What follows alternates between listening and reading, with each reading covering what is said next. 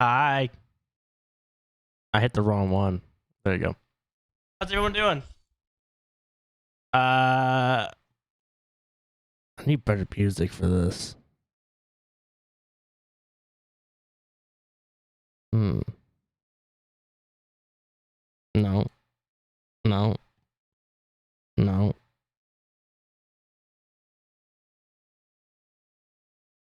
How's everyone doing though? Hold on. I need like. I haven't streamed in like 3 weeks. Sorry. I was in a stream last week. I just kind of been mad chilling. Bear, thank you. I just want to say thank you, Stickins, Rayon, Kit, and Bear for the subs. Kit for the tier 2. Thank you guys. It's been a minute. I was on vacation. Trip Manitoba was great. Had a really fun time. Was really well needed.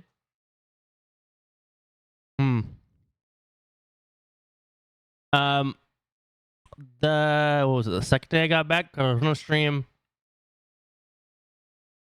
I was gonna stream the Monday. No, like the Monday. My back molar had a crown on it, and it came off.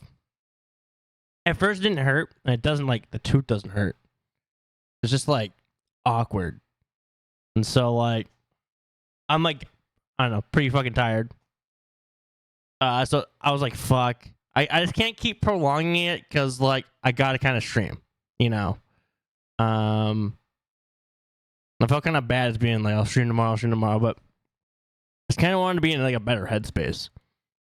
I was just like not sleeping now. And I was like, no, I'm still waking up at like 8 a.m., 9 a.m. So I'm like that's good. That's exactly what it is. That's exact. It's just awkward feeling. And then it took. I still haven't gotten it fixed, but I get fixed on Friday.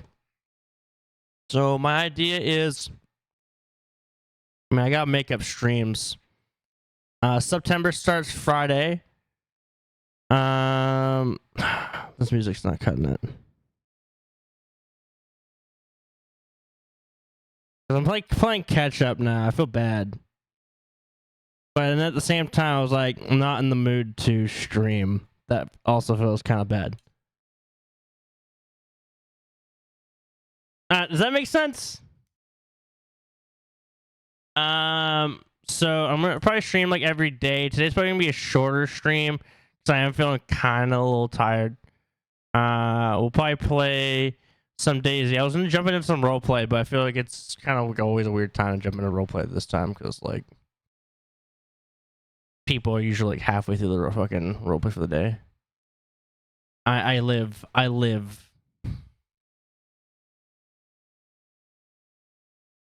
know I've been pretty cooked the last like week. I'll be real.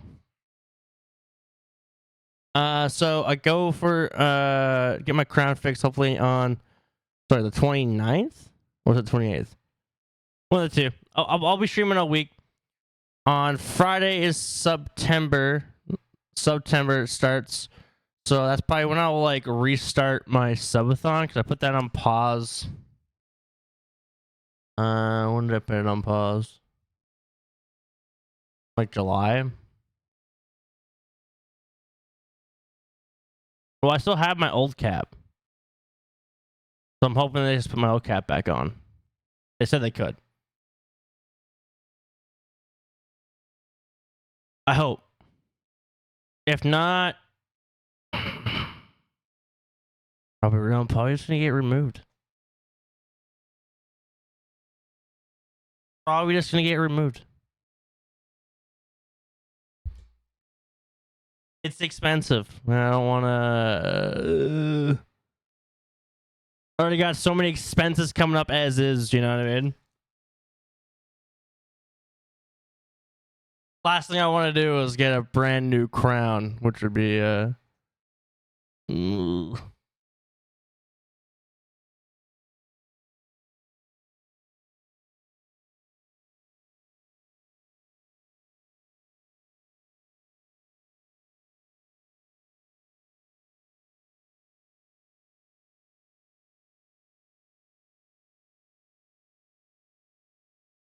I don't know if mine broke in half or not.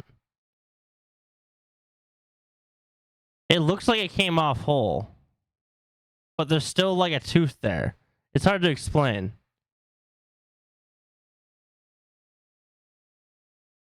Oh man, now I'm like worried.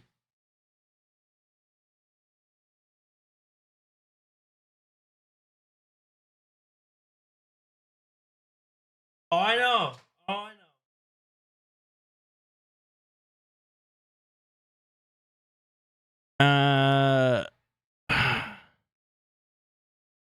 Hold on. Now I gotta look this up.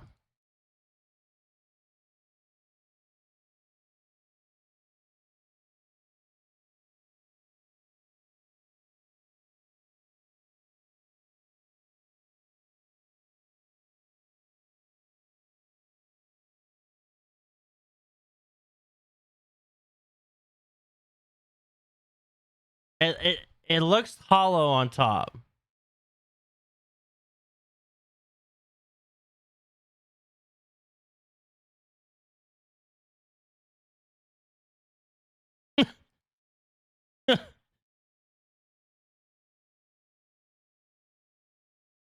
It's not cheap in Canada either.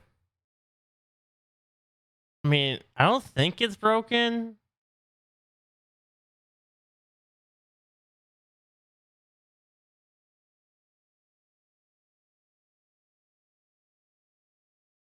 Okay, I'm seeing pictures. No, it's none of that. It literally just popped off.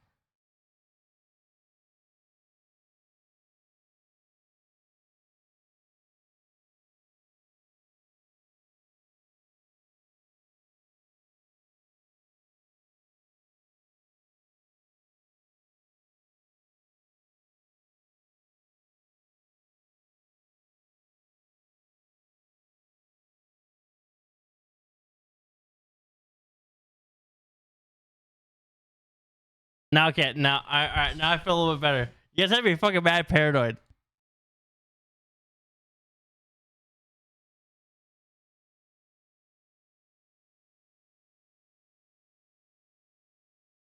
Okay. Okay. I don't know. It's like you could tell it's like stressing me out. Oh, so the way it happened too. Okay, so I'm like coughing. There was real bad smoke in like Manitoba. So I'm like, and I think I'm pretty sure at the end of the trip too, I got like a cold, so I wasn't like feeling good. I'm eating the halls, and the halls like stuck to the crown, popped off, coughed it up, and I was like,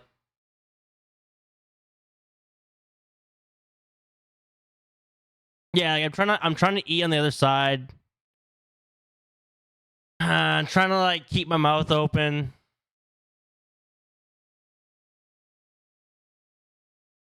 Being careful when I brush it.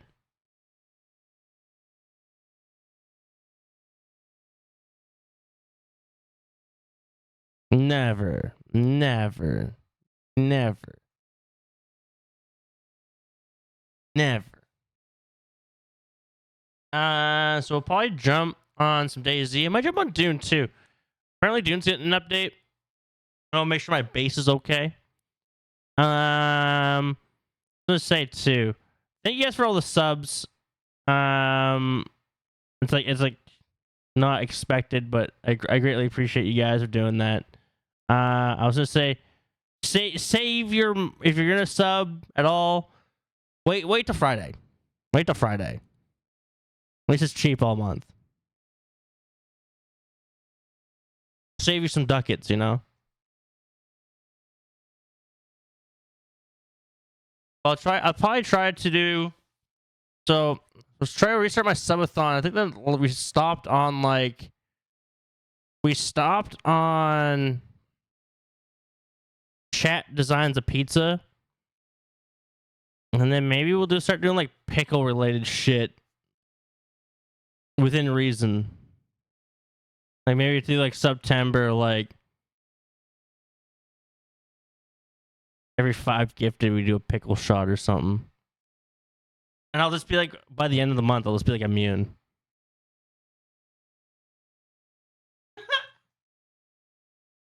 I'll be like superhuman.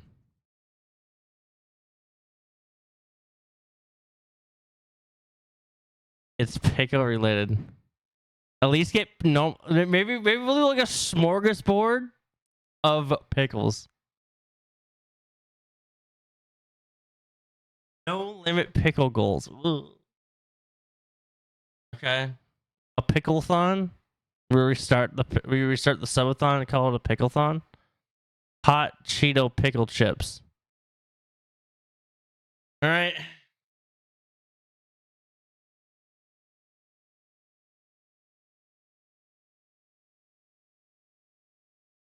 All right. DayZ. Trying to figure out what to play. Like what server? P&W is pretty hot right now, but I am not sitting through that queue.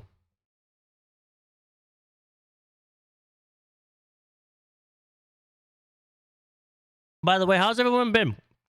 Hope everyone's been good. So I'm really sorry I haven't streamed. It was kind of like shitty of me too. Especially when we were like, not gonna lie, we ended on like a really good. That last like stream was like really, really fun. It's been super busy. Busy is like good and bad. Trying to think.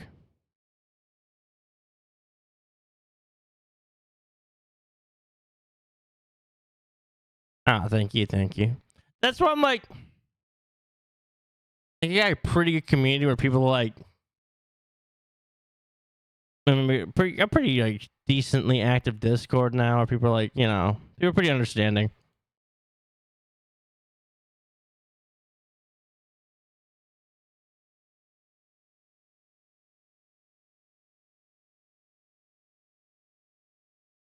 Digo might give you priority as for streamers in the past. Don't know this Digo.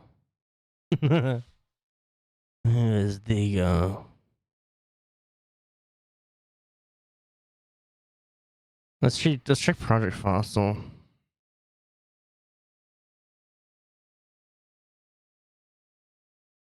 I would play Dinos, but I feel like I want to save Dino for a run with somebody. Hey Dart, missed ya. How are you?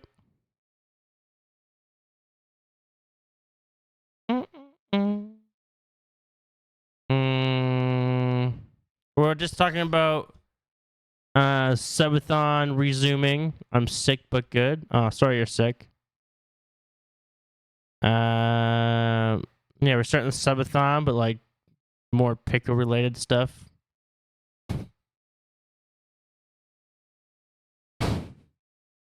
Maybe like every 5 gifted, we do like a pickle shot of something or some kind of pickle something.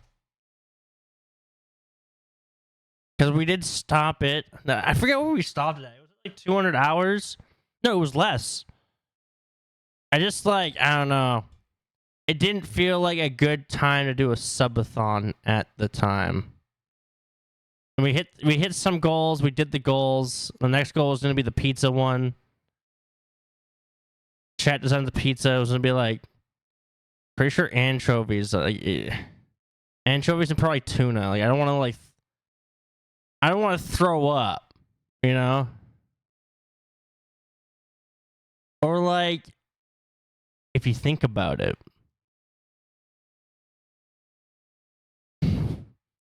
I could reach a new status of like stomach. Like, I'm just trying to make up for fucking lost time here for the last month.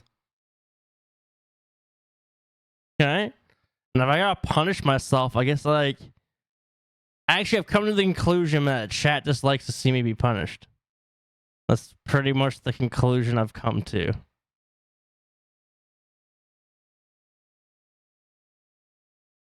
Watch, no one's gonna deny that.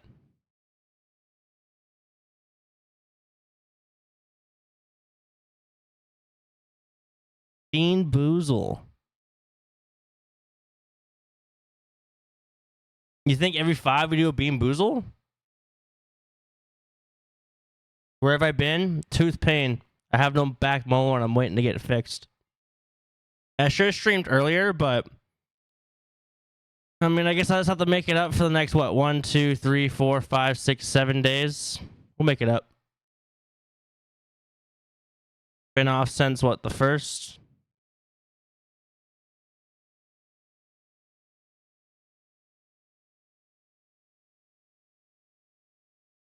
A horror stream? A pickle horror stream. All right, either Bean. We'll do a poll. Yes, we're saying no sleep, Amber. No sleep to TwitchCon. Like, the entirety of September, we're like going hard. Like starting today. Today will probably be like a shorter stream, 4, 5, maybe 6 hours. I mean, considering I usually do like 8 to 10 hour streams. We'll see how I'm feeling too. I've been feeling like weirdly tired later in the day. I don't know, it's just because of like everything. I have TMJ, so it's like making my TMJ like act up.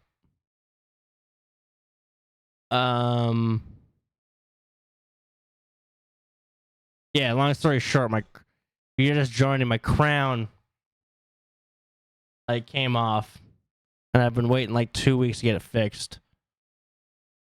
I can watch movie with friends now. Have fun. See you, Dart.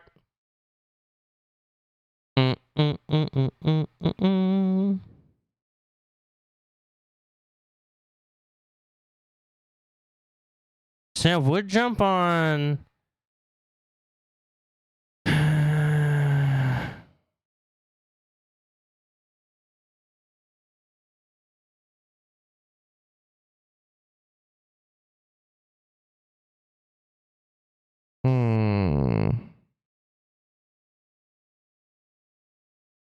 Should we do a deadfall run?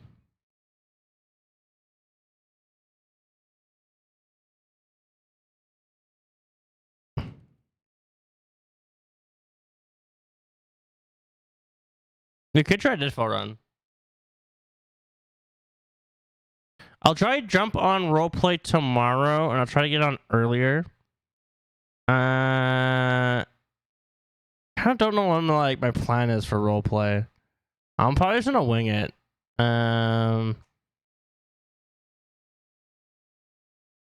Maybe we'll try to do something with some of my other characters too, like a drag or something.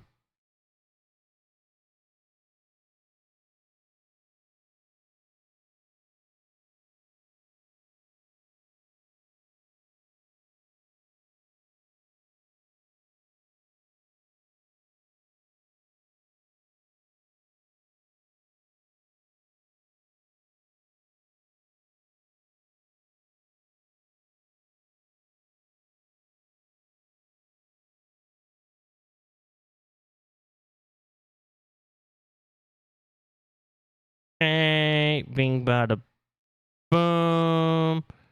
Change the music up because we can't have upbeat music. Should we just fuck with people? What's up, Barry Scott?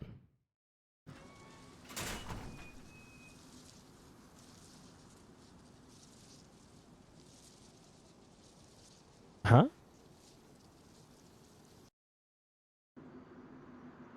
Huh?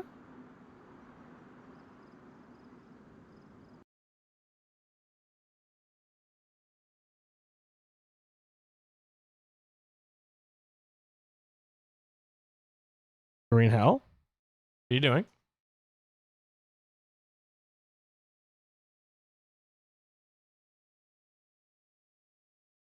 How you been, Mr. I? Mr. Glass Eye? Hope you've been good.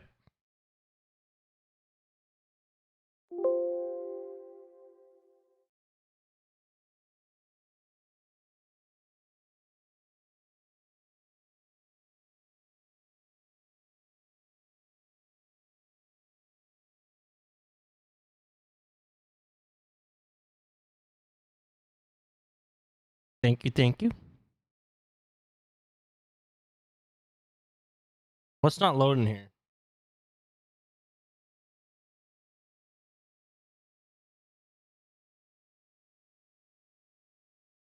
Voldo has some stuff planned too.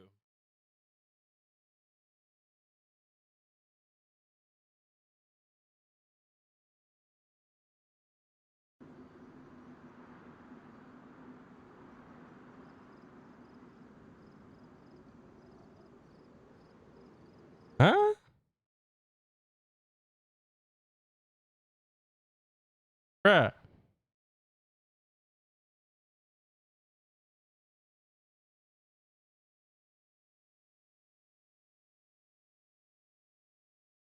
Do I not have like the mod set up?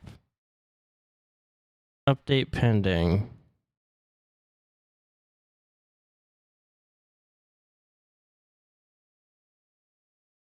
Deadfall.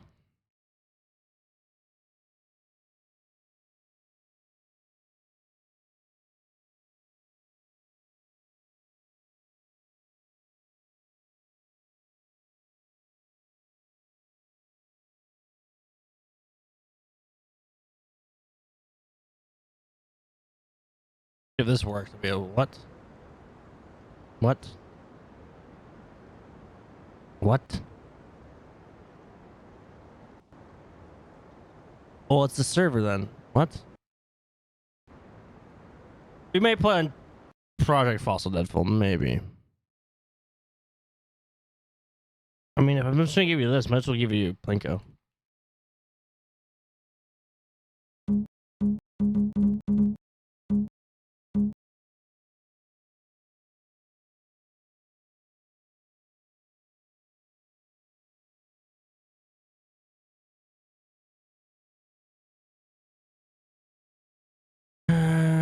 Deadfall CF.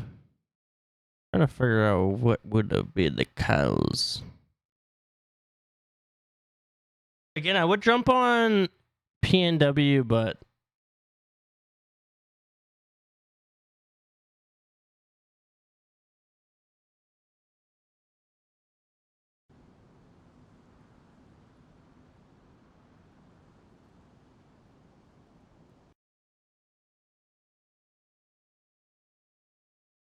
we'll try one more time. Estimation point Plinko if you want to play Plinko. It's free.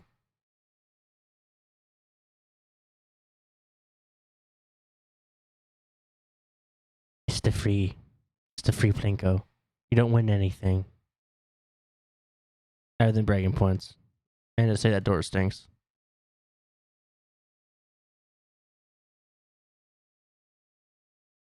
See?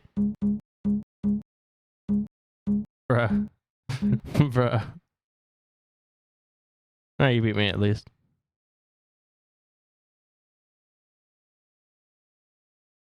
Is it loading now?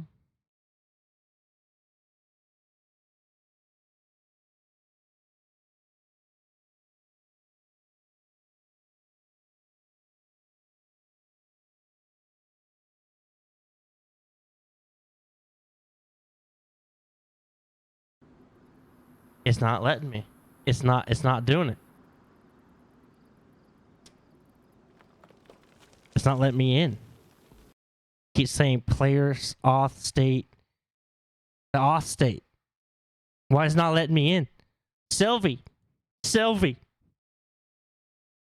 not letting me in. How are you? Is it corrupted mod? Do you know this?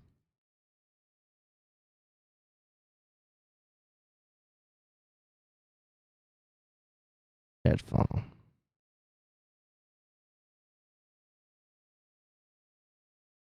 Okay. Skybox.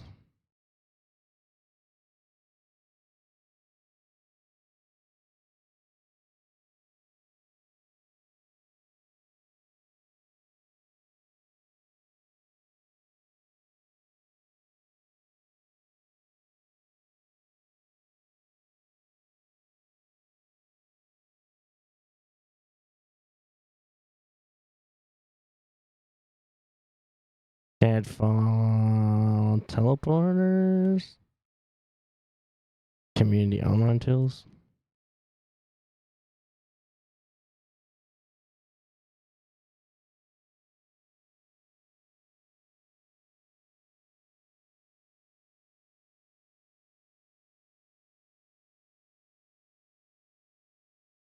Isn't there a way to verify it all? Yeah, I'm so dumb.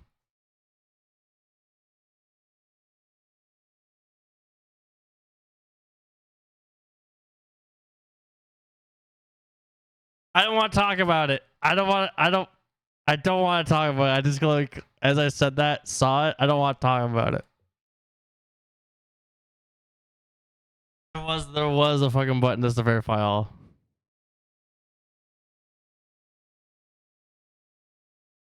Oh, watched Alien Earth, by the way. Actually sick. They just been playing bangers at the end of the episodes too. They played like fucking like Metallica and Tool shit. I was like, bro, what the fuck? They played this song at the end of one of them. Like, I don't want to spoil it, but some shit goes down, and they end it with they literally just end it with this song. I'm like, I like that.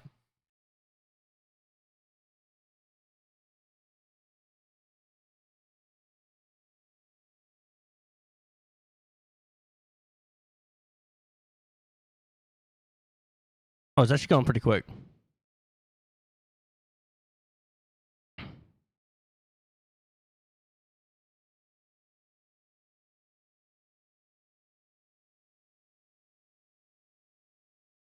How are you, Sylvie? I just want to say, good job on your grind. Keep it up. Keep it up.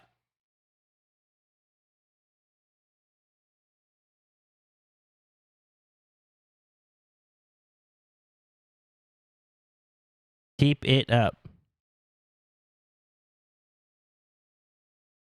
That shit is hard, and I know it's like mentally taxing, but like once you're there, you're golden. You know, like you just gotta like commit to it.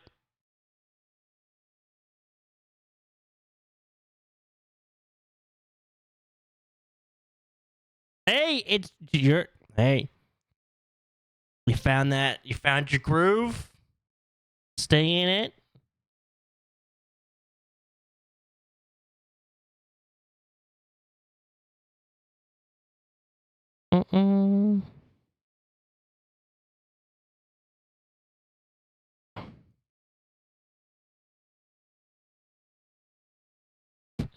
What is it? What is the game you're playing? You're just fucking in that mecha break.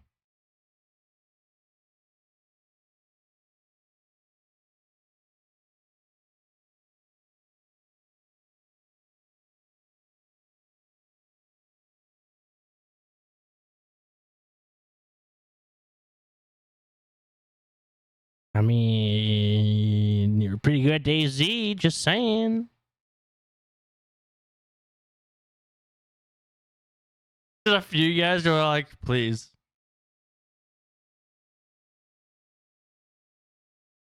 Why? How did they kill the game? Just like no support?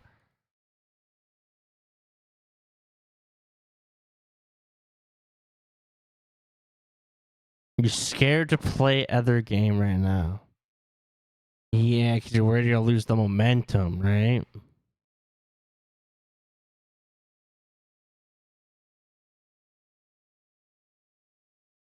I'm trying to just try one last thing, chat.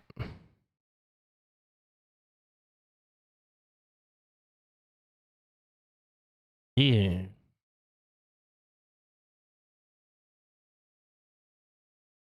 I'm seeing it. Just verify it all.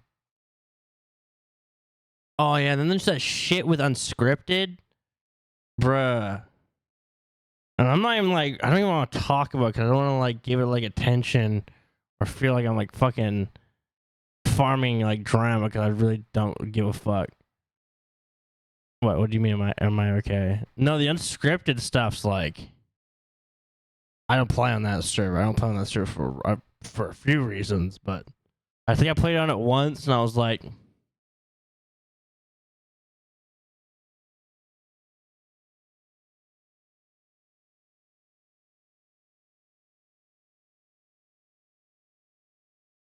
why is it not working?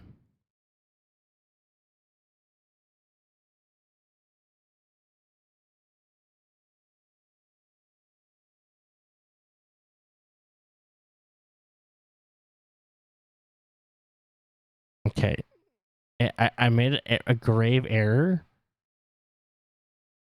And it's just going through like everyone. It's like stuck at PNW.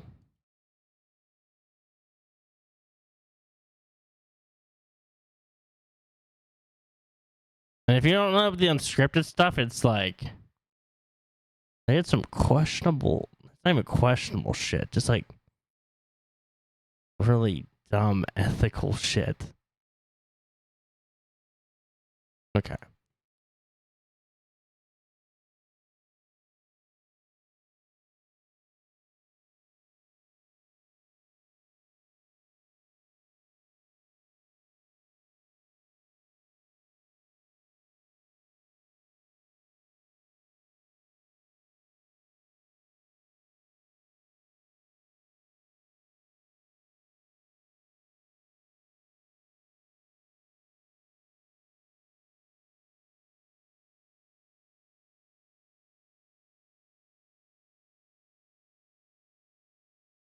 It's working now.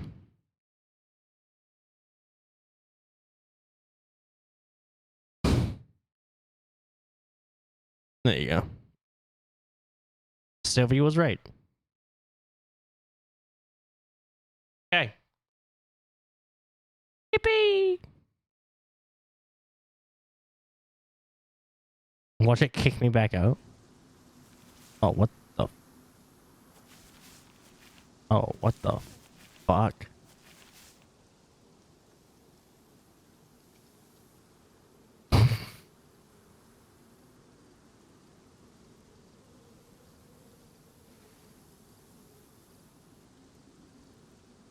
I'm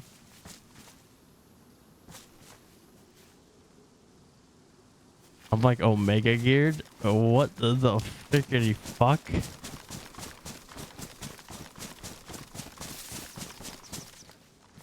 No filters. Oh, I see what you did there. I see what you did there. I should have warmed up on V++. I probably should have warmed up. Can you guys hear the music?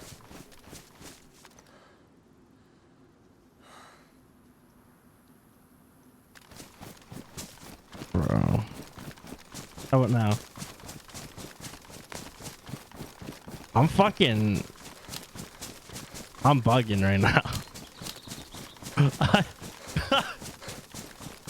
I thought I didn't even know I had anything on this server, to be real.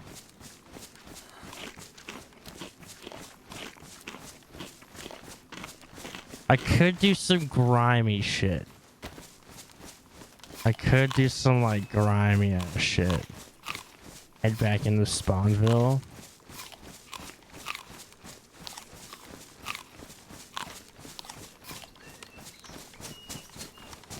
Be that asshole, you know?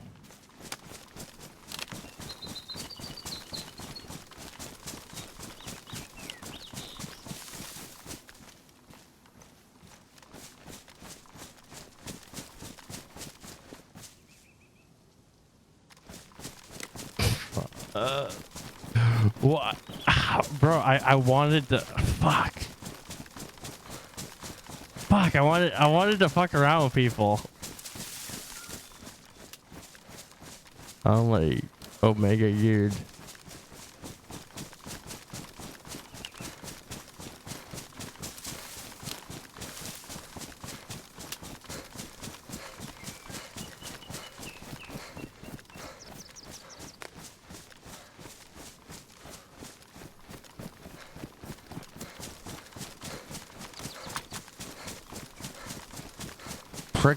Pickle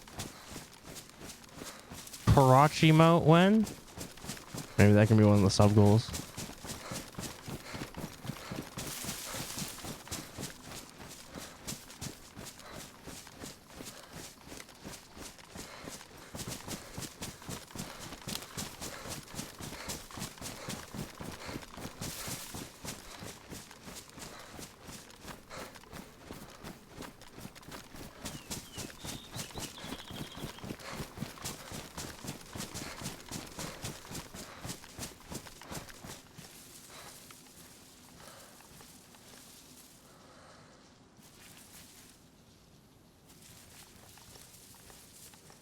Okay, I got quite a bit of ammo.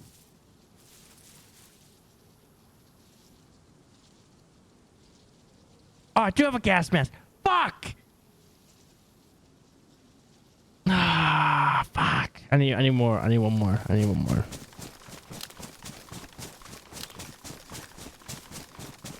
I need one more. I need one more. It doesn't even matter. I need one more.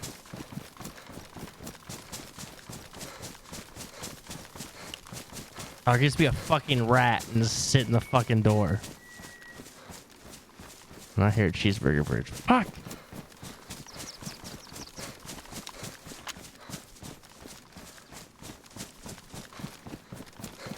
Sylvie, don't you laugh at me!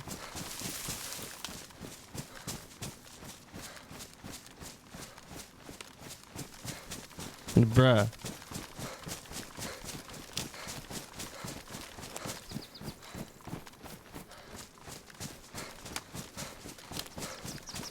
Oh, another thing we can talk about. So, I like being transparent with my community in chat, right? Especially my friends. What are your opinions on Kick as a platform?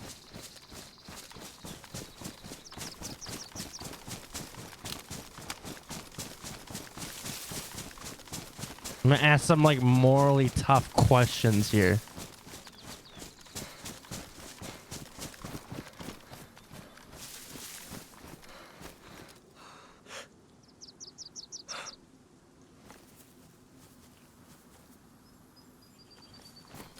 Is okay.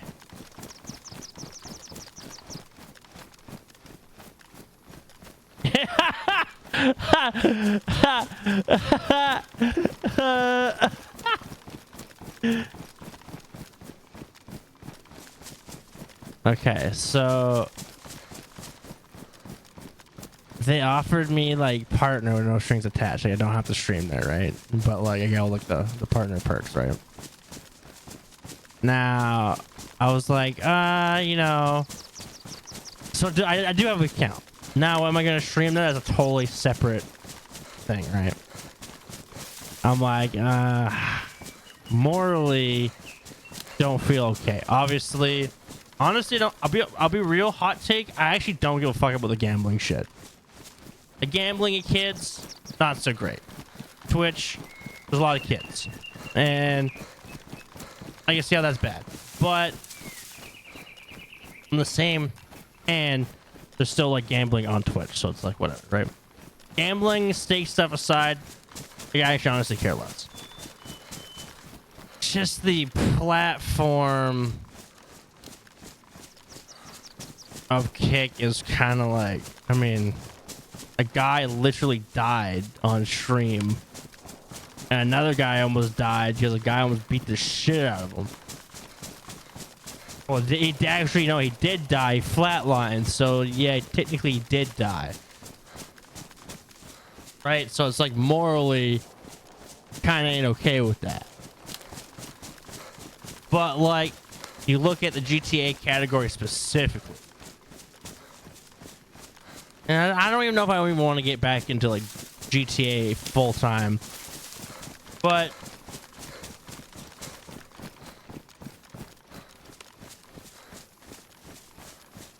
that's the thing, Sylvie, right? So it's like, morally, do I do that and get paid to stream, right?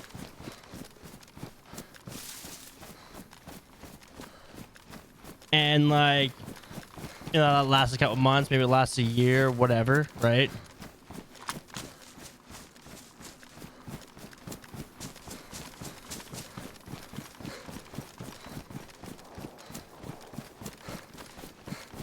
But it's like, morally, I'm like, I just kind of sold out, right?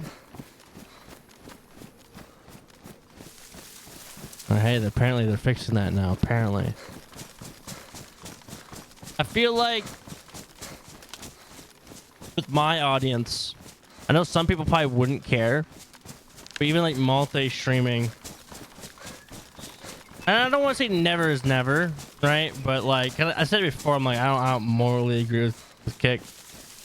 I think if I did go on Kick, it'd probably hurt my viewership anyway. in like long-term community, right? Whereas in like, I probably would multi-stream on like maybe YouTube, maybe TikTok, maybe.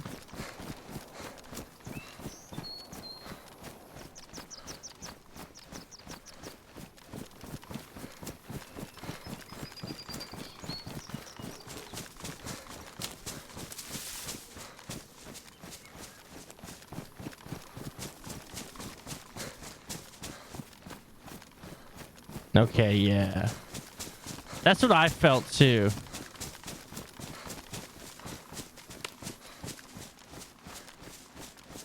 Yeah.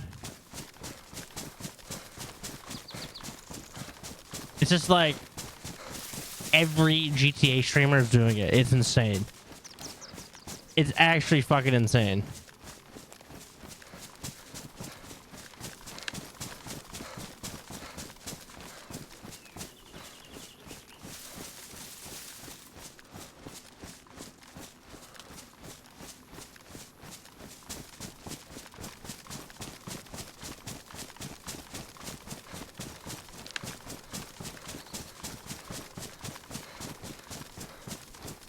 I just want to see where like most people's moral stance on it would.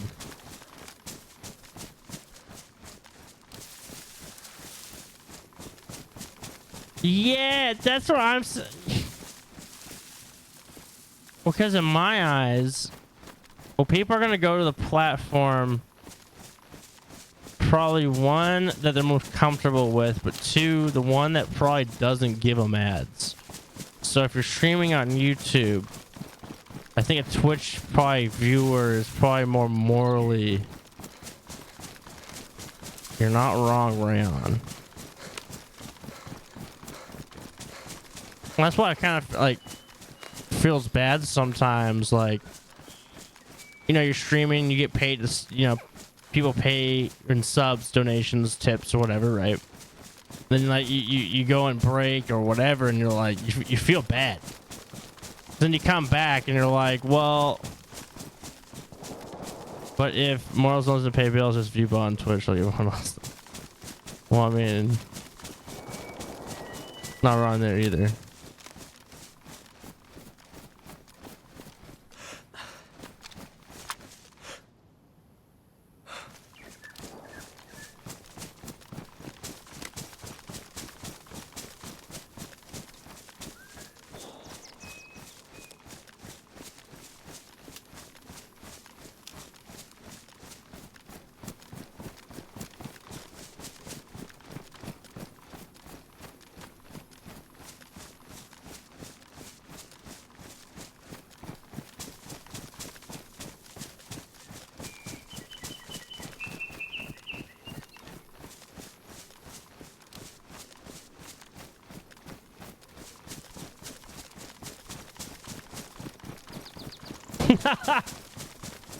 Yeah, Morals do bite you in the butt, though.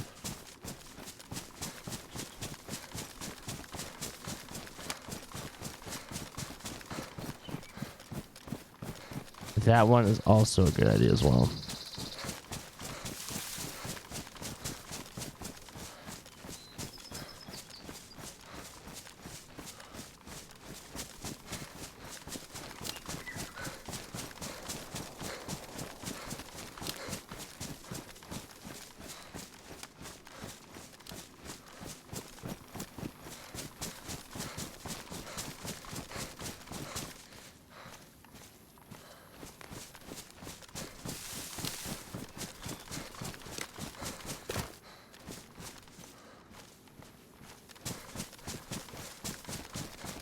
Yeah, but I feel like, doesn't that just like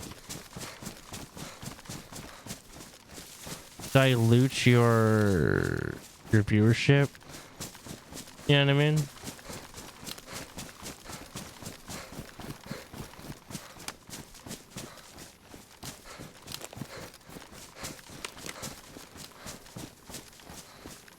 Maybe you, yeah, maybe dual stream to YouTube.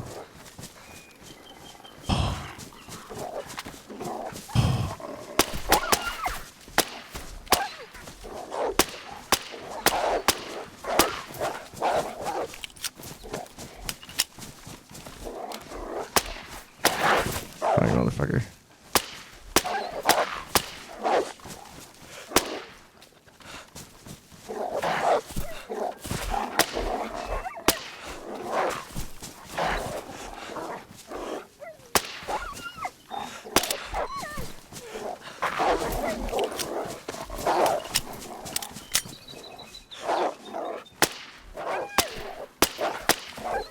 We don't talk about. So we don't talk about. We don't. Oh, there's like fucking.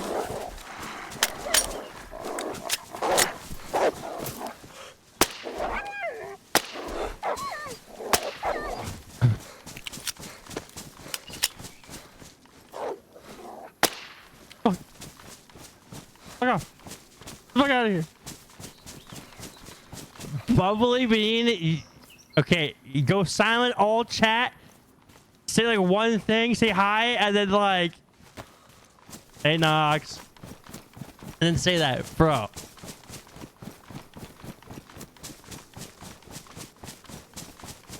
And Nox, thank you.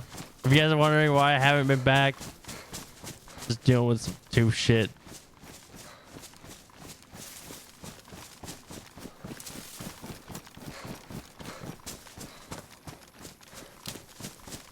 Also, I'm rusty, and that scared the fuck out of me.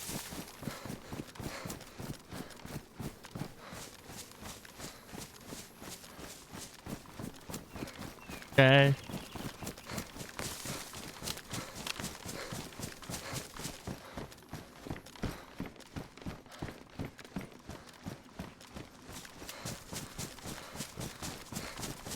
If I don't bully, you might think I hate you.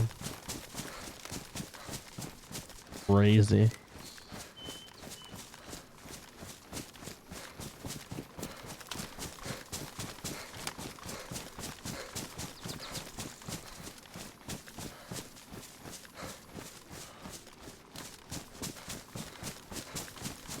Uh-oh.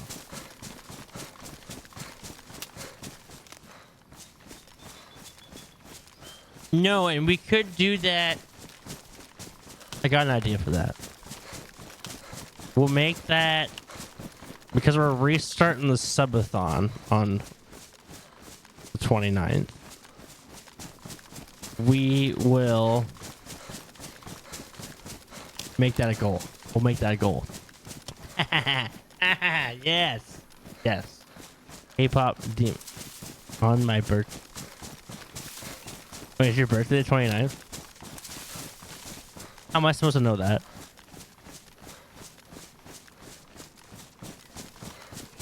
A man's gotta stream. A man's gotta eat, okay? Okay, so pickle.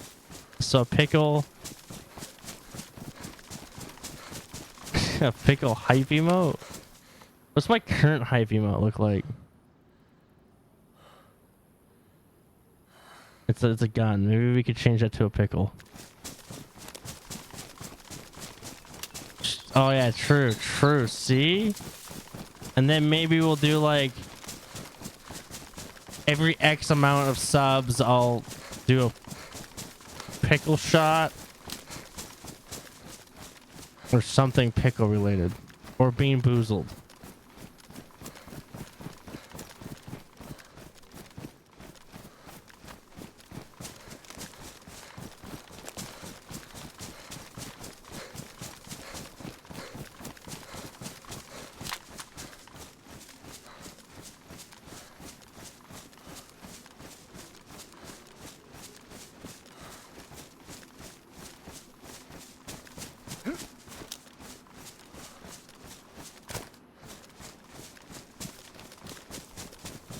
Okay.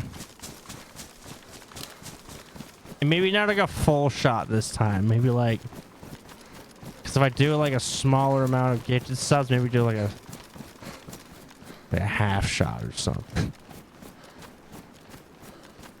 That way, I don't.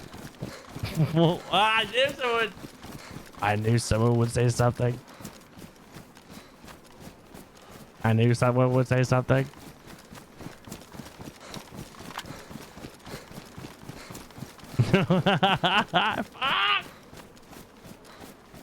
Yeah, why was it for like I get like a shit ton of gift stuff and I run out of like fucking pickle juice, and now I just got a jar of fucking pickles. Then someone's gonna be like, "Oh, looks like you gotta eat the pickles now."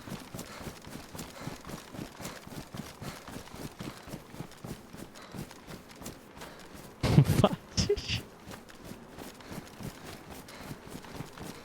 Ah.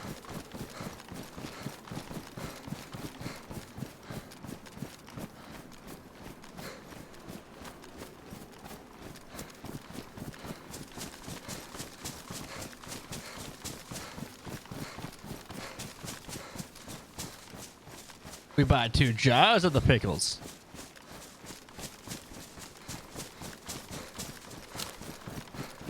We'll jump on. Well, maybe we'll do some RP related stuff too. Some RP goals. We'll I'll get on Bozo tomorrow. We'll probably just fuck around on Bozo, I'll be real. Maybe I start trying to grind out and get my fucking club actually like pimped out.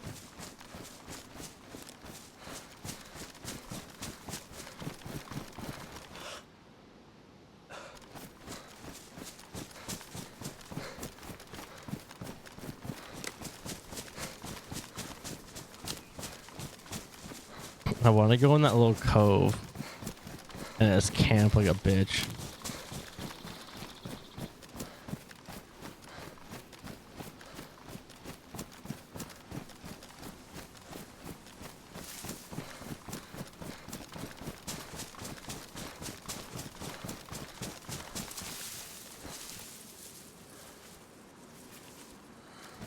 Oh, hey, farmer. How are you? How are you?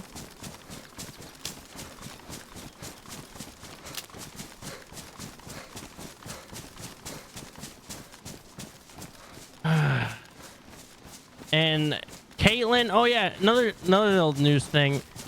Caitlin is gonna take over my Instagram and like try to get that going.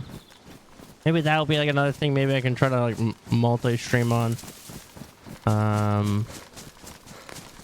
That way, and if you guys are just joining me, that way, like, oh, I guess some of you guys just joined halfway through the conversation because it was kind of switched.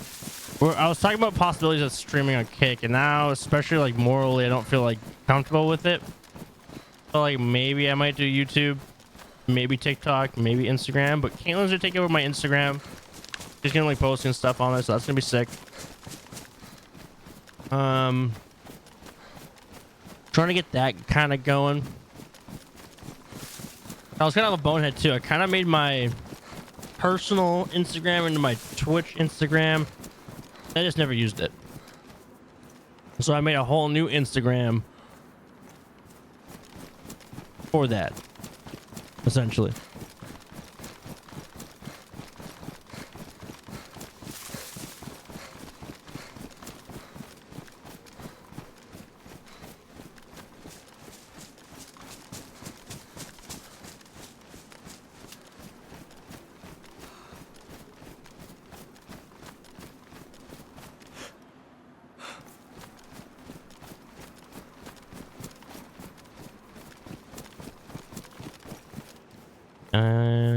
I don't really think any other like big announcements other than like I think my big push will probably start like Friday.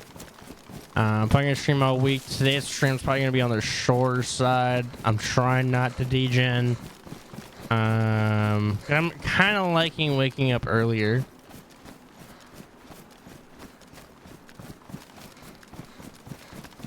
Maybe one of the stream goals could be Bozo workout stream. I kind of need to get back into shape.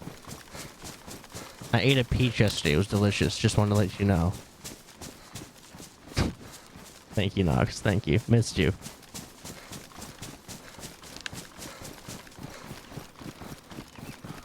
The Manitoba trip. I didn't really talk too much about it. It was really wholesome. It was really good. We honestly just felt like we're a bunch of old guys laughing and talking on the porch. Ate a lot of good food. Ate a lot of food. I was like, my stomach was full the entire time. Chatty's parents are amazing. Their whole house, their parents' house and their house are amazing. Allie made good food.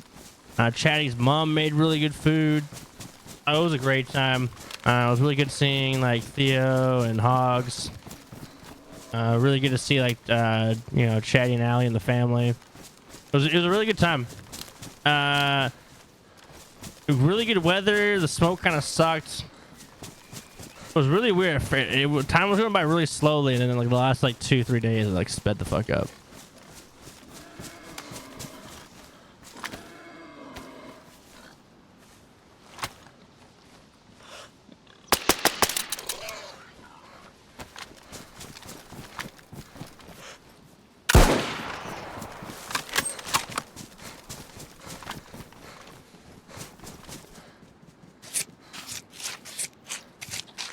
Yes, definitely needs vacation.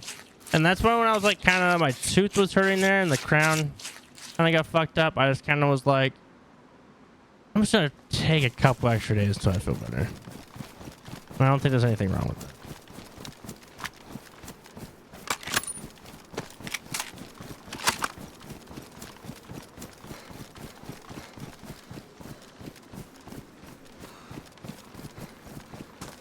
Oh, that zombie scared the shit out of me.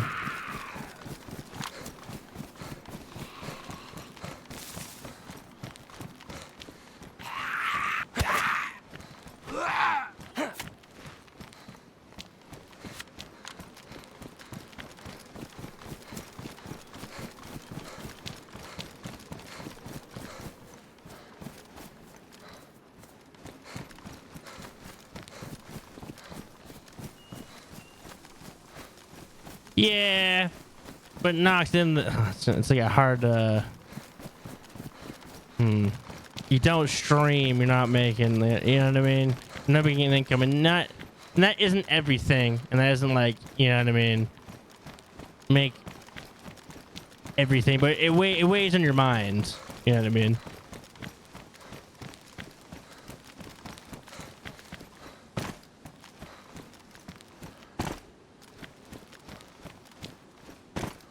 And that's also like around my mindset too. And I think I have a pretty understanding community, so I'm not like overly worried about that.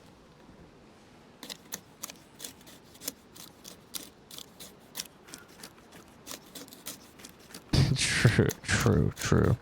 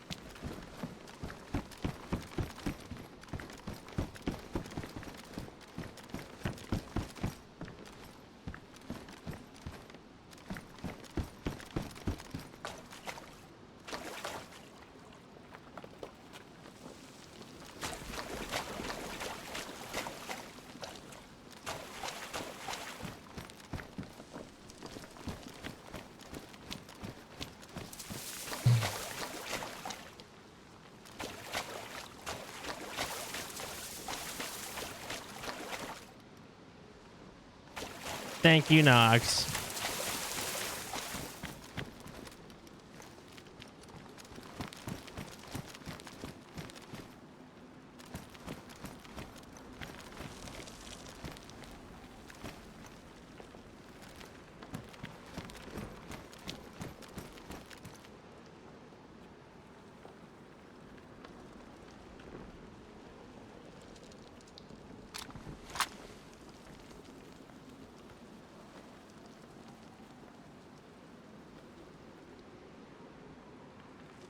I got no repair stuff.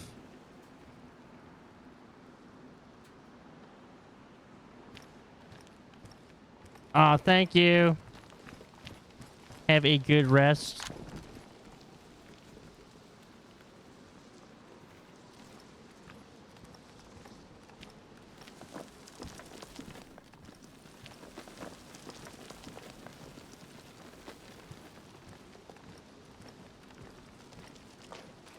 I thought there was a stove in here somewhere.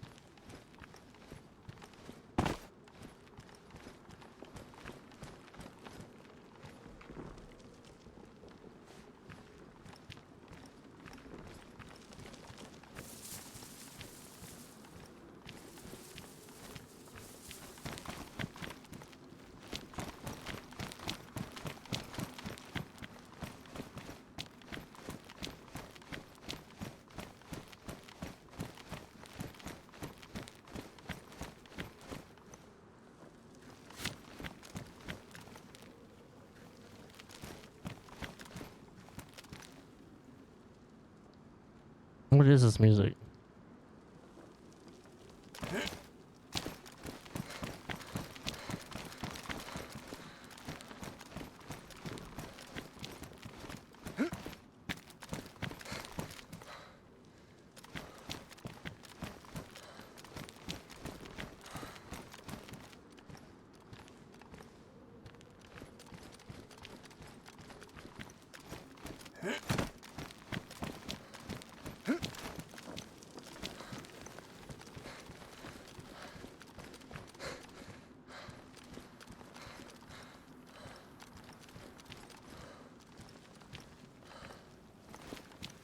What is going on?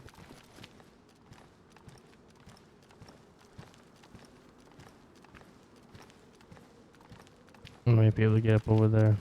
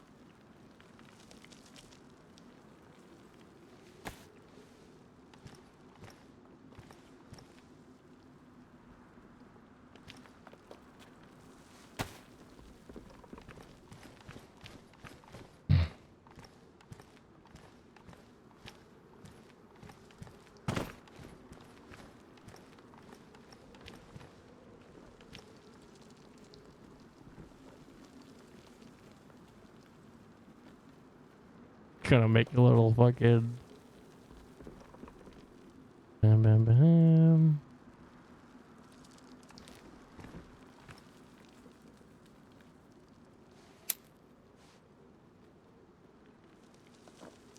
Little crackhead cook spot. Crazy Jane, how are you?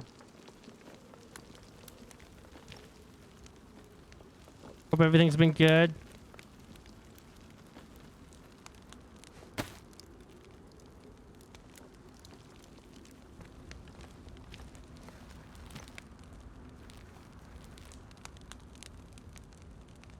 I feel that. I feel that. I appreciate you coming in, saying hi, hanging out.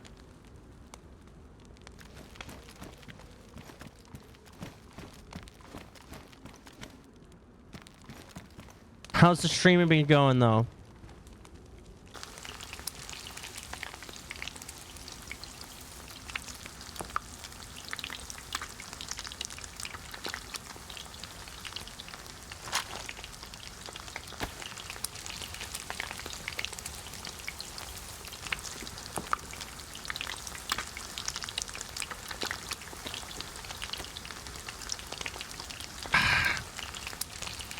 It be like that sometimes. I'm really like,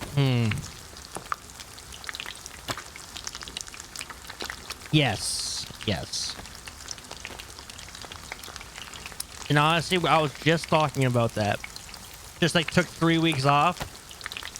And I'm already like stressing out about it. Marvel. RS. Maybe we'll do a Marvel stream a little bit. Definitely stressful. You did redeem it. I will do it in a little bit, though. Damn.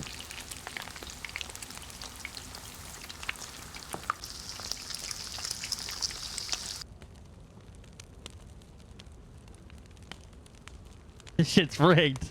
Hey, hey, hey, hey. We're in the middle of a run.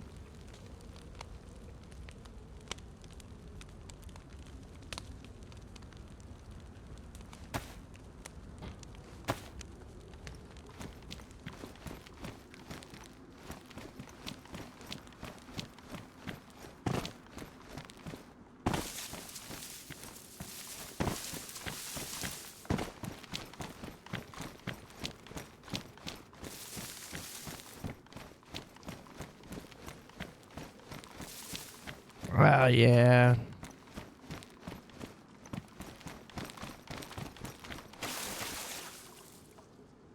And the last month's been not an easy month. Well, not the last month, but you know what I mean. Especially just in like in general, the world's just like, oof. So like streaming and playing games is kind of like you're only like, I think especially after COVID too. It's kind of been like the new norm for society.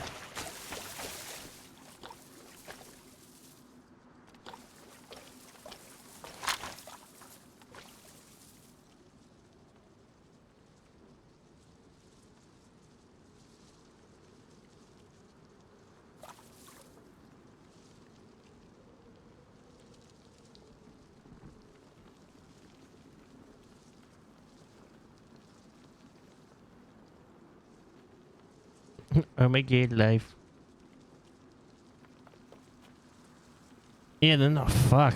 I don't want to like talk about the unscripted stuff, but that stuff's just like I don't even know how you get away with that shit. He was like, okay. Like the whole design outline.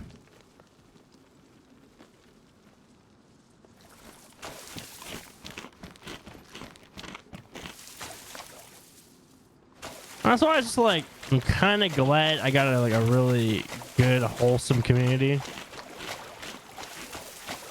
So it's like I know like I can take like a 3-week break and like the same community I left like, you know, 3 weeks ago.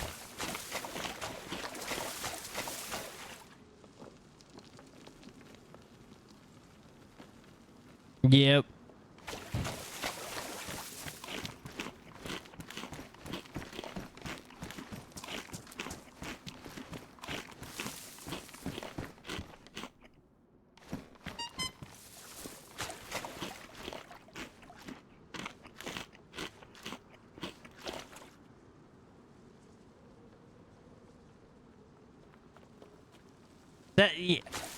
I was gonna say, okay, I'm glad you brought that up.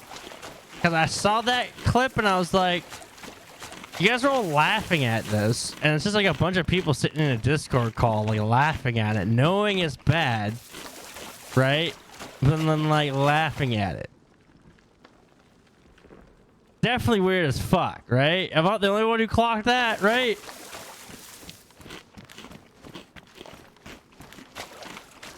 Then I saw another video where like the guy's just actually role playing, and he literally gets fucking gas bombed.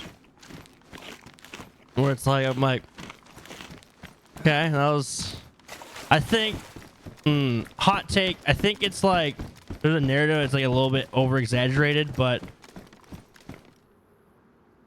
I'm like the context and like what they were doing and how they were doing it was kind of thoughtless, and being thoughtless isn't really an excuse. And that was just bad.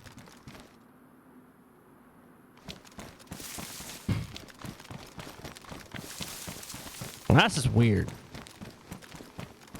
That's just omega weird. But the event was kind of omega weird too, so it's like,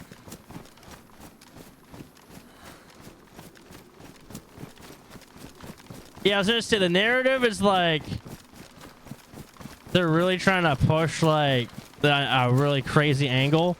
Don't get me wrong. Like, I think it's bad, right? And I don't think when they're doing that event they went, oh hey, let's be like a fucking akin to being like fucking 1944 Germany. You know what I mean? But they were doing some fight. It's like pretty much their other event that they did.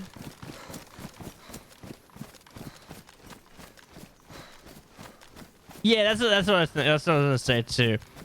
It's kind of like with the invasion event that they did twice, right? it's like I think in their head they thought it was cool, but I don't think they understood like what direction and like what that was gonna do.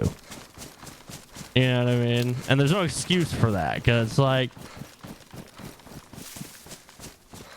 what the fuck? So I think Gutta's hit the nail on the head. Both sides pretty weird. Feels bad for the people who aren't on the side and are just kind of in the middle.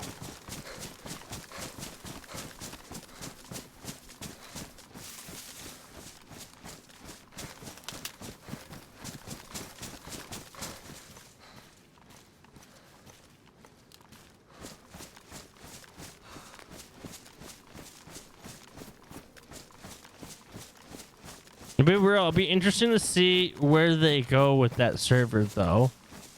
I imagine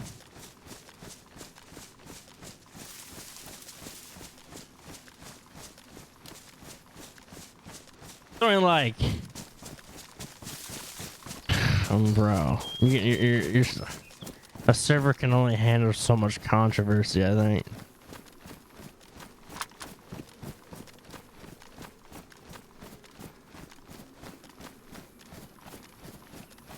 Like good or bad, right or wrong, right?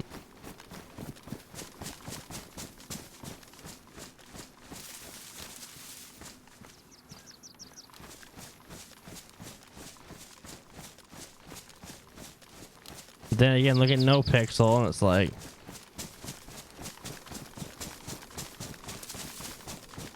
oh, I'll just say too, not to be off topic, but played Battlefield 6. Both playtests. I actually enjoyed it.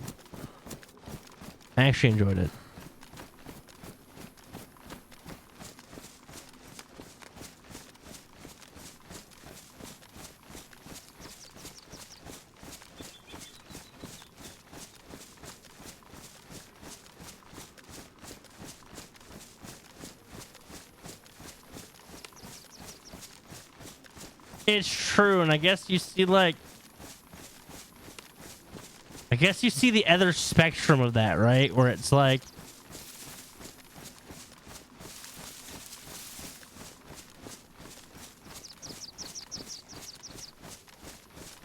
whereas like NoPixel, it's like you can be a shitlord, but you can't be an edgelord shitlord. You know what I mean?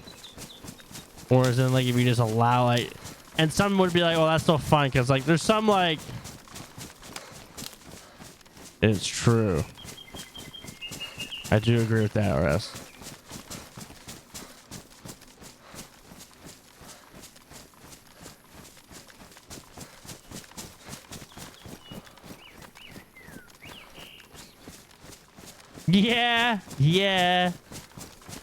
Yeah.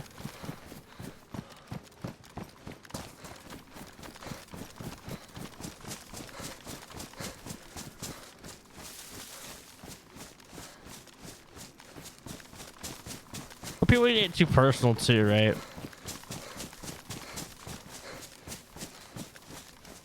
I think maybe that's like an overall problem, especially with the server splits. Is like, I think people started taking stuff.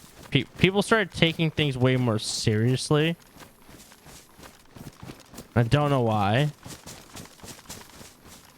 Not just more seriously, but like personally, like, you know what I mean? Like being really serious, but like taking it very personally. You know what I mean?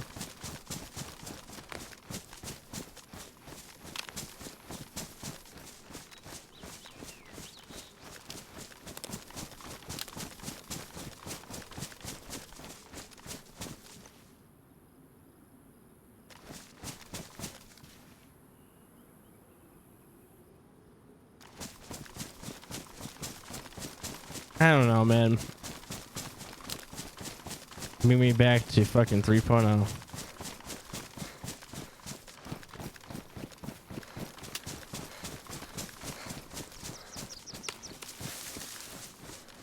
What's up, Luna?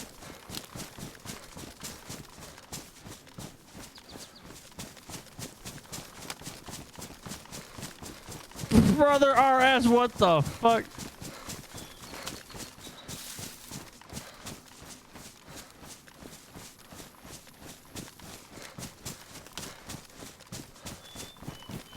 DayZ kind of do hit sometimes, kind of don't hit sometimes. Look at hit and miss.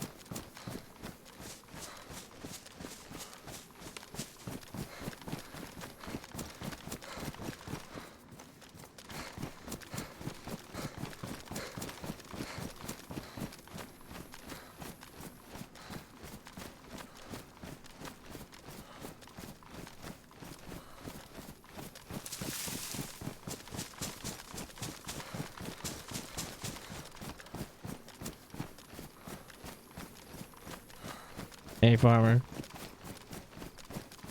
There you go.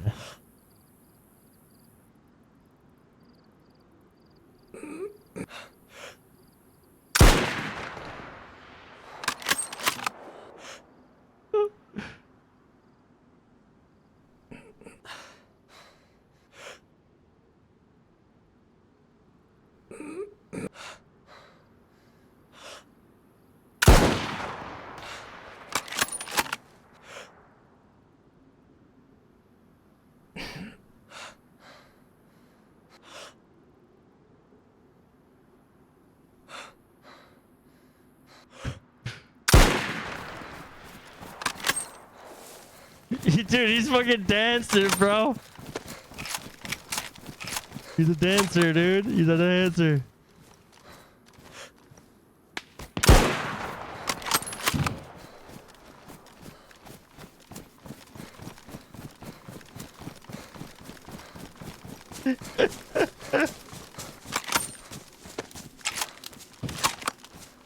Ladies and gentlemen, we got a dancer.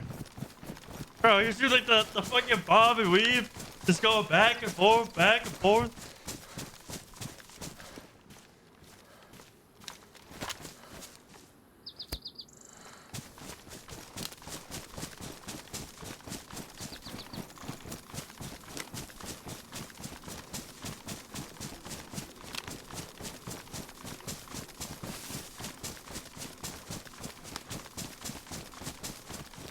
Almost him with that first shot, though. Have you been gutta? Are you going to the con?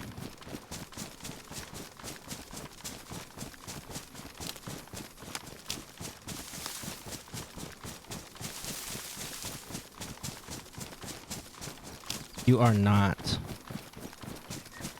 I think I asked you already. Well, you will be missed this year, my friend. You will be missed.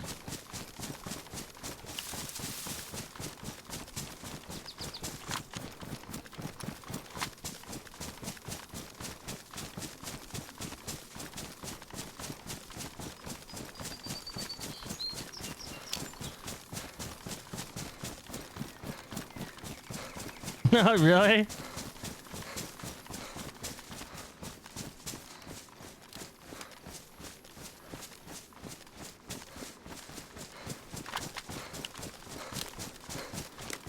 Guessing saving up this year. My plan was to save this year too. I'm like, fuck, man.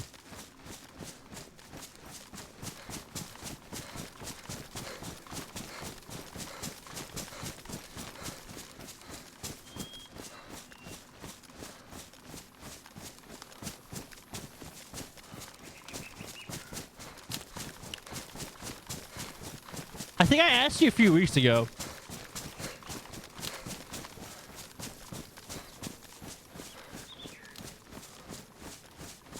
Pretty sure I did.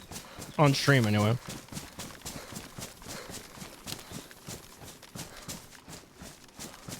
You know what I mean? A few weeks ago, probably like a month ago.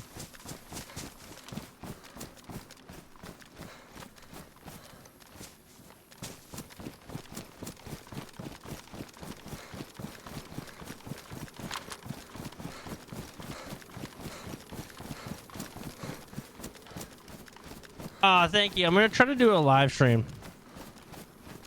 No, that's not true.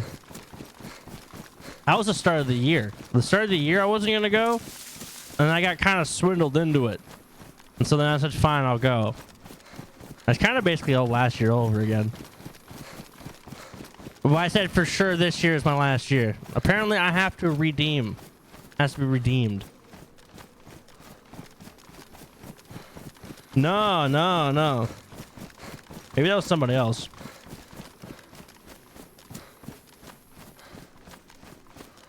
No, because I've had my shit paid for a while.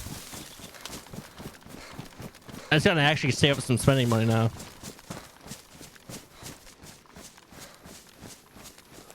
Hey, Dart.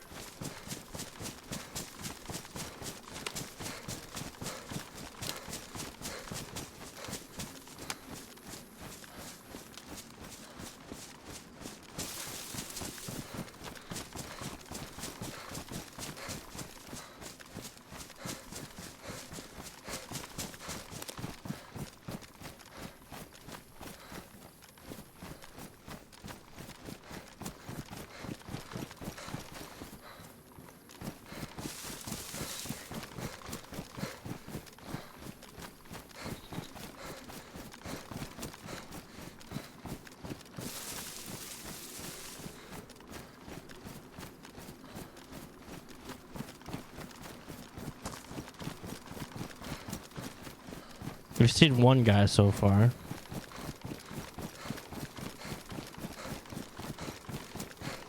No, are you sick?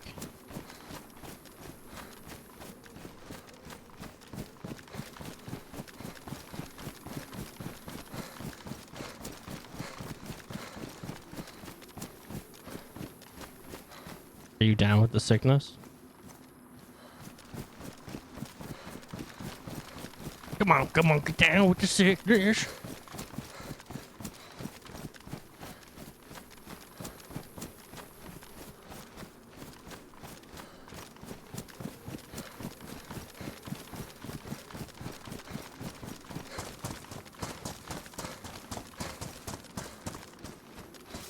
Oh, trust me, I feel that. Manitoba fucked me up. I was fucked up in Manitoba. The smoke, the fucking pollen from the farms, I was like...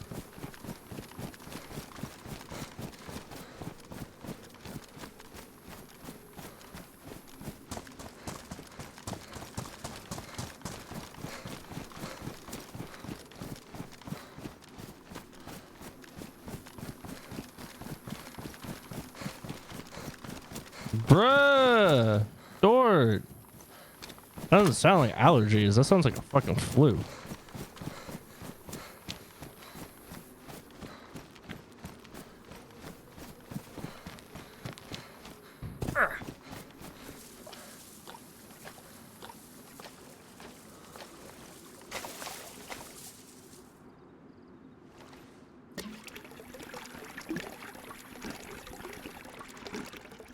Oh my god, the fuck?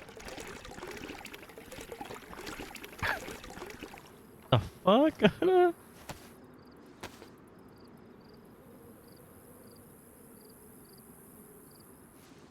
She's like, I hope you hit 103 and pretty much start dying.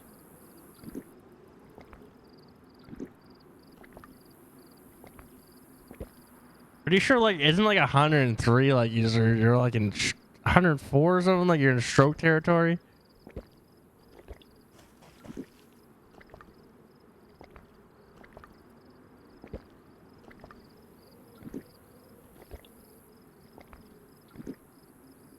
I mean, Bean probably knows. Bean's the expert.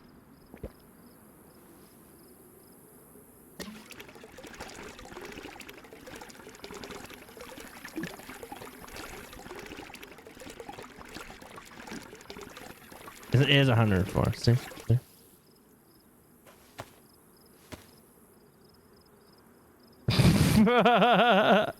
Bruh.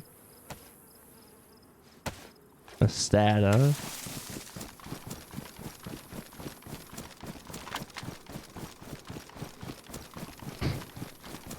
Dude, then you'd be like, fucking PR, Pog.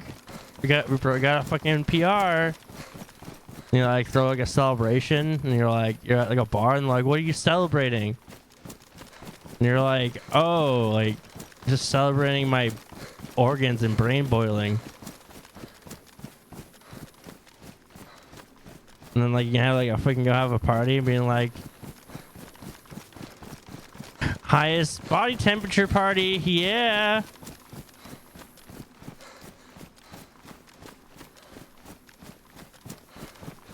Like, bro, I went to Chad's fucking highest temp party, bro. It was insane, dude. Buddy was sweating and just he was pretty much dying, dude. But we had a good time. We had a real good time.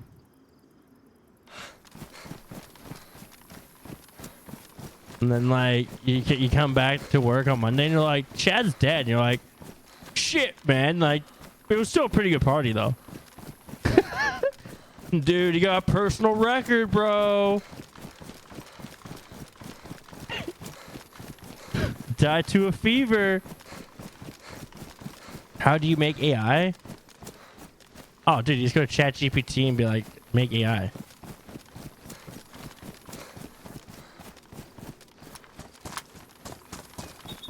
Party was pretty rad, though.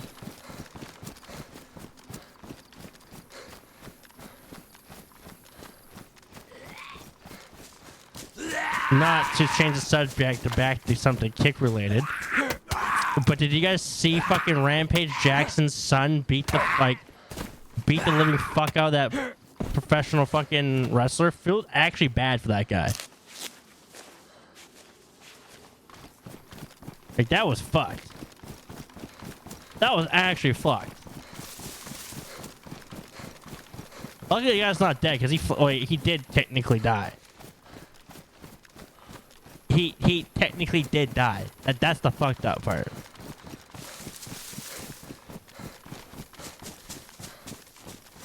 Yeah, but that beer can was also a prop beer can, and it's kind of fake.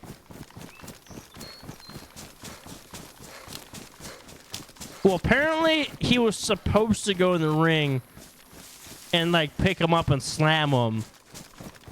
But there was like a way to slam him, and that guy pretty much just power bombed. He didn't even slam him, he just power bombed him.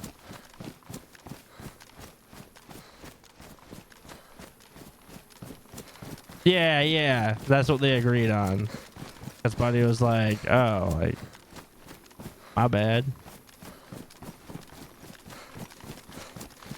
Still, you don't fucking like.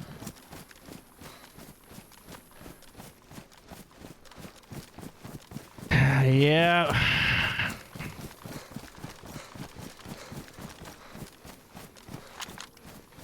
Not gonna lie, that's kind of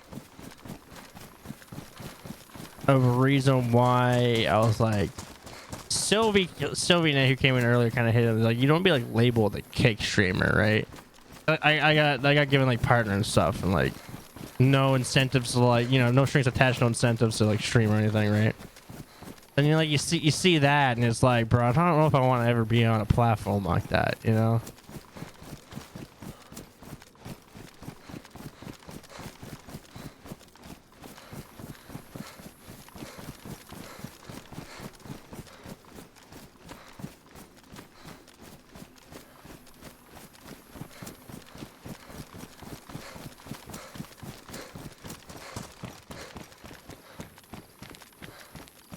He's banned from Kick, so where do you go after?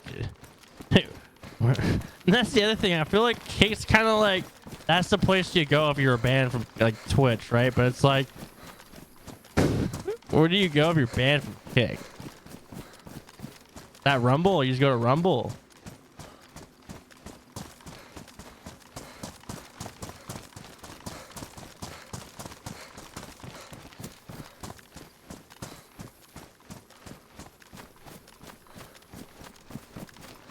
Facebook.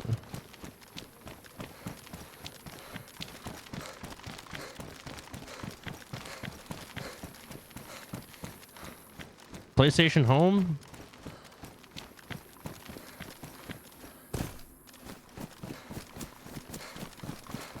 You know what I mean?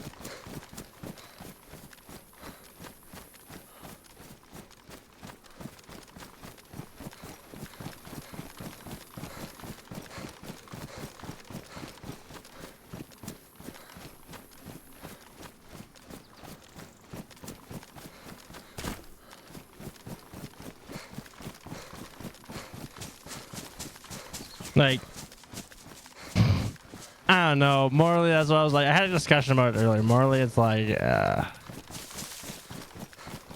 don't get me wrong. The money is on, like, I also had a conversation with the guys about it too. The money is on Kick, but more like you're selling, you're trading morals for, like, you know what I mean?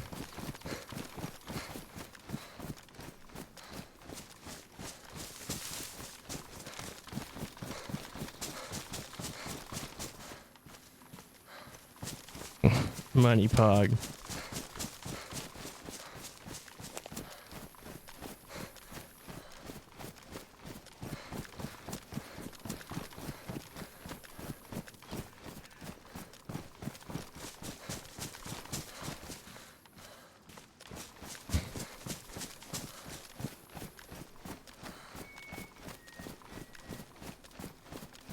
Don't worry, guys. I renewed my YouTube premium subscription. Don't worry, guys.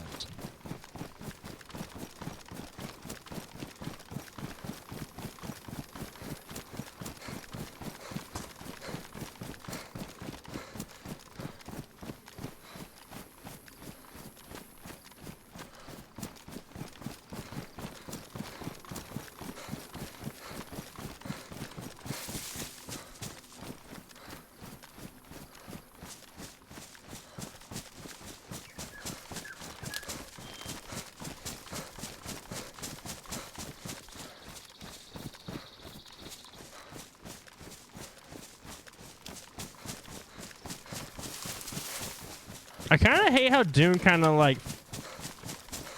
Dune kind of fell off a little bit. I'm not gonna lie.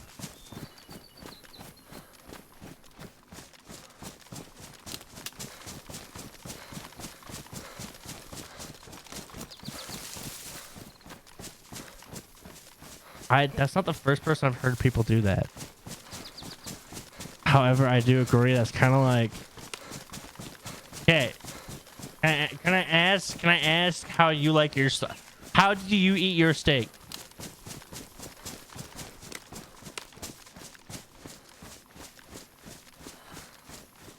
Just gonna blame the salad. I've heard other people dip their steak in ranch.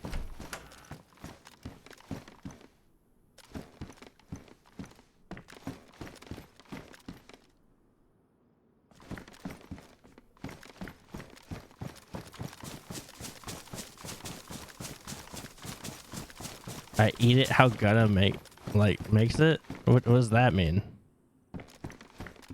What does that mean? Have you purposely dipped your steak at all in any type of ranch?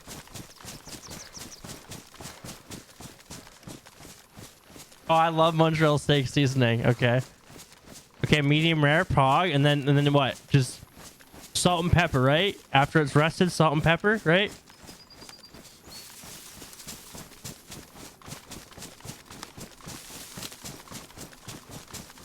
If it's like on a plate, then yeah, you'll probably dip it.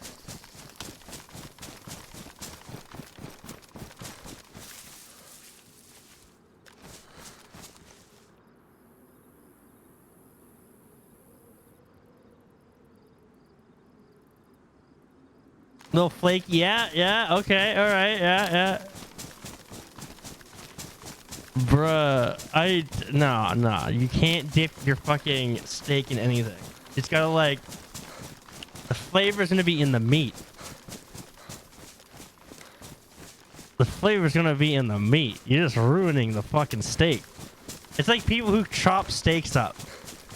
Like, there's like one steak you do that to. And I mean, pretty much like all the other steaks. You use ketchup.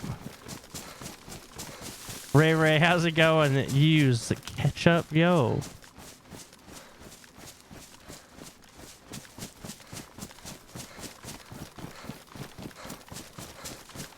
That's crazy, man.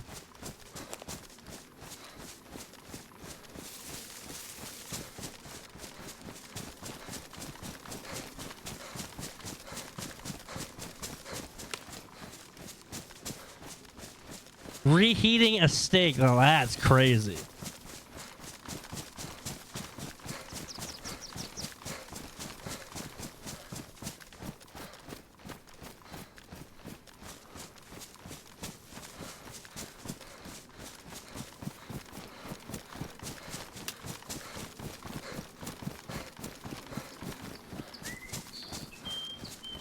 What are your guys' opinions? You guys ever play RuneScape?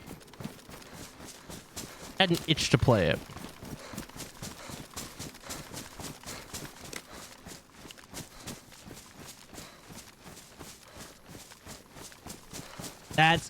That's what I'm saying, Ray.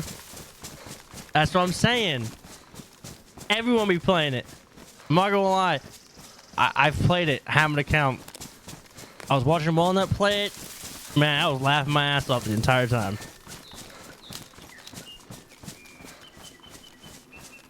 However, Walnut is the GOAT, so I mean... Play WoW mostly. Excited a little bit for midnight, but I mean, it's gonna take a lot more than hosting to win me over. They had like 500,000 players on, or 1 million players on at one point. Something crazy. And like a monthly concurrent player count of like 100 million. Like Roblox numbers. And that Roblox shit. Bro, they need to fucking... They need to axe that shit.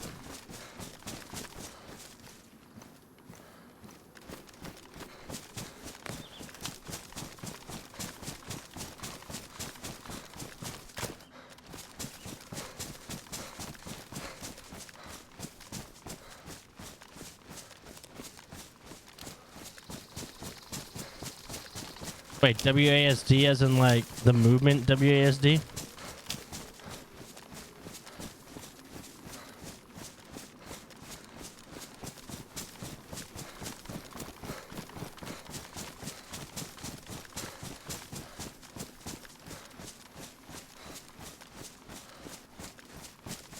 That's actually so smart. But WoW's always been WASD, dude. WoW's finally allowed controllers, which is like new. And you can pretty much just one button play now. You literally just push one button, it'll do everything you need. That I'm like, well, what's the point? What's the point here?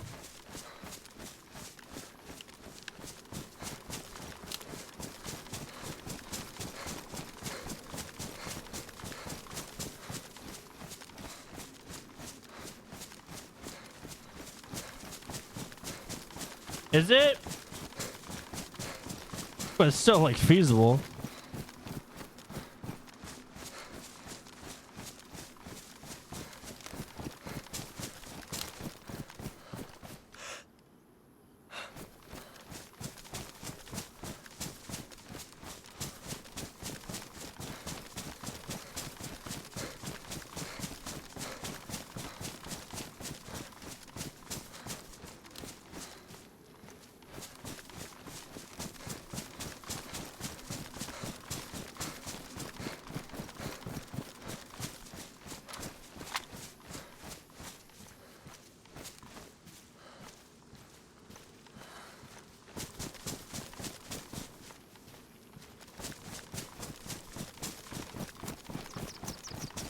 Should get the freaking swamp.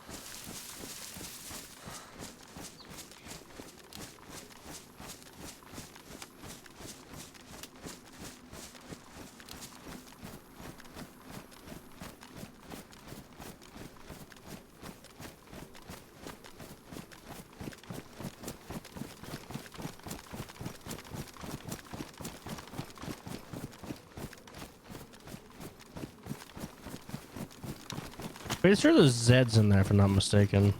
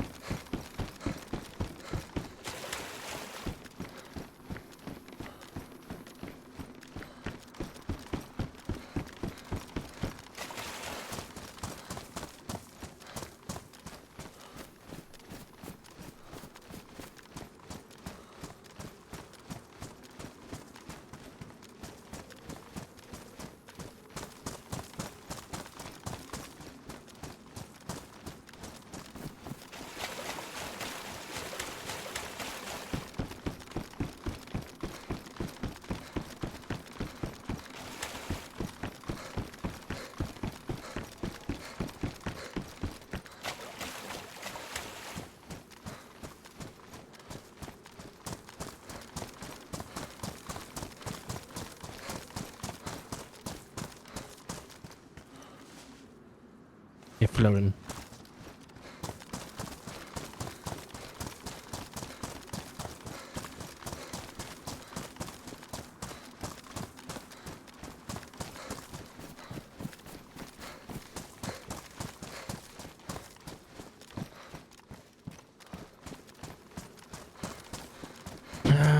Find a good spot to like camp. I want to camp a spot. Maybe we'll jump on Dune here in a little bit. Jump on some RuneScape. Oh!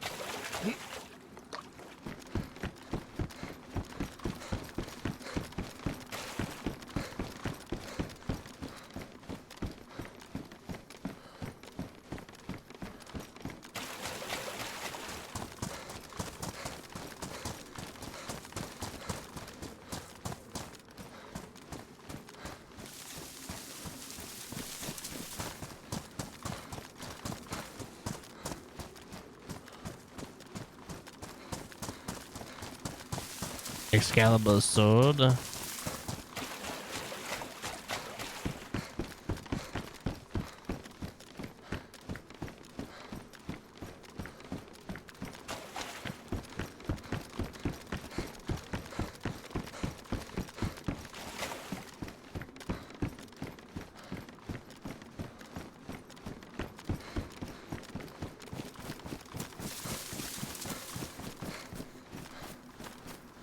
Got that through that pretty fucking quick. Someone let me know if PNW resets.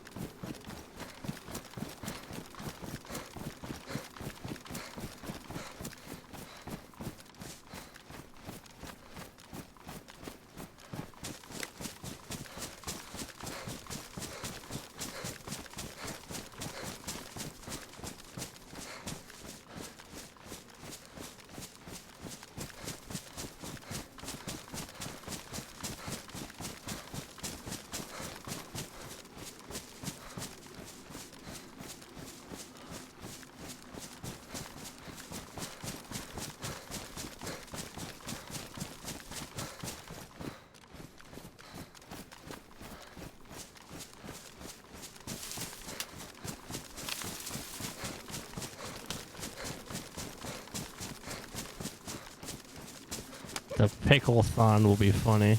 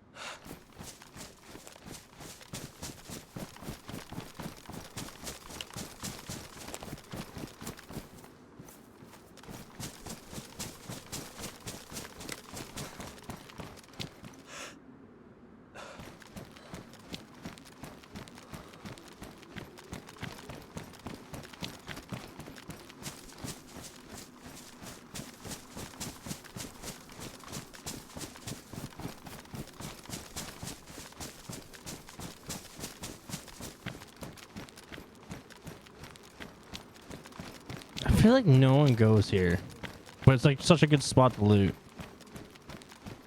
Maybe it's because of the bear.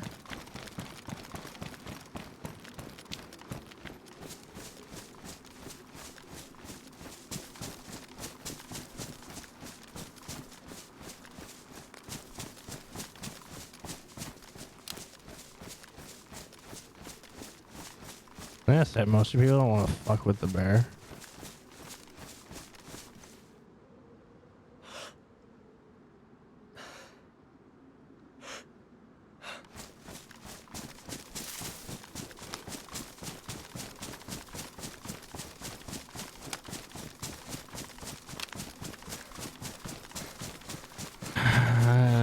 I don't know. I'm kind of torn with Deadfall. I love Deadfall, but I still like the green side better.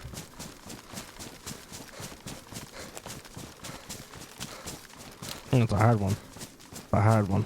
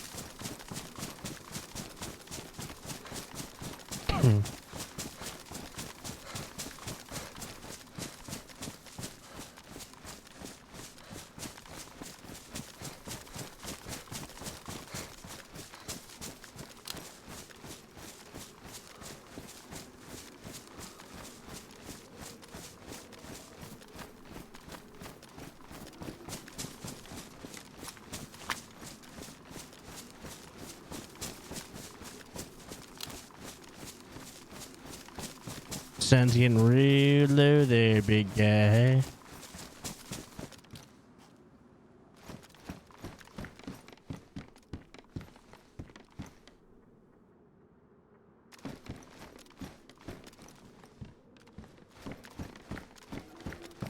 That was kind of worth it just for the boots.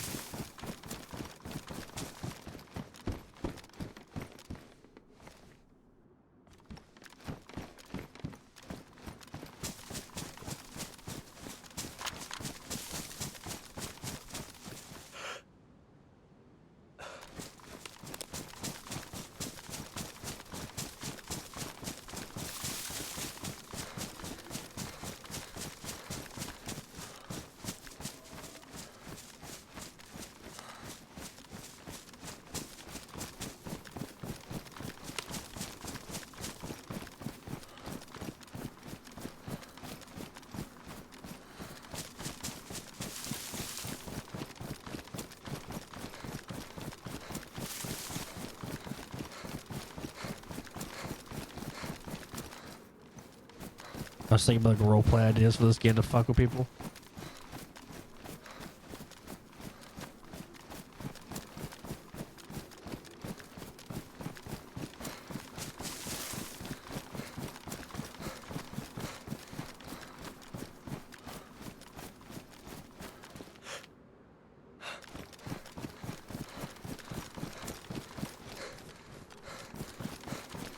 Like, it's freshy. I'm fucking, I feel so bad for popping this guy.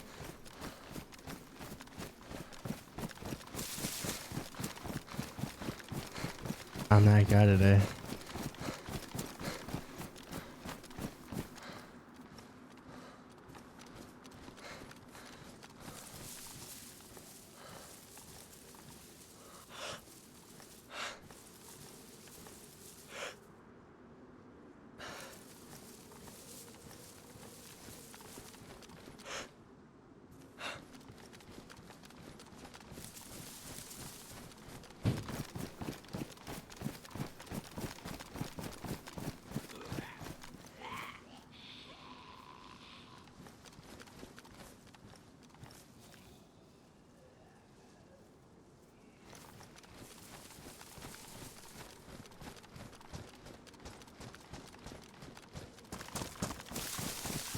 Chat, thumbs up, thumbs down. Thumbs up, thumbs down, chat.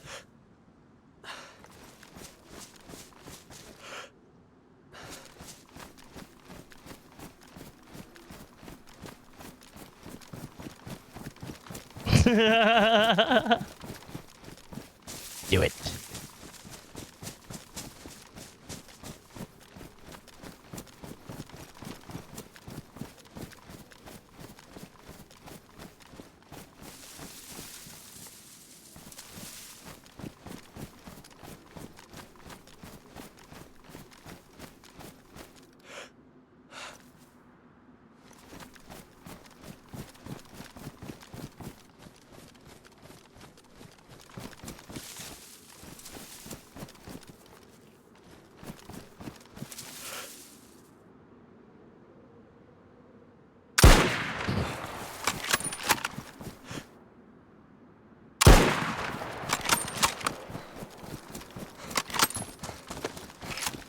Pussy? What do you think you're going?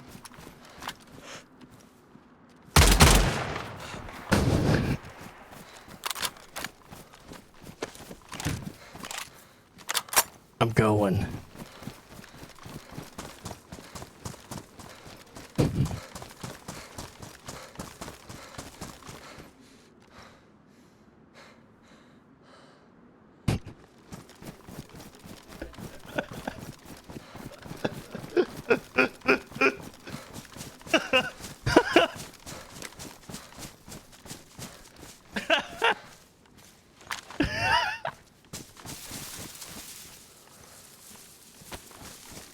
Where you go, pussy?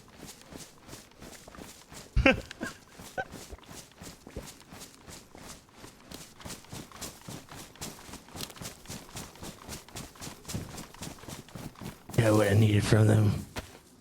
The potato in there. Fuck, the potato's ruined. That guy got their honey.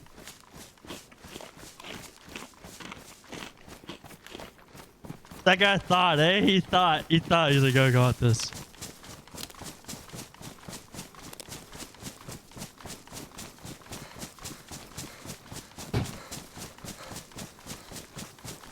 I got bad karma for that.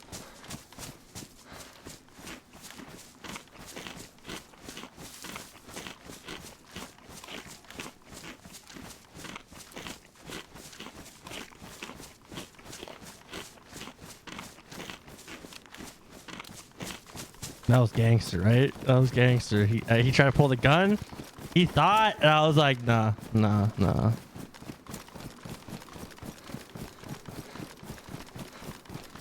Famous last words.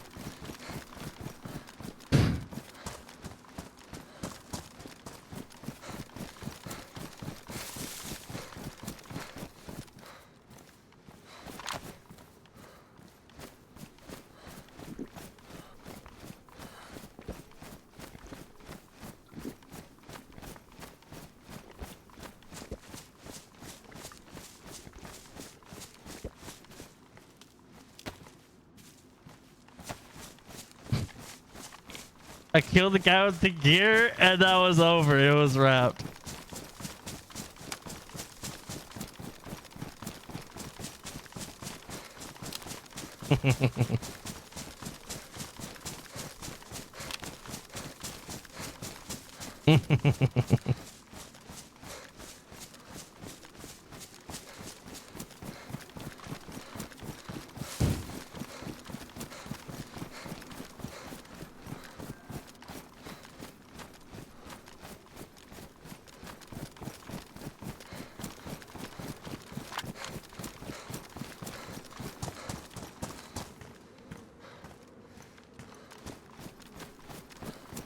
I was scared about that one.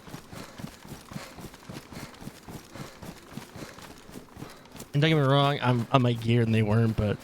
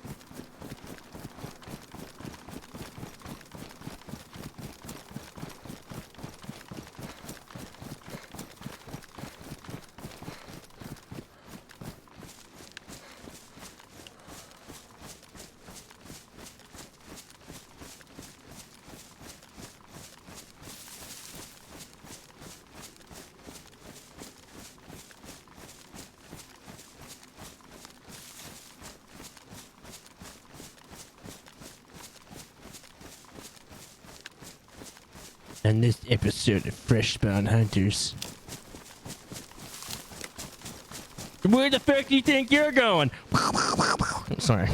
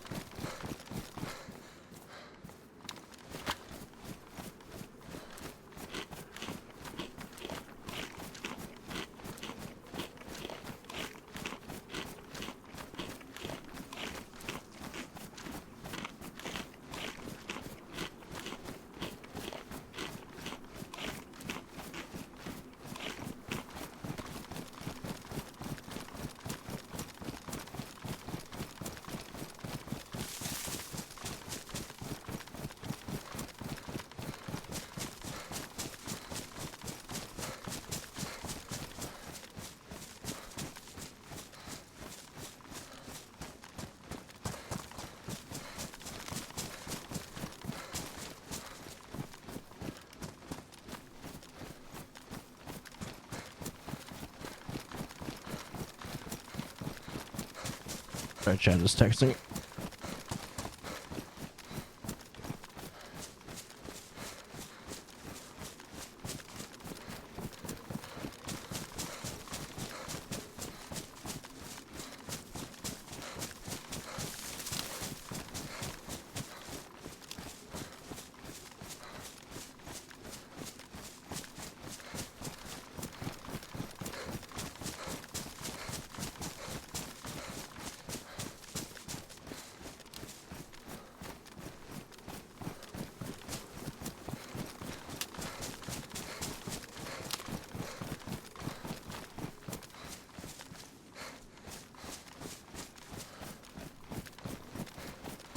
Feel bad guy. I just spawned too, and he met up with that guy. He's like, "Fuck yeah, bro!" It's probably his friend and shit.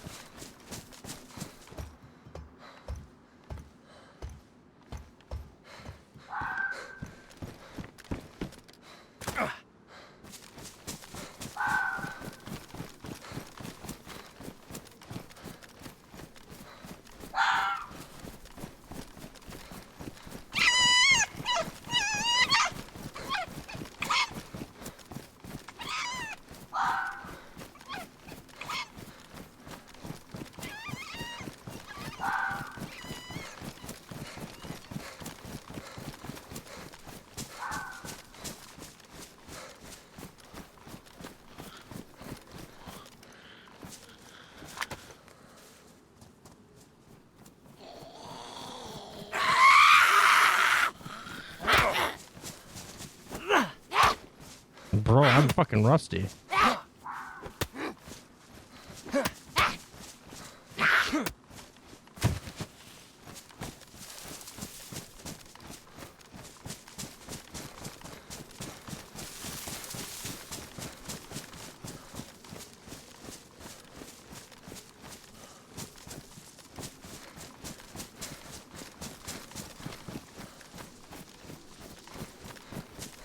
Thank you, Deku. Not gonna lie, my jaw does feel a little funky right now. So if I'm going quiet, that's probably why.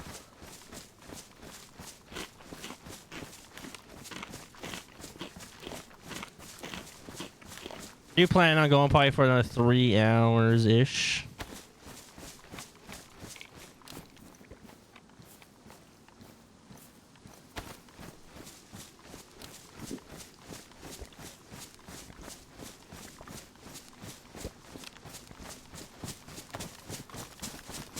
It's not really as painful as it's like, it's just really, it's hard to explain. Somebody explained it really well in chat. It's just annoying. And it's annoying, everything's just really tender and it's just fucking, and dental shit just gives me fucking, like, mental worries.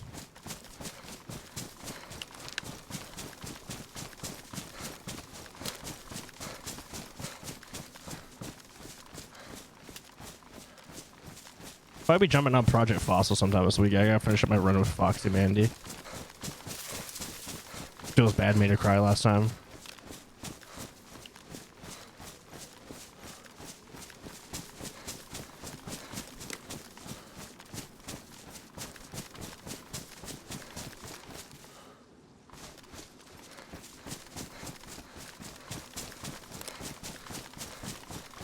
Have you been good, dude?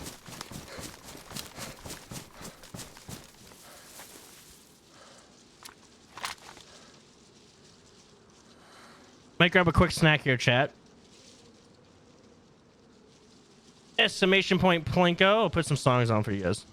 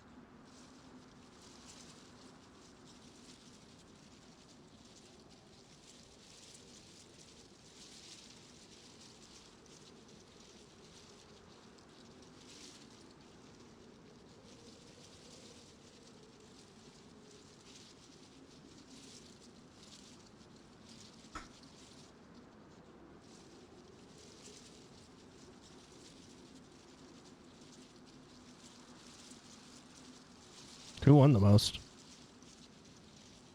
Beans won. Gutta hasn't won yet. El Gutta.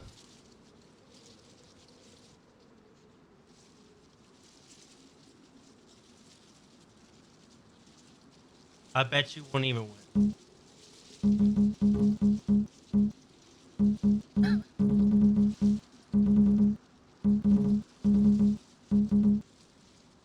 The fuck? Oh yeah, of course. Wouldn't expect anything else from a gentleman.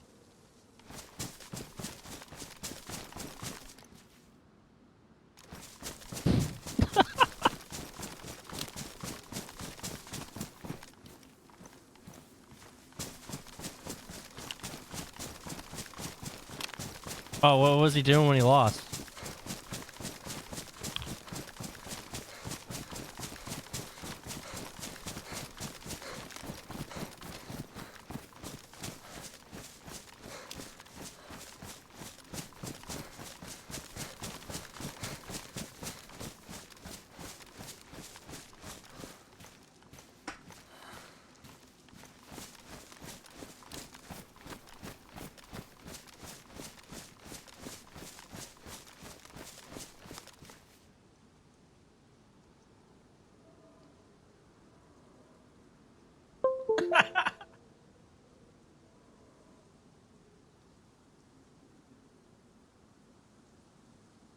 Bro, okay, there's probably like one thing like. God, you gotta be like good at one thing, right? Just challenge her like that or something, you know, like solitaire.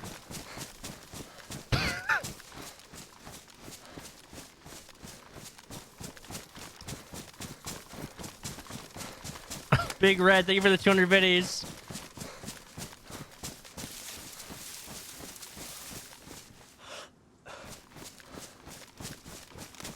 I don't know, like. Thank you. What's a good I don't know. What are you good at, man? Challenge her that and win. Easy. Then just brag about it.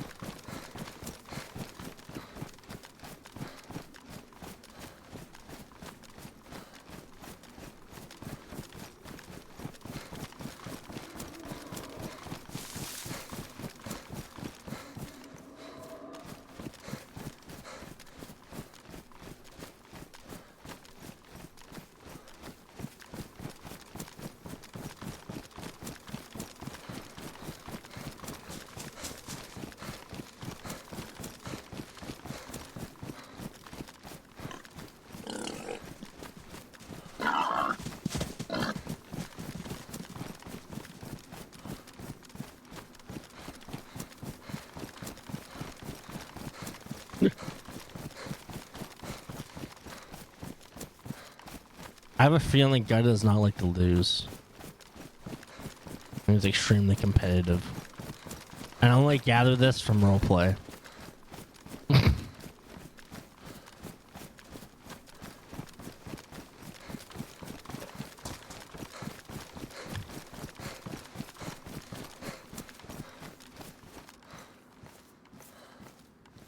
I also know this because I'm probably the same way.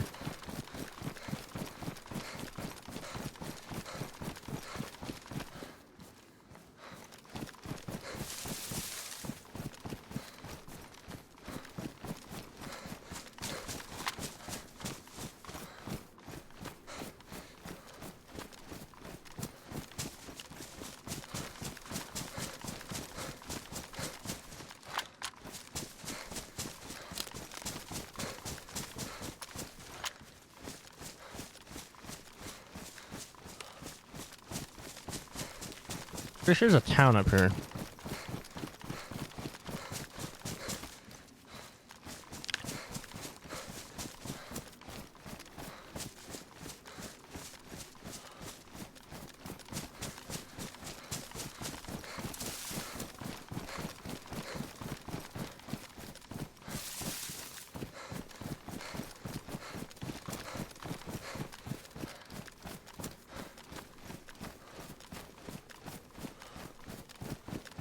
that's right.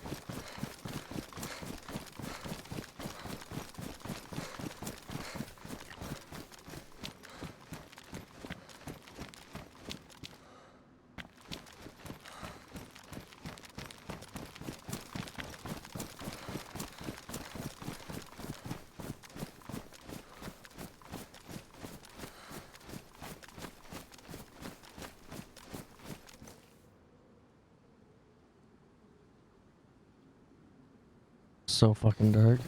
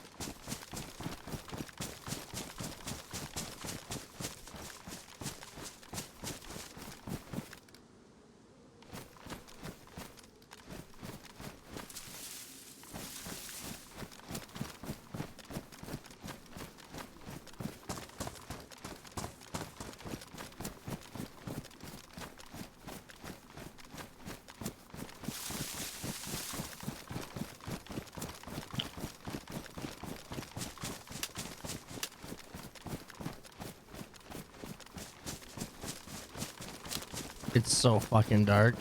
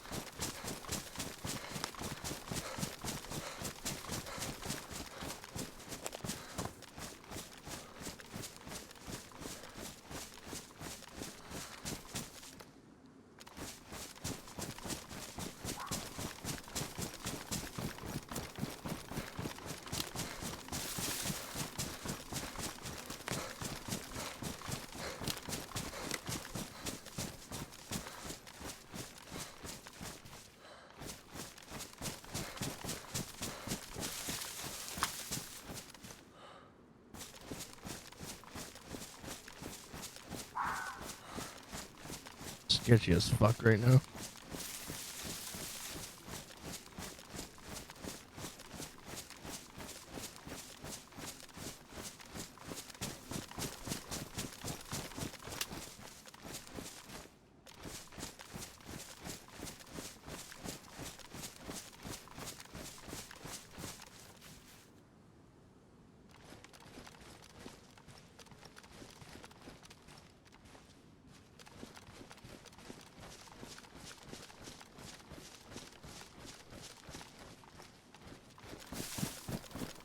Oh, Bill. How's it going? I wasn't getting a roleplay tonight, but I just started streaming too late, so. How's everyone doing? Hi, Belle.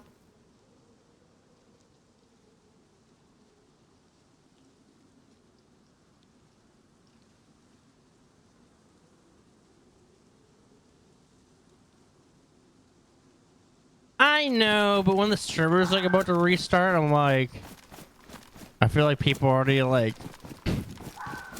either in like chill grind mode for the end of the night, or they're already like knee deep in like roleplay.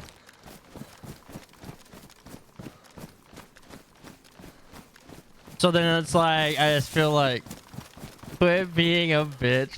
Fuck! I'll jump on tomorrow. All right, I'll jump on tomorrow. Shit, man. My OG's here. My OG. Shit.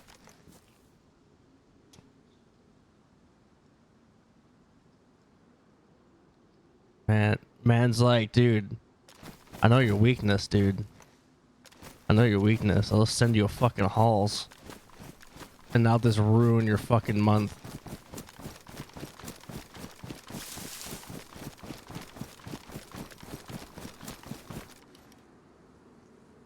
That's really funny. I'm eating one again. And you think my dumbass wouldn't?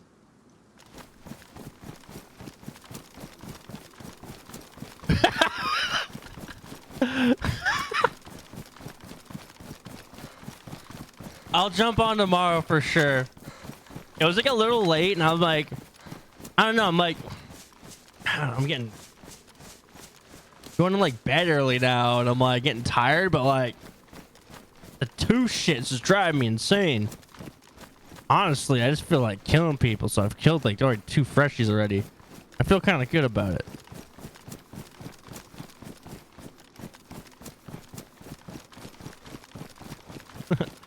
Hope roleplay was good though.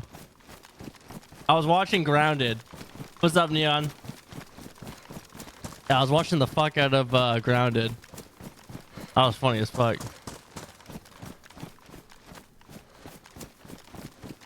Not bad for number 2, man. I'm a Bambi killer when I need to be. You know, when the urge rises. There's an urge. Once in a while, you just gotta kill, you know? You gotta go around and be like, how many walkers have you killed? How many people have you killed? And then you're just like, oh! And then you just do that.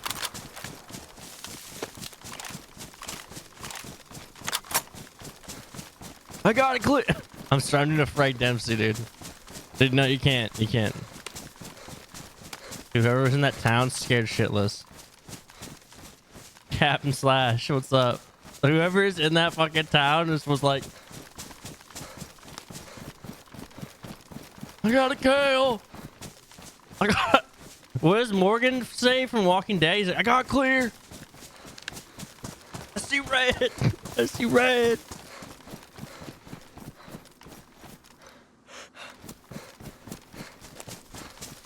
Why can't we kill? Hello? I have to clear. I have to clear. I have to. I have to.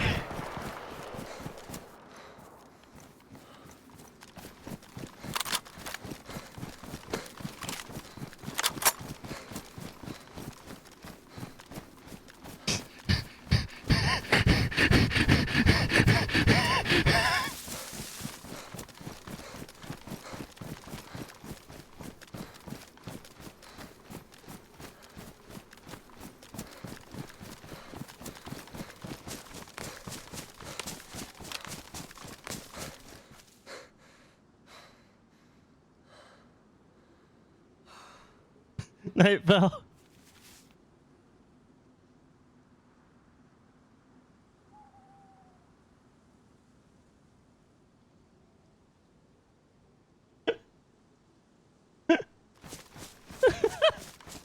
He's like, I'm a freshie. Like, stop.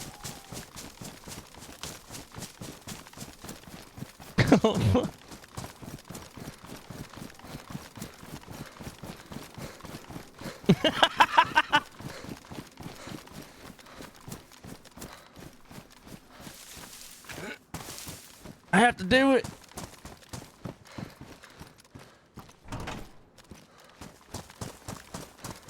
Chat, it had to be done. Chat, I'm sorry, it had to be done. He was just in a really bad spot.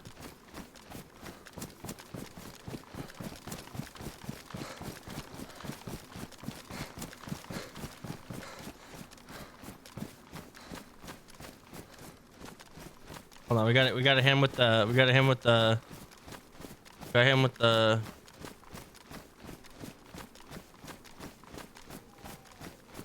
stab at.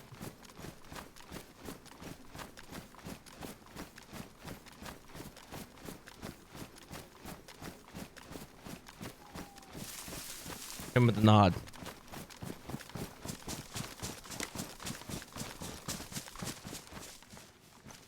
Was that bad, chat? Well, am I bad?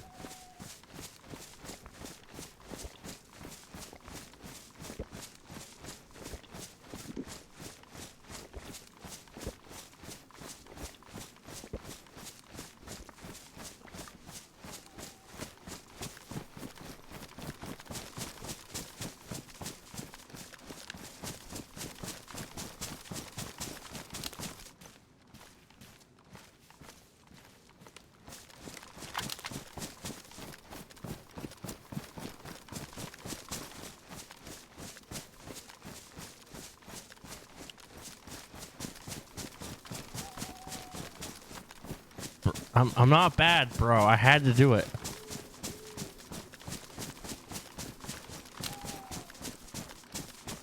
Don't judge me, man.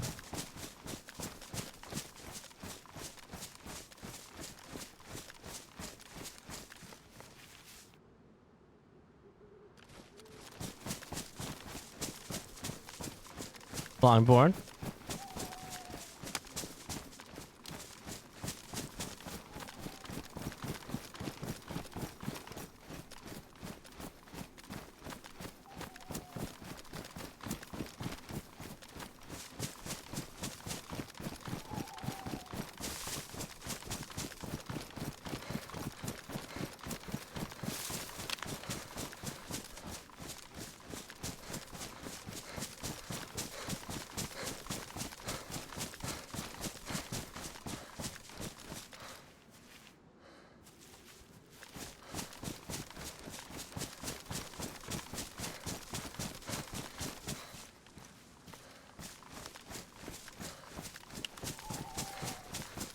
Freaking the fuck out, man.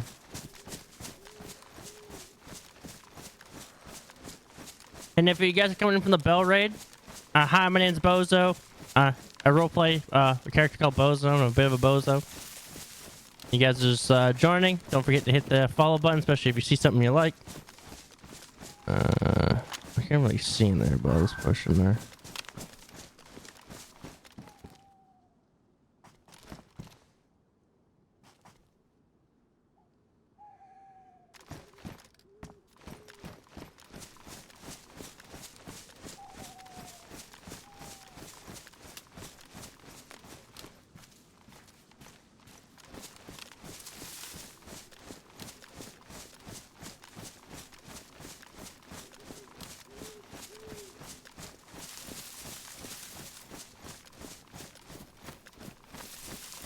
A house up there of some sort. Hope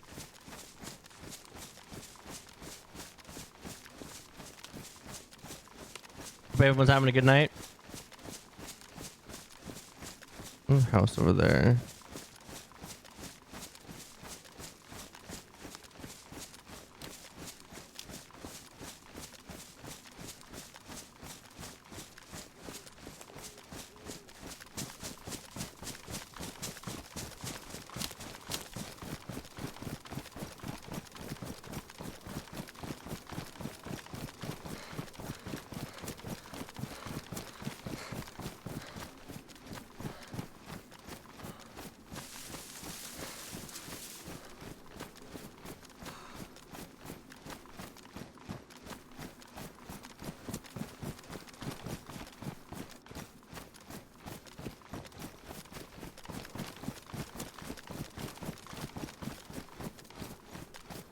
Oh, this is the whole fucking town.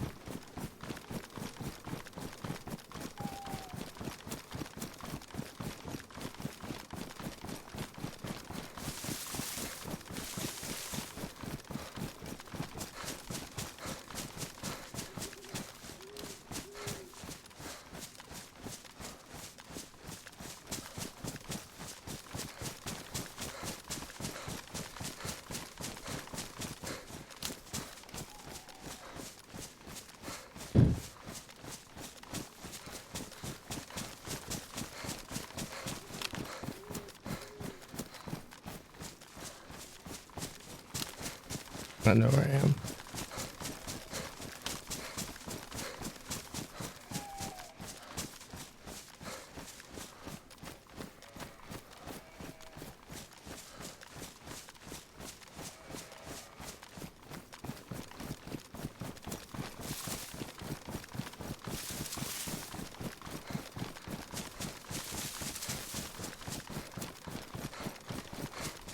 Get the old sheep farm.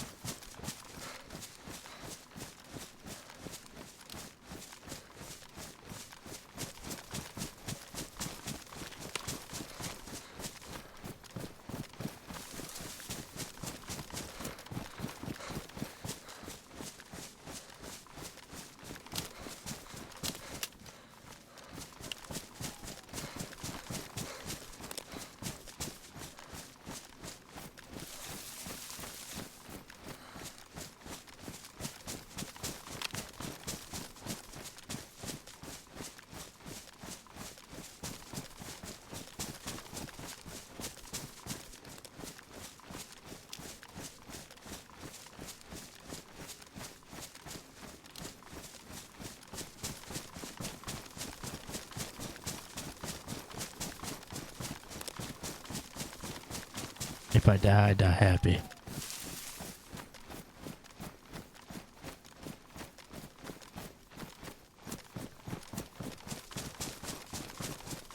How are you? What are you doing, Dort? Are you still feeling sick?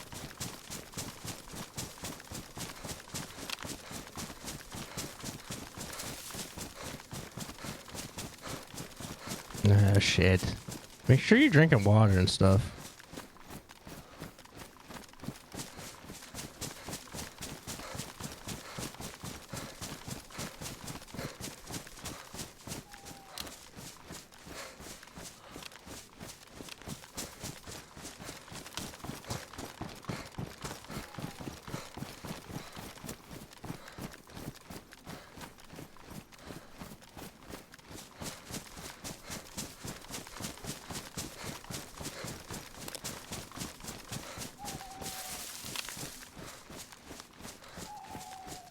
Yeah.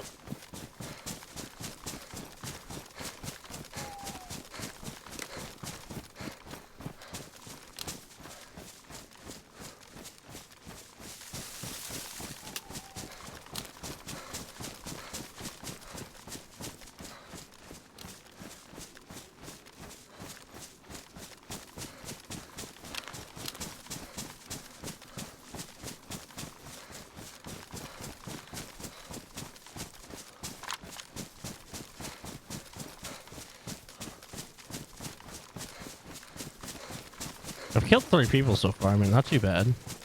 All freshies, don't get me wrong.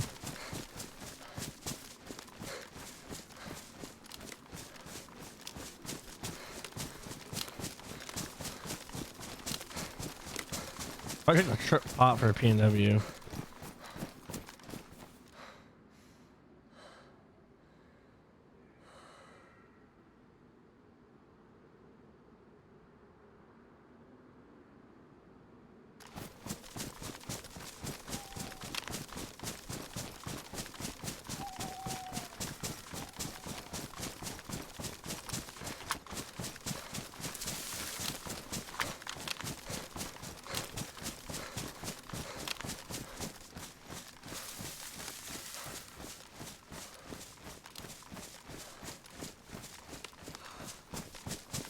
Where the fuck am I going?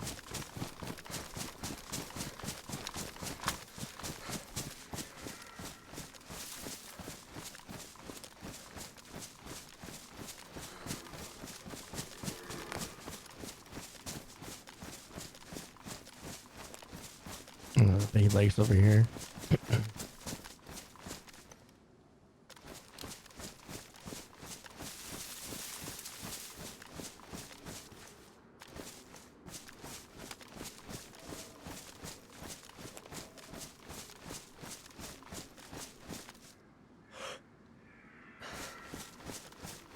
A wolf or something? I don't know what the fuck that is. Or sorry, a fox? I have no idea what the fuck that is.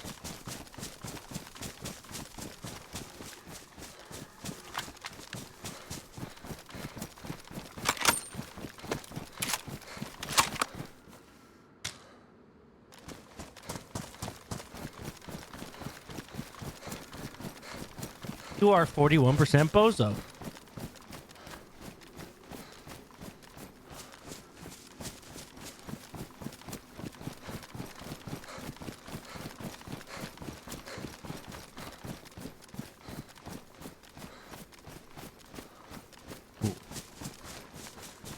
Ooh. Ooh. Try 5K. Try 5K. Yeah. It'll hit. It'll hit.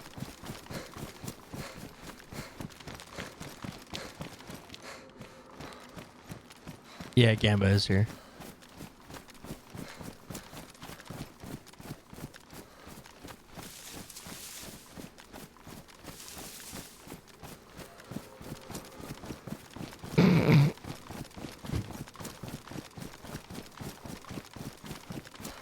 Damn.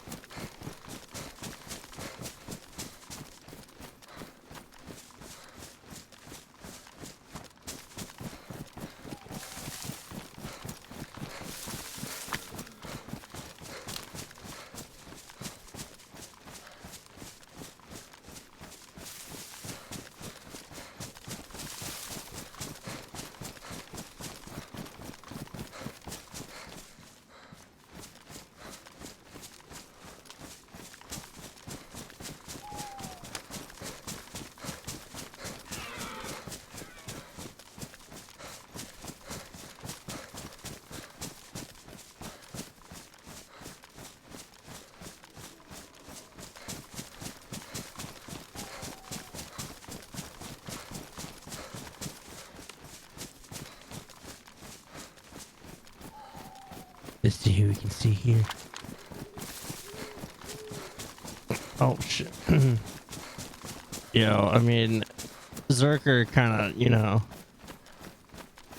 stole the magic, you know. I mean, try 10. You try 15K now, you know. Try 15K.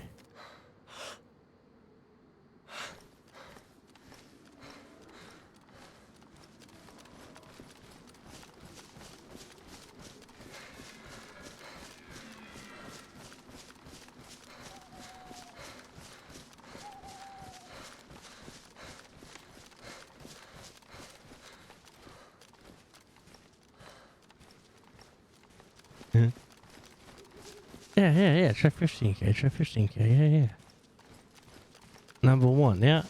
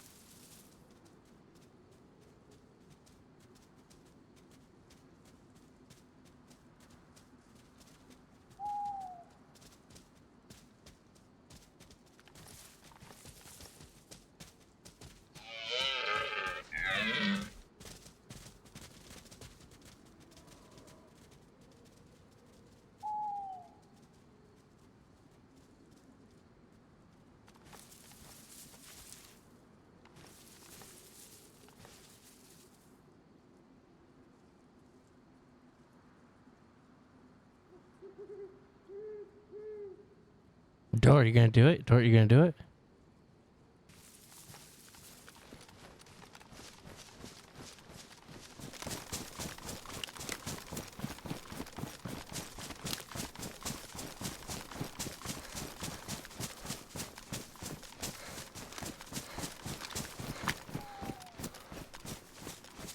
Do it. You want to do it? You want to do it? I know you do. Gamba. There's been 2 losses in a row by other people. You might be able to win.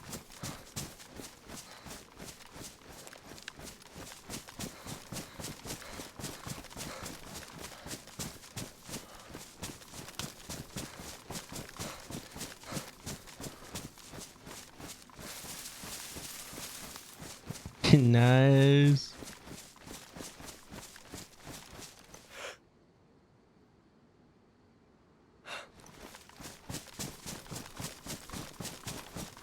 E?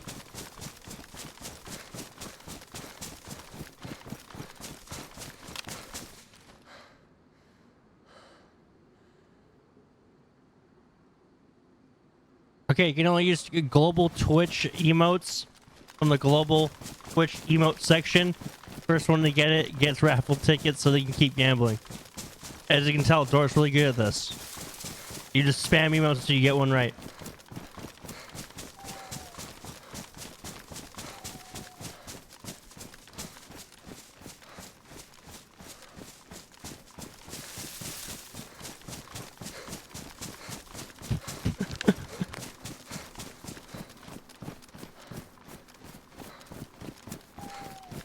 Go Dort. Go Dort.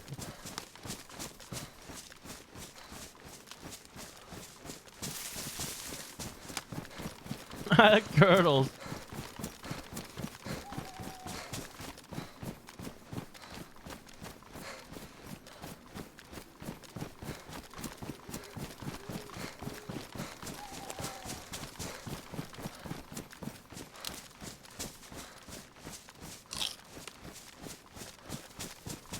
Or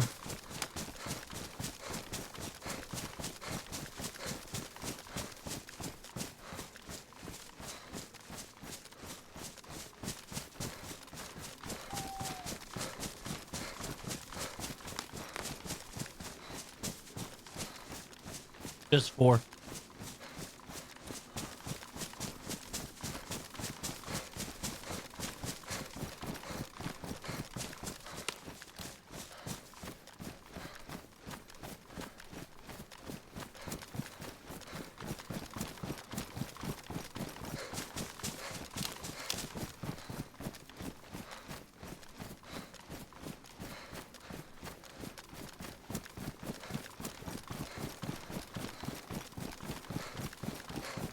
No one's gotten it yet. Damn.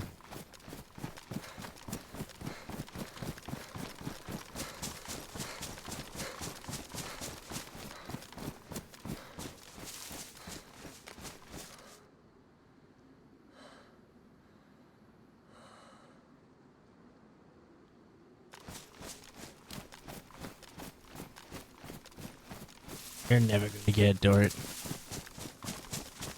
Never gonna get it.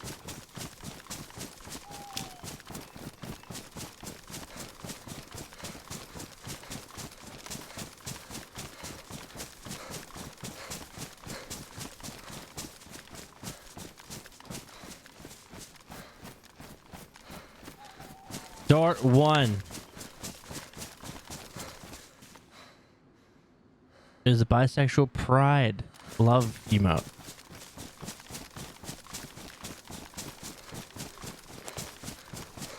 And then Dort's gonna use that 2K and she's gonna gamba.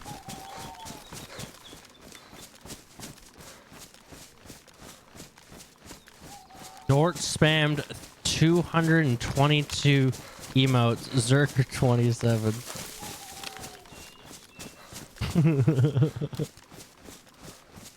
Brah.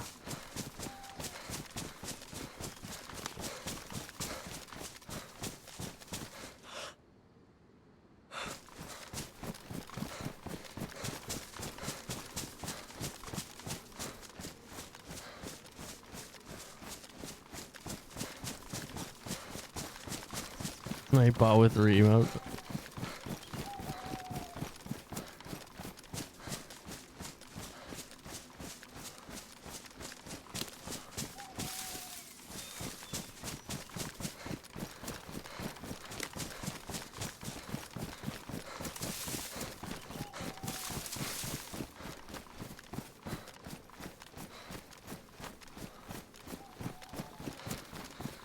Norp be smashing the keyboard so hard there's like indents on her screen.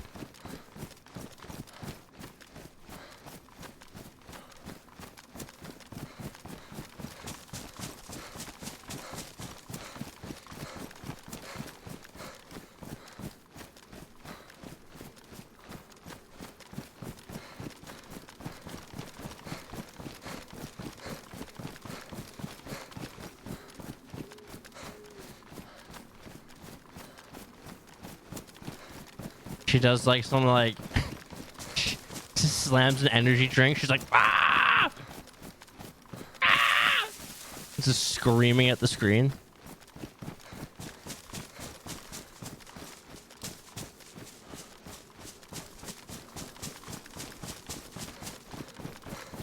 Oh, a duel. I don't know what happens here. Oh, what, dude? How I don't understand. I don't understand how this. What? Dort's gonna be dueling people now.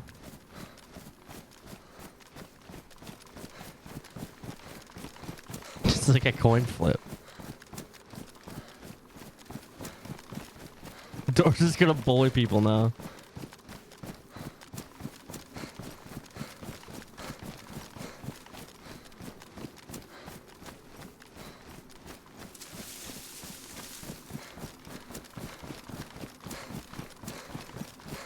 Ah, fair.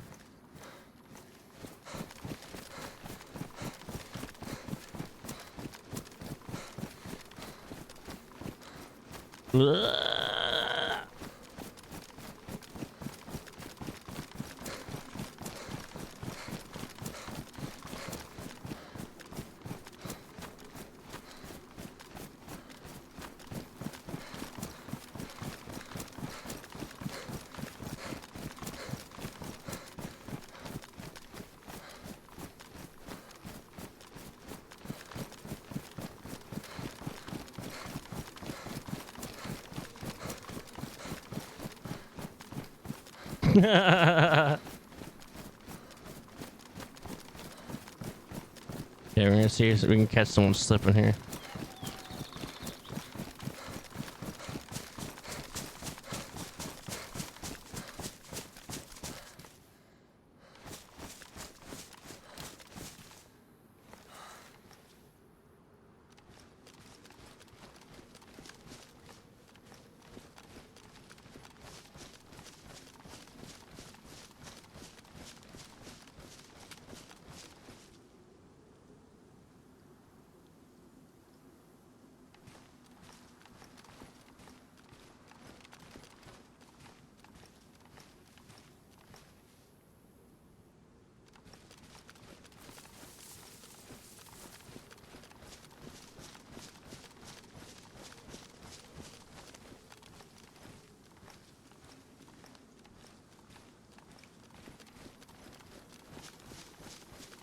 Oh.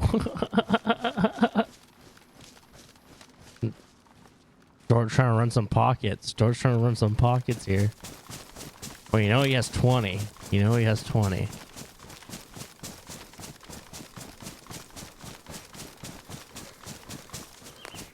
George actually bully.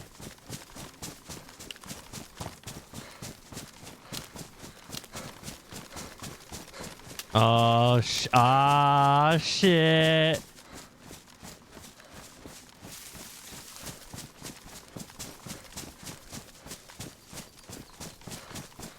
Oh!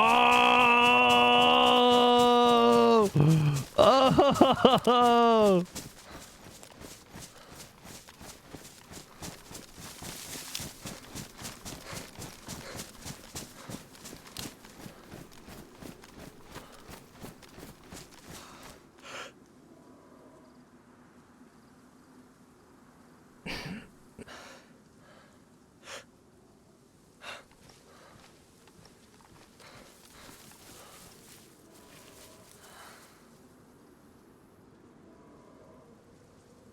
Hold on.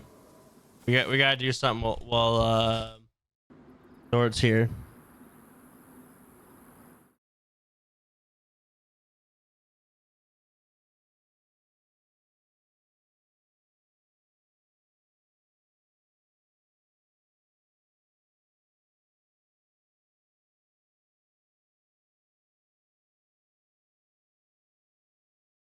It was redeemed.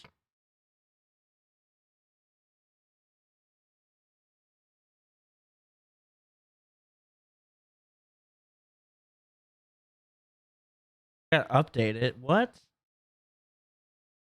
Bruh.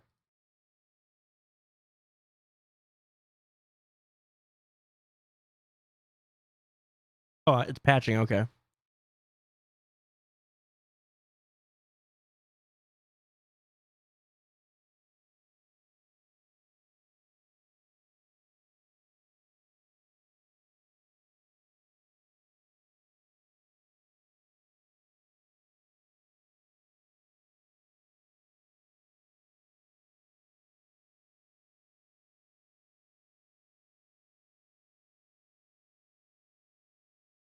I'm not even gonna tell Dort what it is. I'm gonna make Dort look.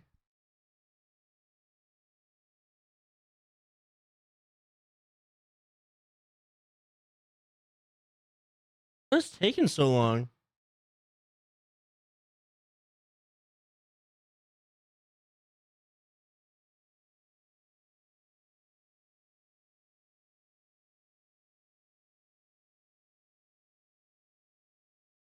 $10 to patch? Doesn't even make sense.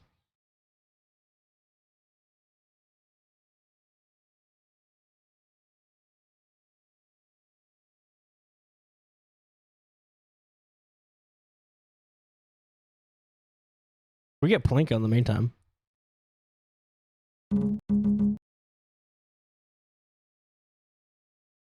Yeah.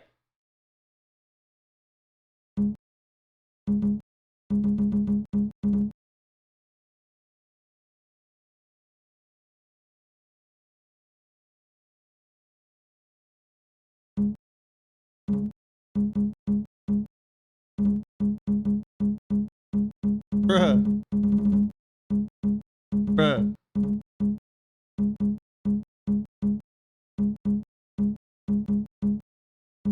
What? What? What? Fudge Mountain with the clutch. 22 minutes for...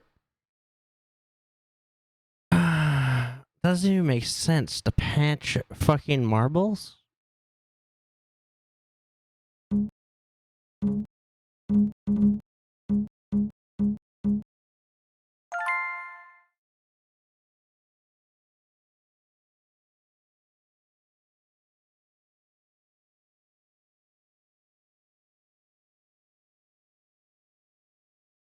Bruh.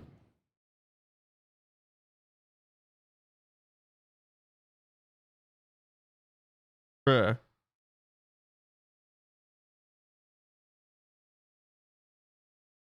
Oh, I guess while we wait for the patch. So, would you guys want to see some like old school RuneScape, possibly even Pokemon?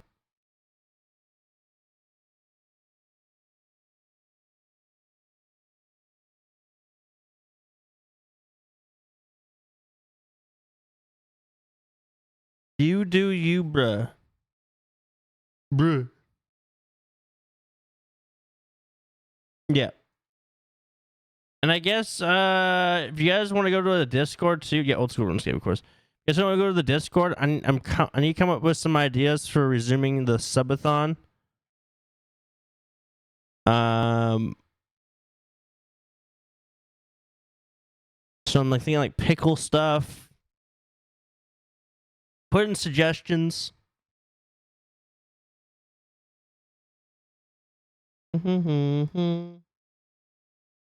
Yeah, so one of the goals I think is gonna be K-pop Demon Hunter.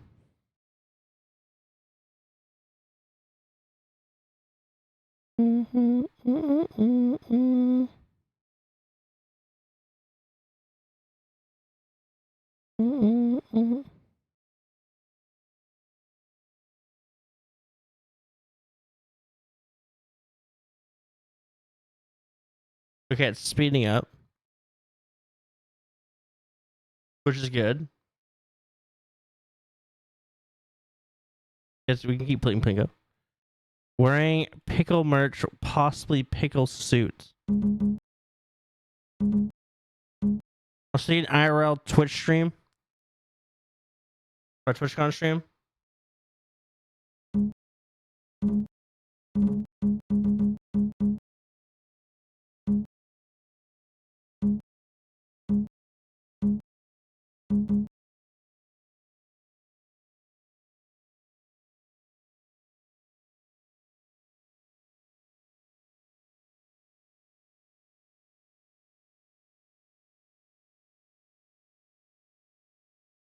$3. Okay. Let me grab a snack real quick.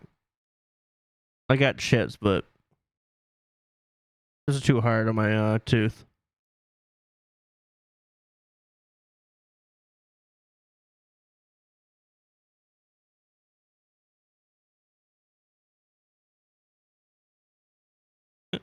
Zerker, you clip that? I got it clear. That's funny. Get back.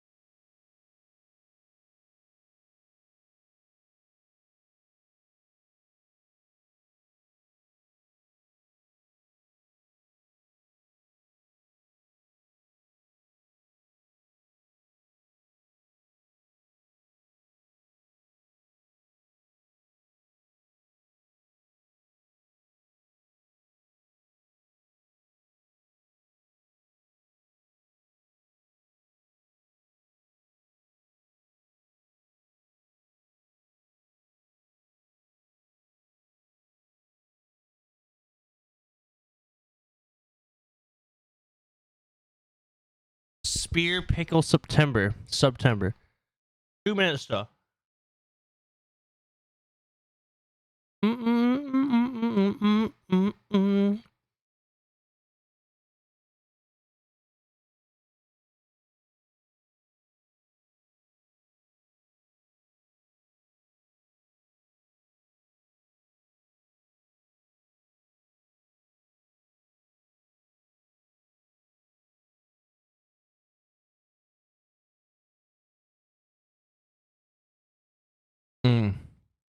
Okay, 1 minute. It's 85%.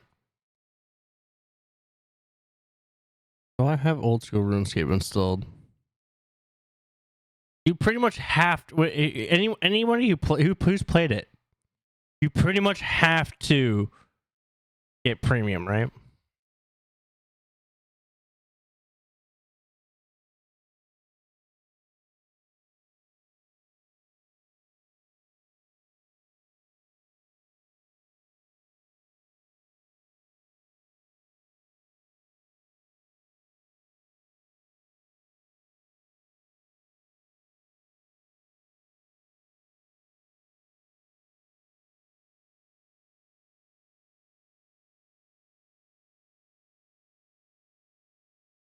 That's my understanding.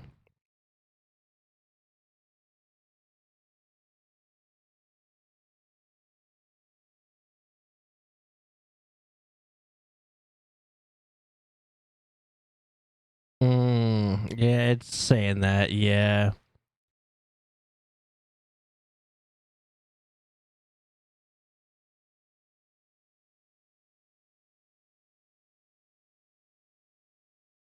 People say you could do free to play, but it's brutal.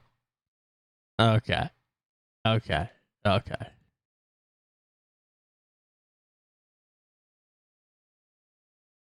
Well, I'm like, I forget what it is. Hey, Cashew.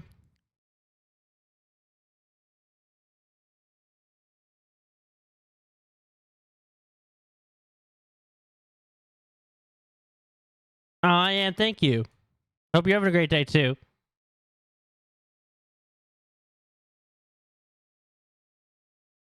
Mm-mm-mm.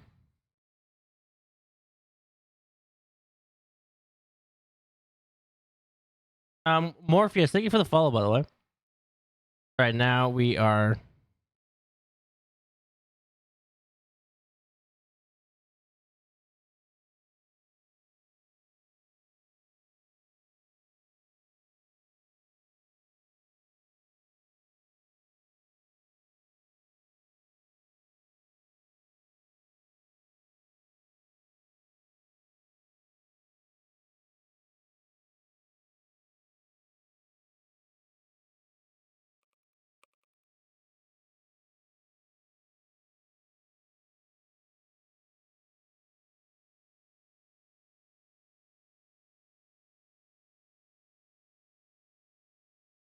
Hmm?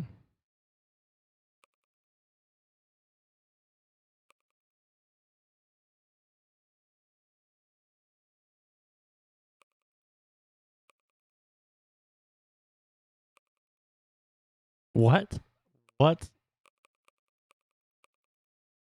I'm so confused. That's so confused me so much.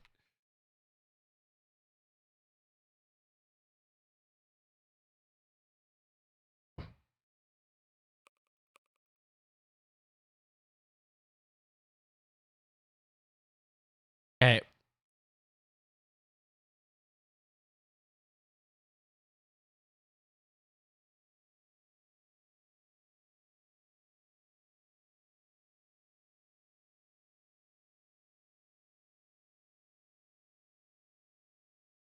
I'm so confused.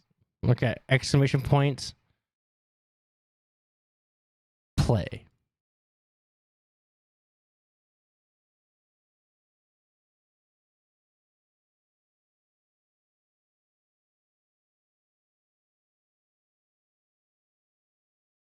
They all look the same. Doesn't matter what you pick.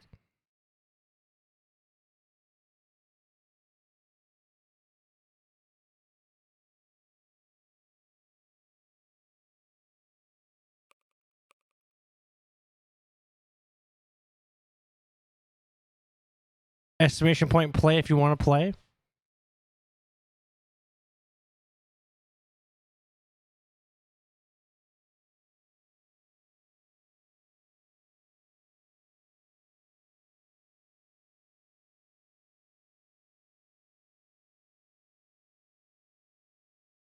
Hold on.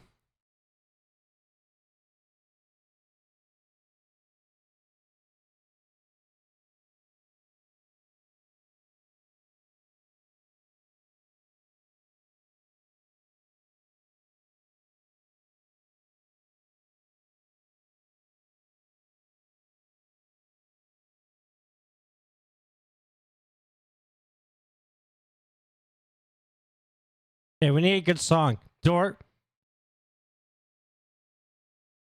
Oh, you're good. Dort, song? You got a song request? Exclamation point play if you want to play.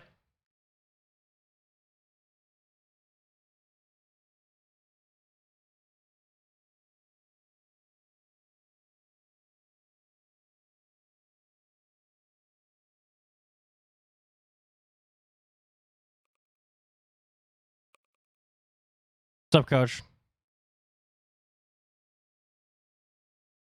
How are you?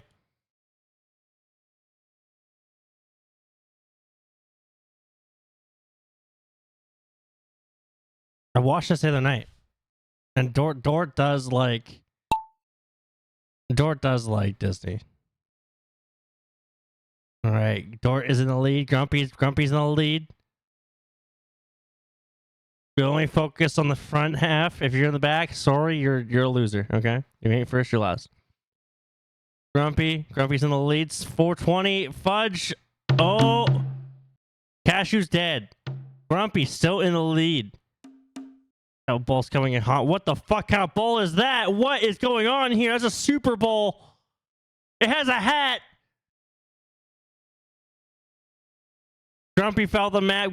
Fudge is still in it. I don't even know who's winning. Coach is in the lead. Oh.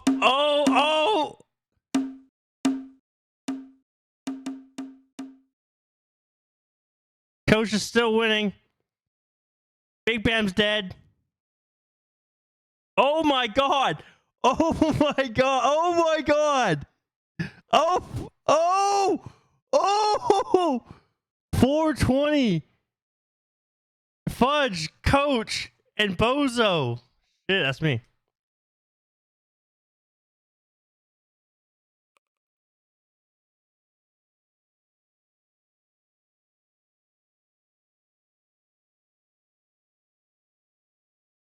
Dude, who had the hat? Who had the crazy fucking... How do you change your guy?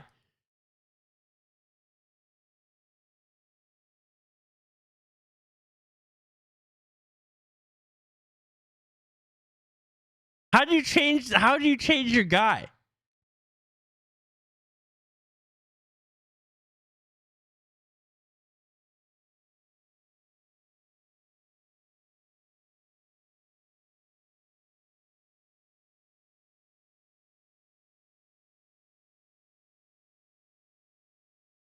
Where is this?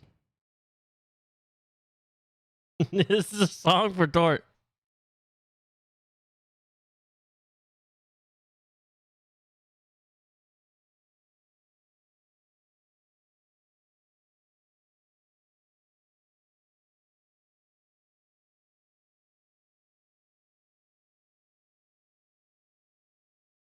There's some ass shaky emotes in here.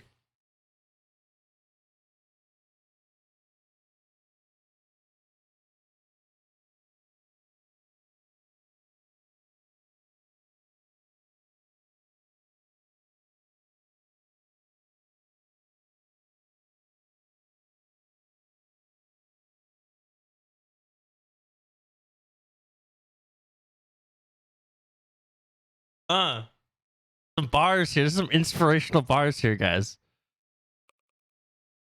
20 seconds to push exclamation over play.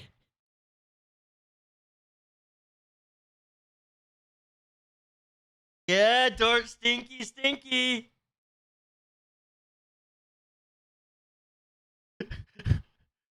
This song's called Poop Bum by Poopy Man.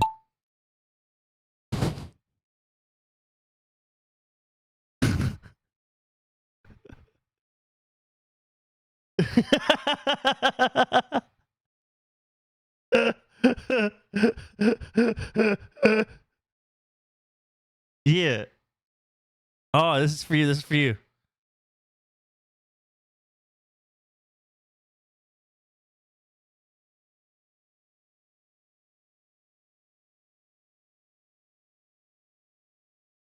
guy gonna get beat though.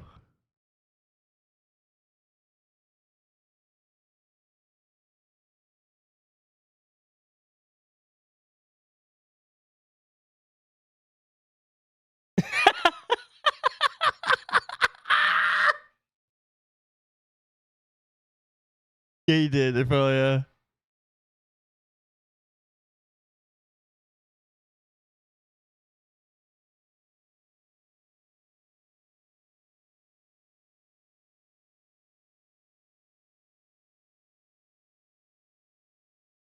Dort is in the lead. Oh, Dort was in the lead.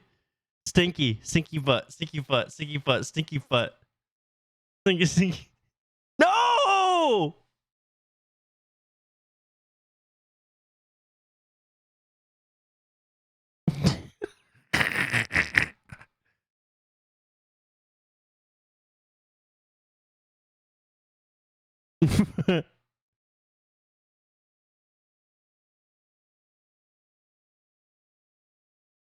Some bullshit. Some bullshit.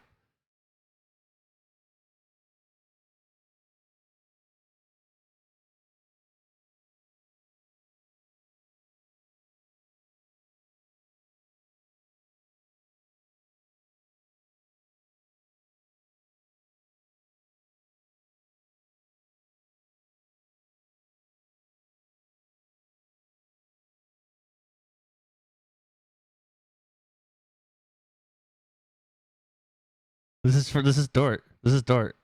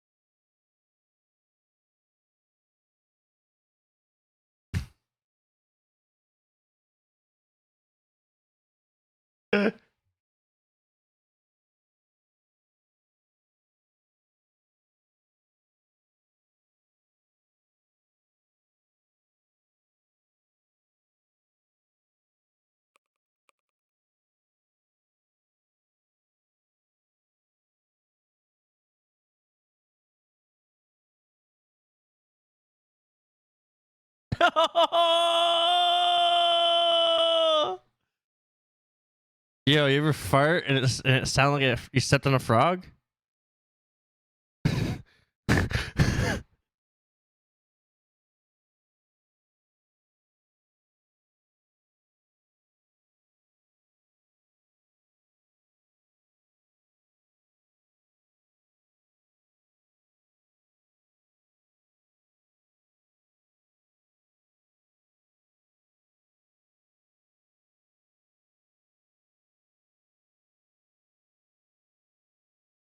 Let's see.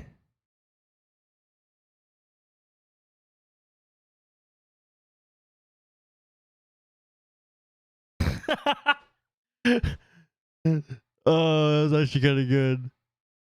Who fucking rapper was that? Alex Score and Young Miles. Okay, sign up. Exclamation point play. I'm trying to find funny songs. We need funny songs.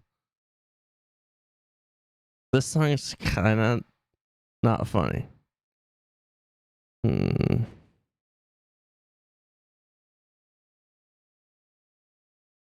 a song called Chicken Nuggies. I feel like this is a Dort song too.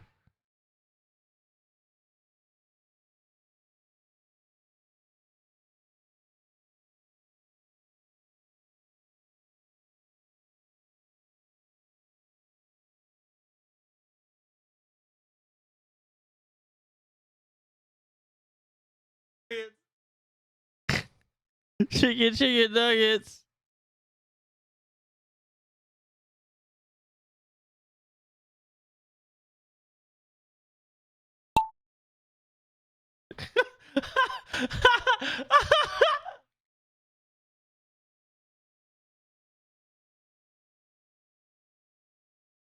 Oh fuck.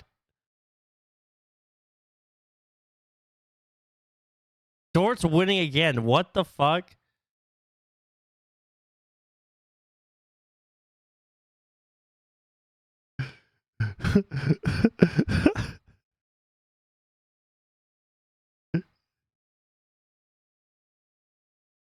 Who likes chicken nuggies?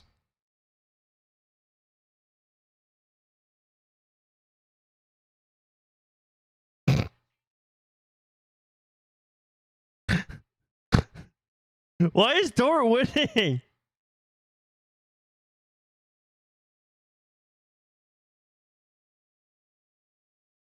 What? Rob Dog. Oh, Dort. Oh, Wendy's is better, I think. Dort won 2 in a row.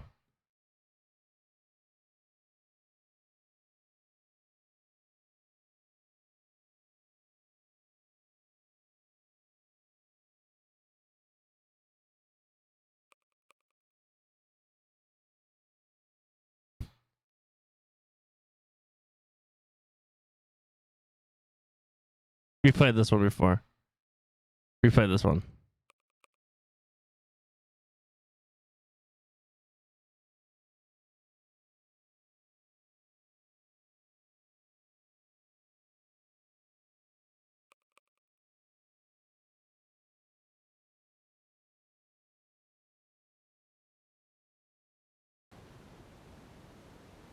What?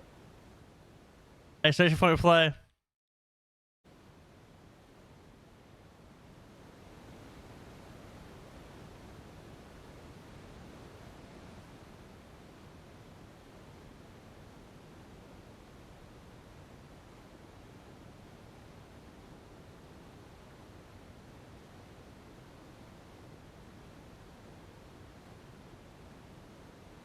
Exclamation point play. This song's actually kind of a banger.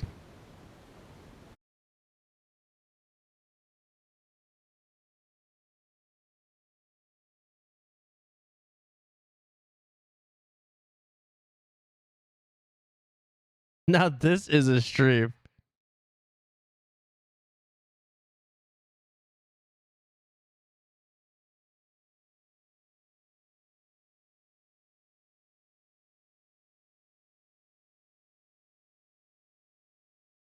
What is this song? Hold on, I got a song.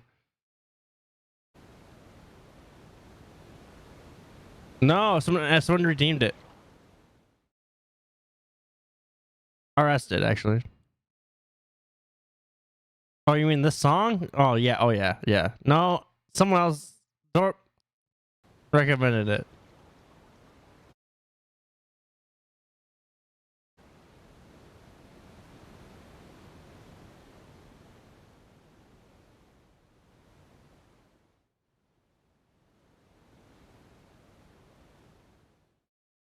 Kind of goes hard. I'm not gonna lie. This kind of goes hard. Dort's winning again.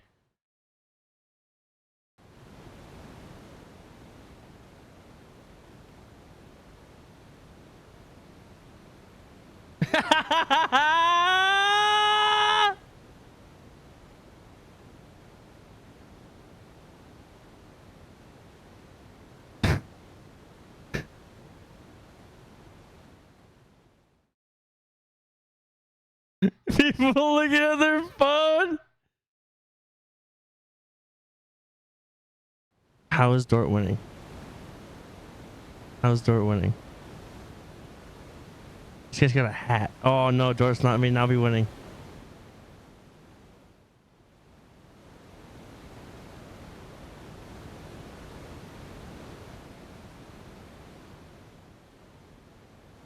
Cashew number 1. Smoke number 2.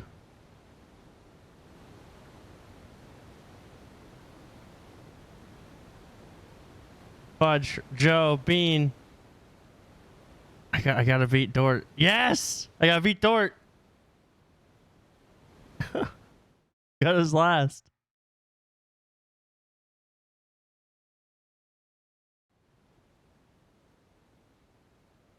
Oh, there's one person. There's one bowl left. Who is it? Who is the last one? Who is the last one? There's fucking fire coming, brother.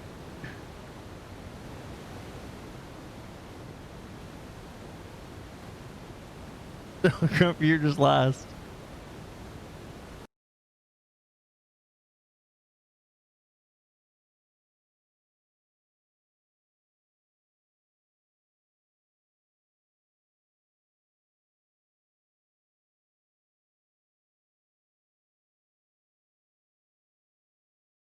Anyone else any other songs?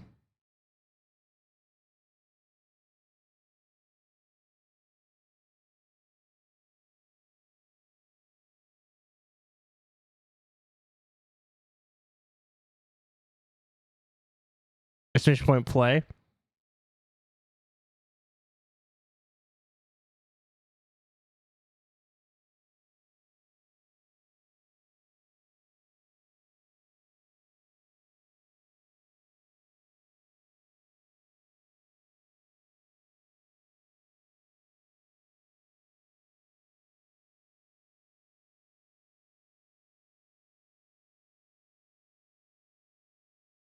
All right, stop it.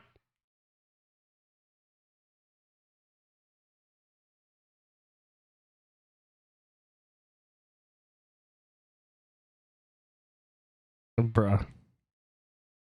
Bruh. Bro, what the fucking brother.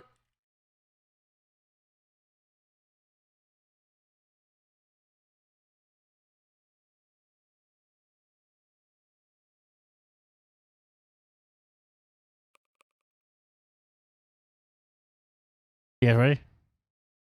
Be right back? Okay.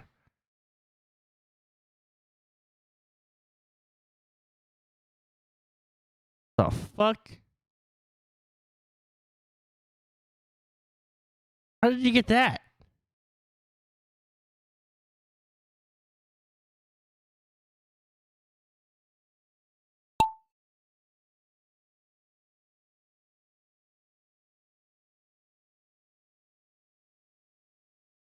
Thing's on fucking fire.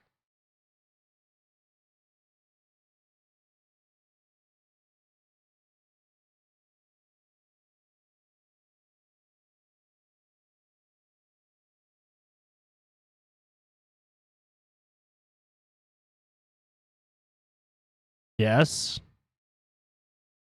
Was winning. Was winning. People are catching up though. Chicken butt.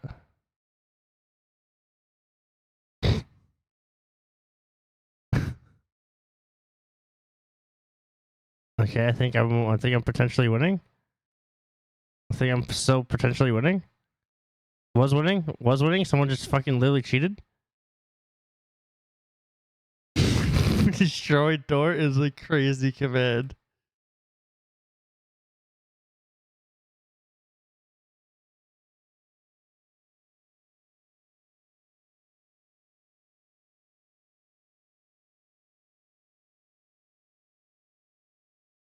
I'm still winning.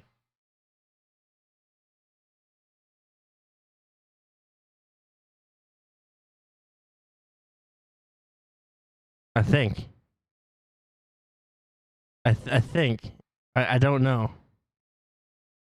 I got fucked there. I got fucked there.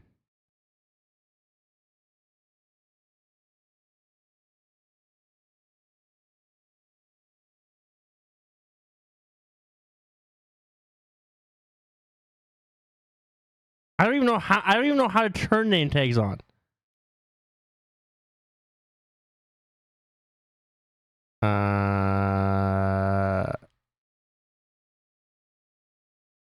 I knew that. I knew that. I knew that.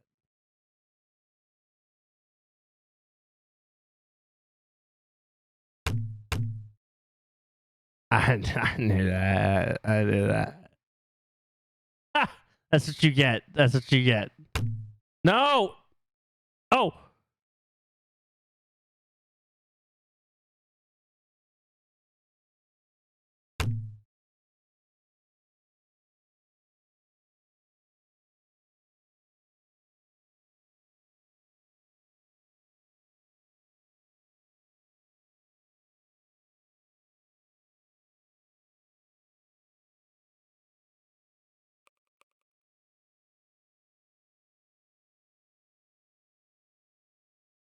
What is this?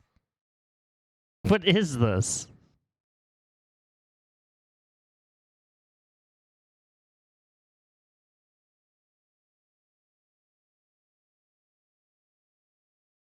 Was that Angry Birds?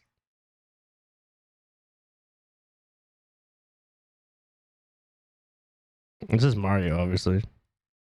Yeah, but I haven't. That's been that was so long ago.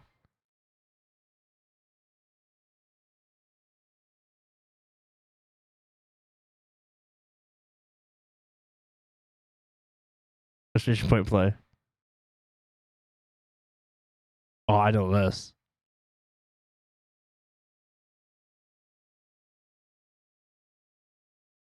Kazoo!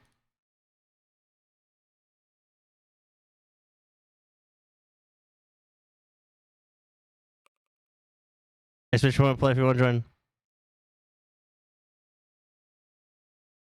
That just goes too hard.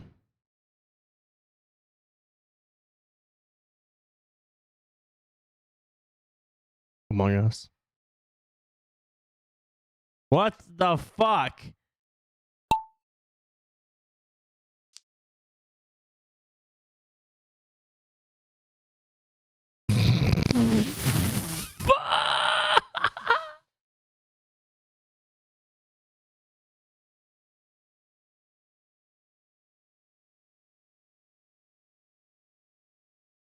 Ghetto's winning. I'm getting my ass kicked on last.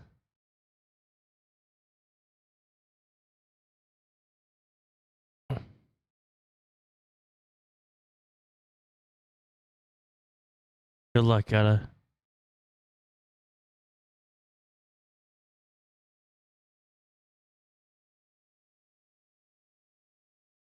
Which one are you gonna hit, bro? Which one are you gonna... Oh, bro.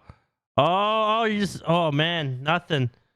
Oh, man. Grumpy. What the fuck?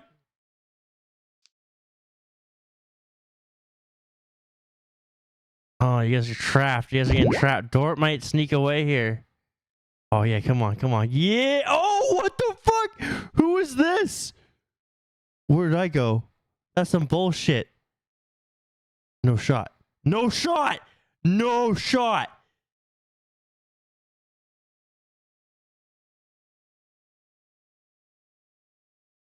Yeah. Let's fucking go.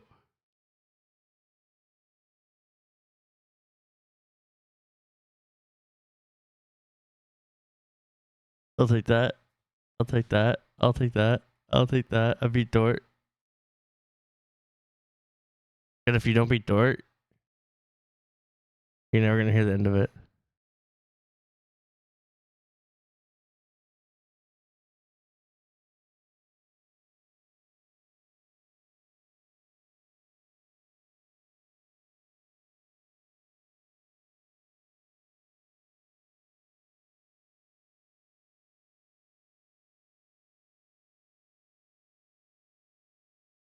Derp. Derp. Derp.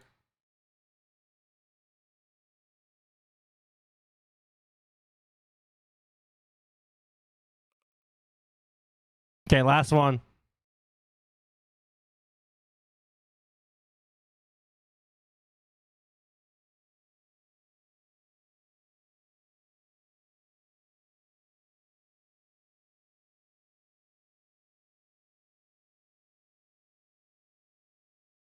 What in the Eisenberg is this?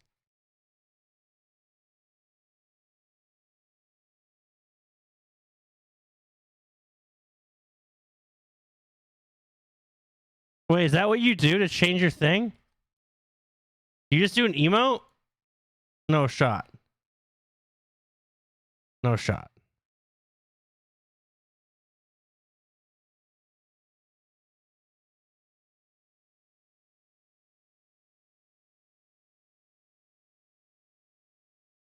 Ah.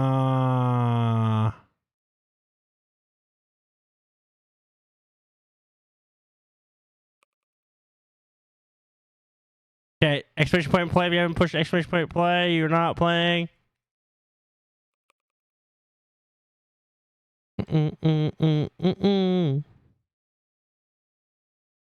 What?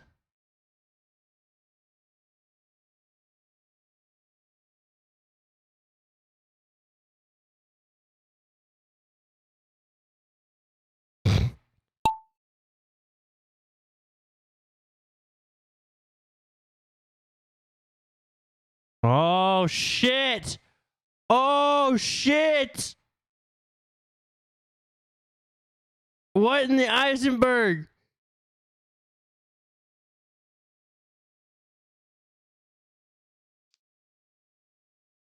Oh shit.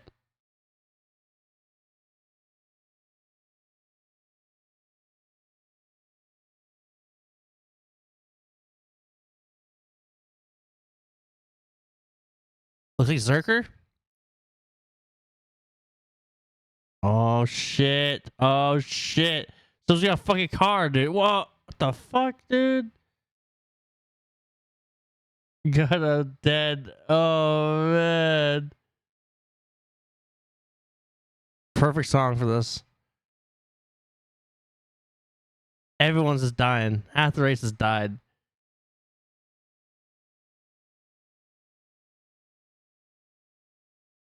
Oh. George getting swooped to the other one. Oh no. That could be good. That could be bad. Bean's number one. George could be number one. Gotta go in the cylinder. Oh. Getting dropped out. Oh. Cashew's down. This is intense as fuck. Oh, coach.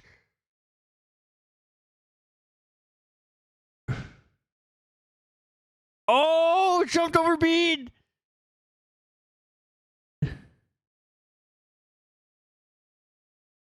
Doors out. Oh, the scramble. Oh, Bean.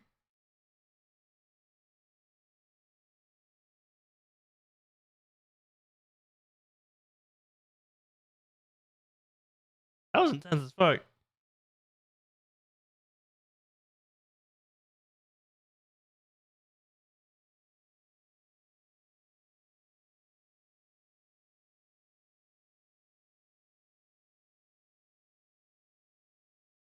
Okay, maybe one more. One more.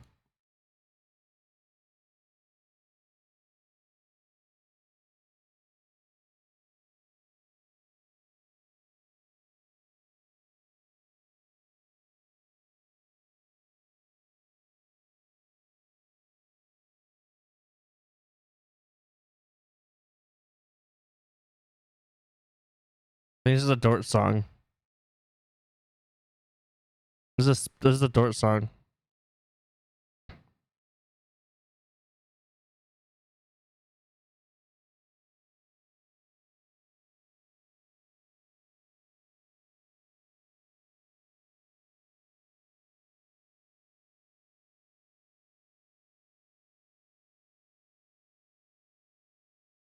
Yeah.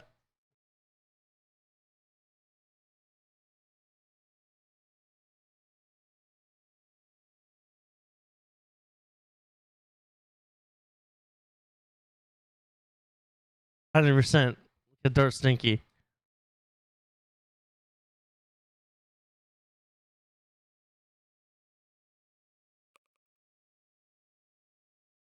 Okay, we can go back to hold on.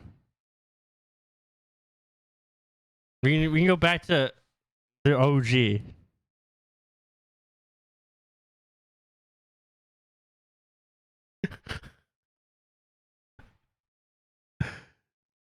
Stinky poo poo bum bum.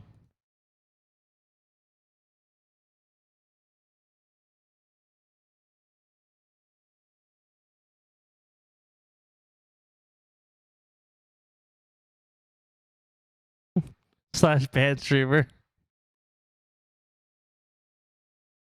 What in the fuck?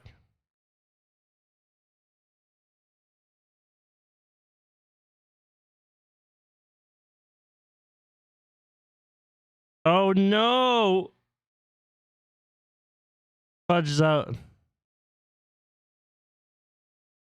Okay.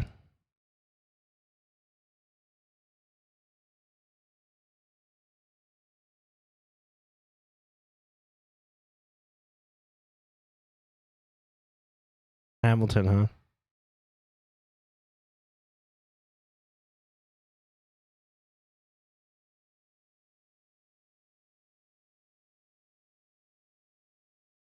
Got us in the lead.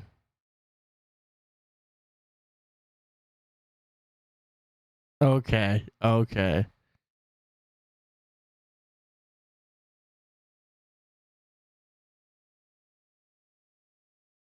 Arrangements.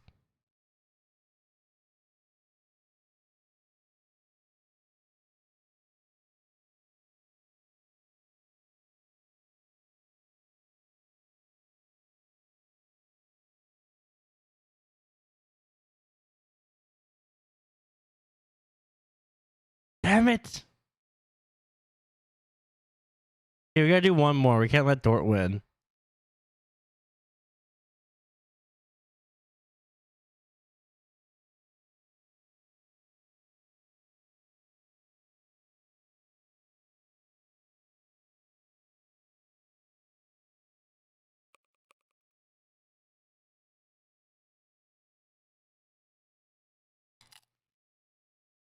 What do you mean?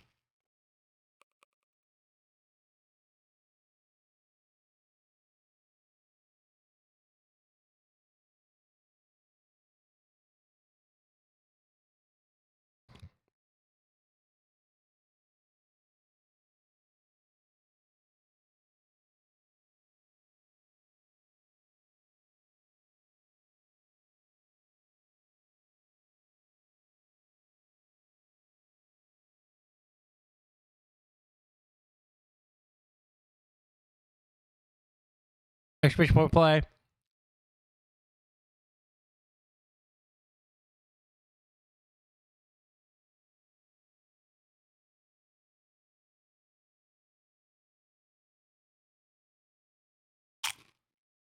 Last one. We gotta beat Dort.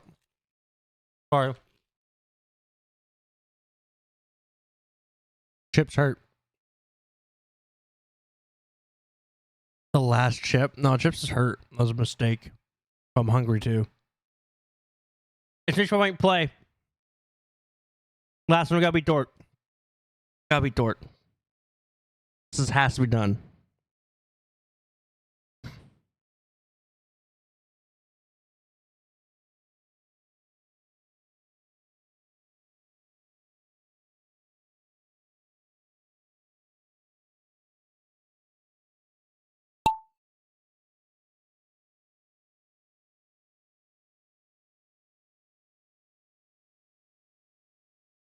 That's some bullshit.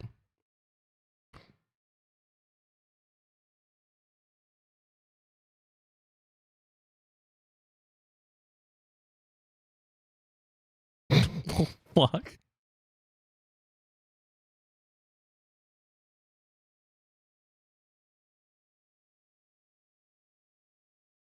That's some bullshit.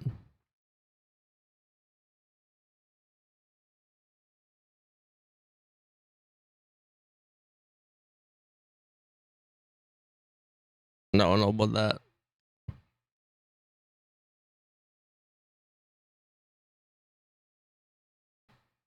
Hey, that is not a good song. Okay. Not saying that Baby No Money's bad, but not that song. Not that song. Hmm.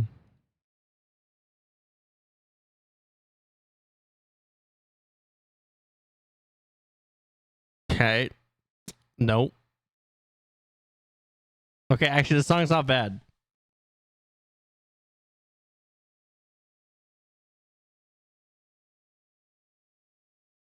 Come on, Grumpy, come on.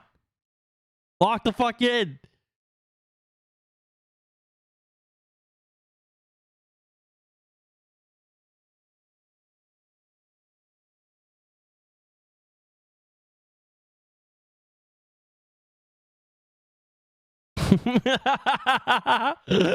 Jesus, farts in my butt, little big stat.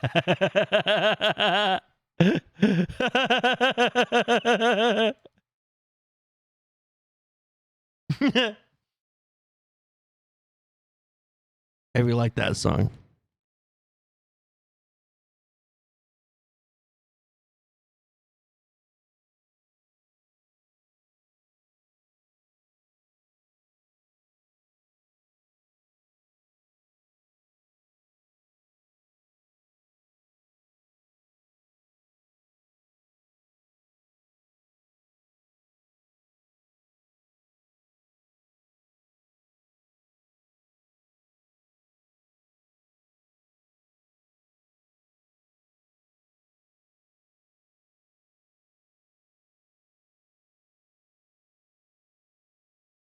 Yeah, store lost.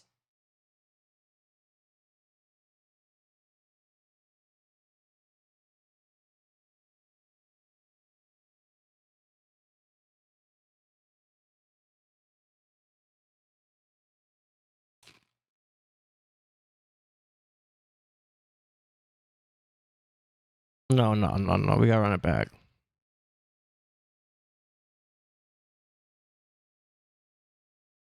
Where am I?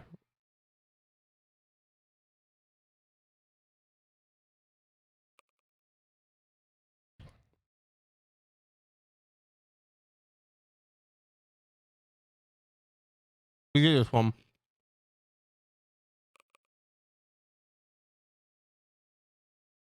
Bruh. What the fuck is this?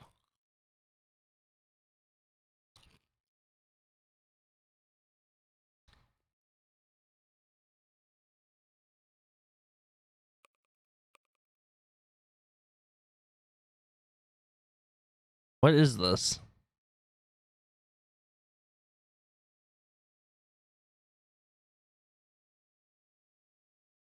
What is happening? I'm so confused. I'm so confused.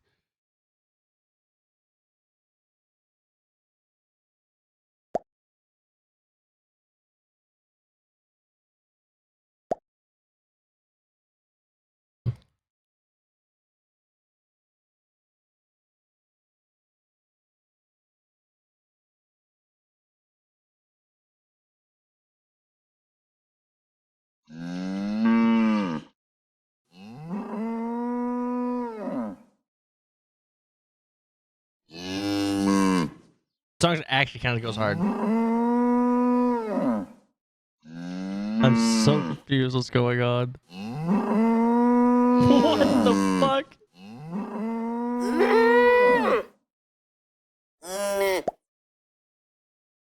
I have no idea what the fuck that game mode is.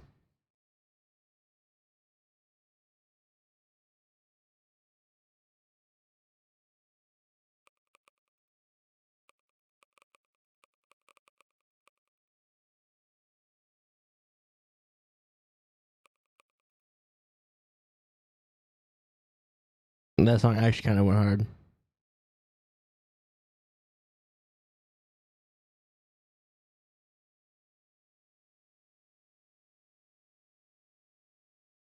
Da da da da.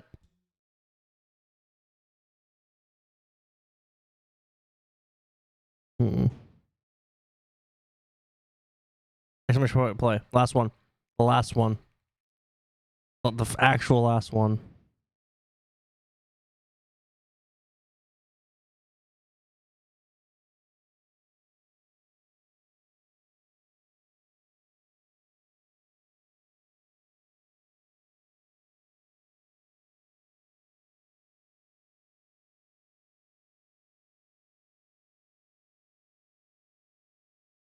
Once you start to marveling, you don't stop. Exclamation point play.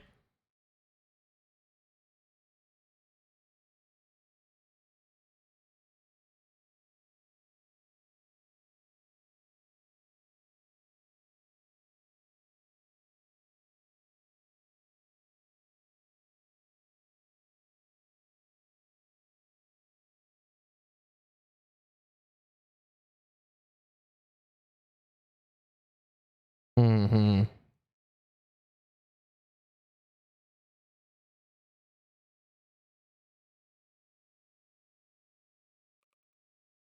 Exclamation point play.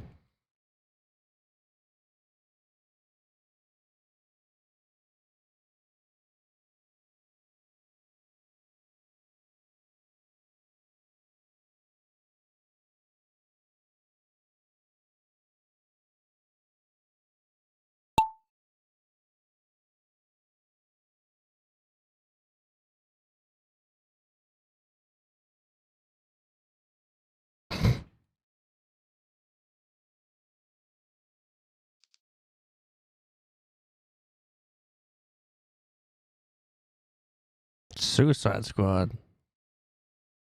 The music got kind of yeah.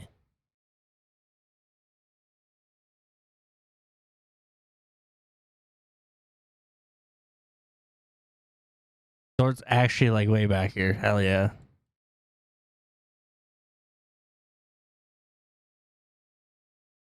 That's what we like to see.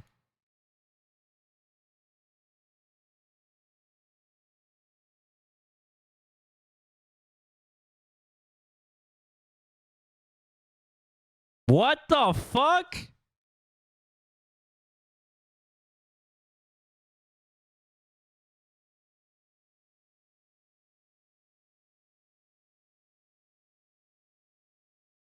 We're doing some Marvels. What's up, Goth baby doll?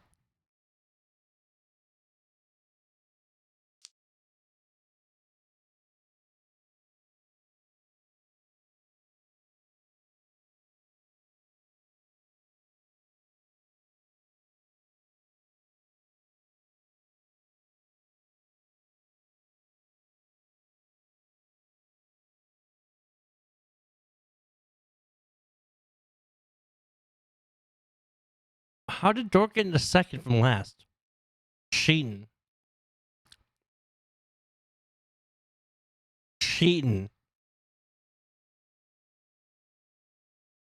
Dork needs to get trapped in here. Low key.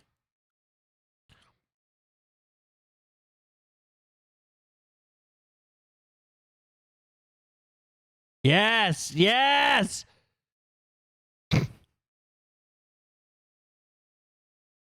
Wait.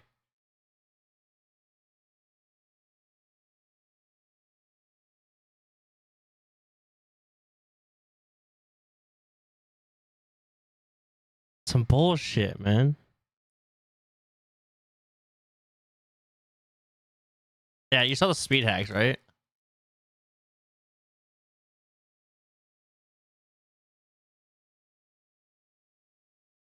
Cashew!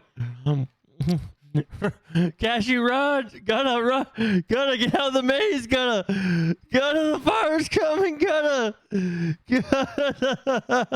no!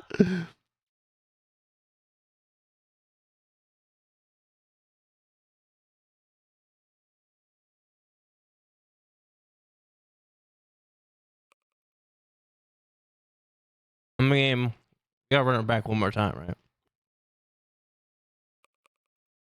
Oh shit. Shit. Well, that sucked. Oh, we gotta read it.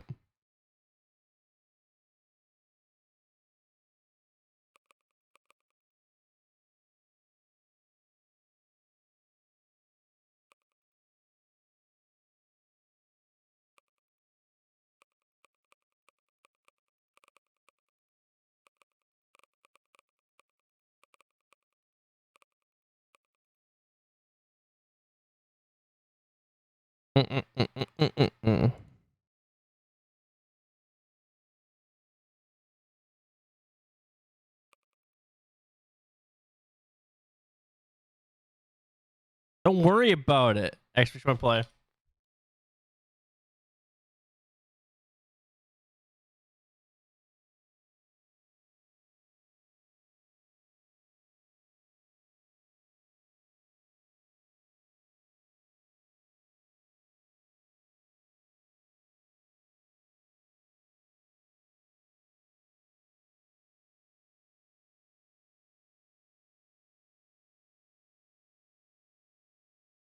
That it?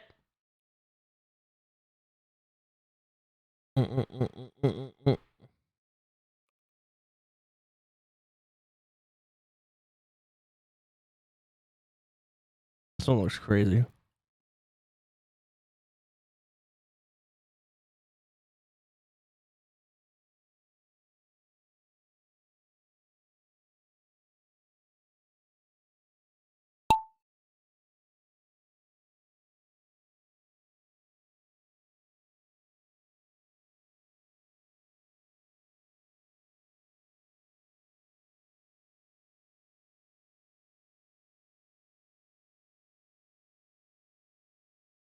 Gotta be Dort. We gotta be Dort. We gotta be Dort. Dort, slow down.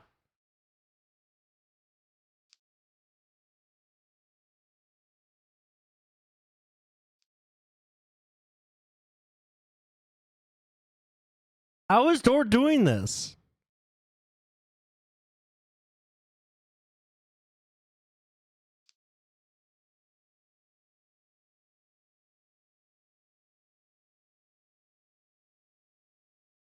$420 guys got toilet paper avatar. What the fuck?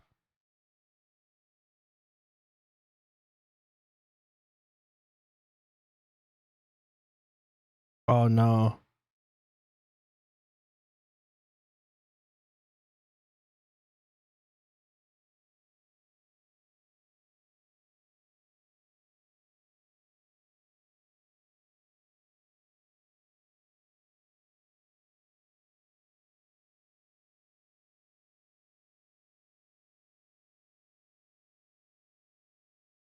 Someone's got fucking kicked out. That was the bouncy ball. Never mind. Or it's just like just barely.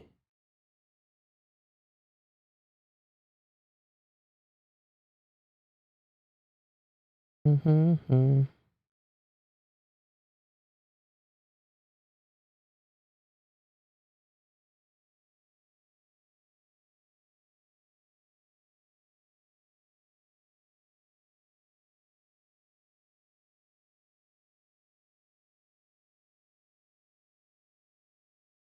Oh.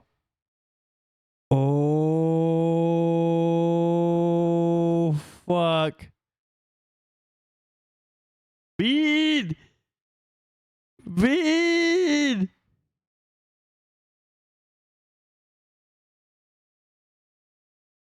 How did I win? Wait, how did I win? What?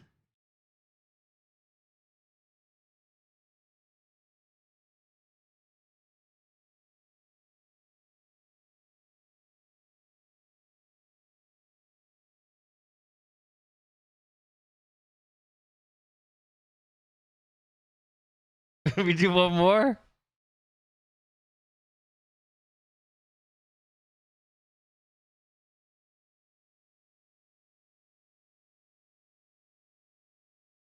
Yeah. Yeah. What the fuck? That was like a god entering the arena.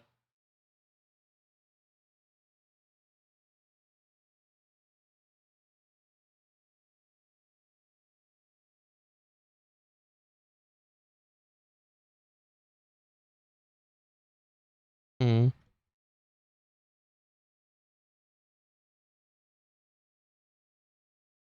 Get ready, ready, ready, ready, ready, ready, ready, ready, ready, ready, ready.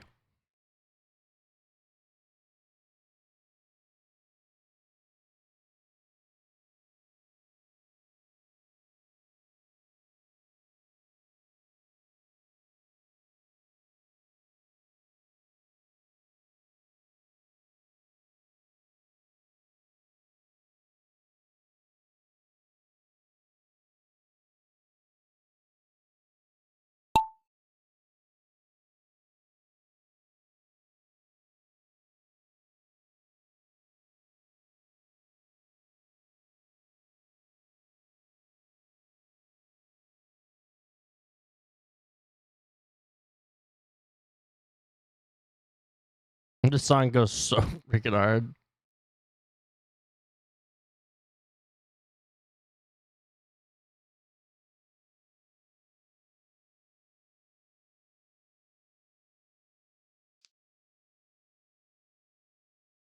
Dort!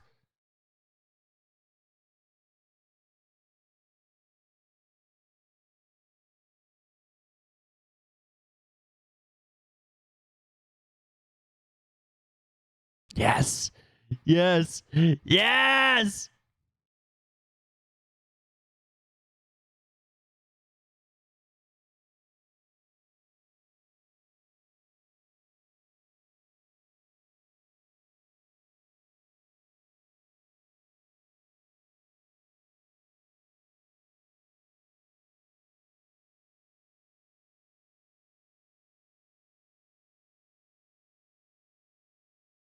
No.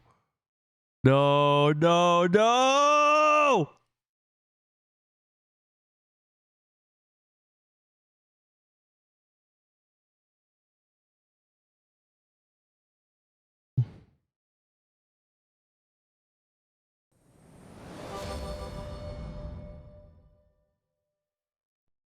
Yes.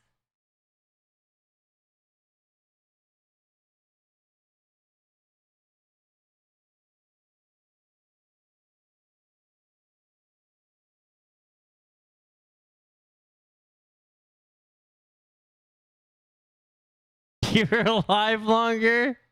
Isn't it you want to finish quicker, right? So I mean, should we do one more? Should we do one more?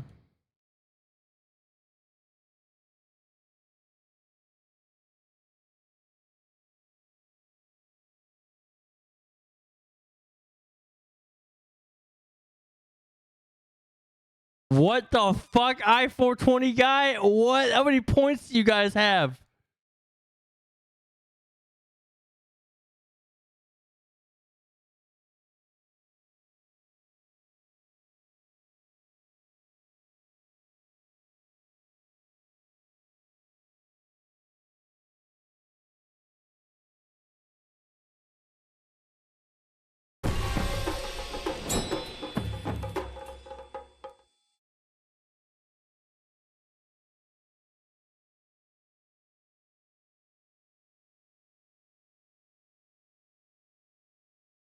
Exclamation point play.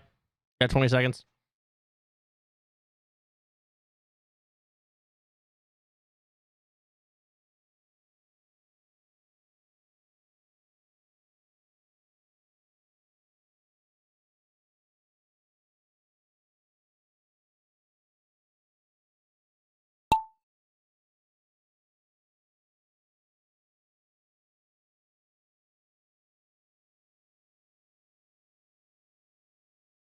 I like this song. This song goes hard.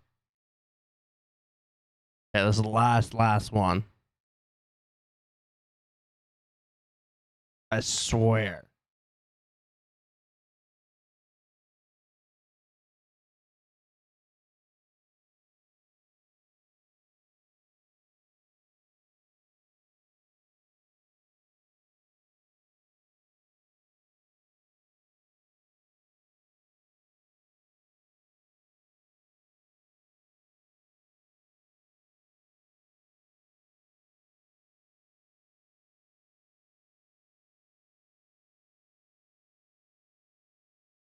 Oh, what?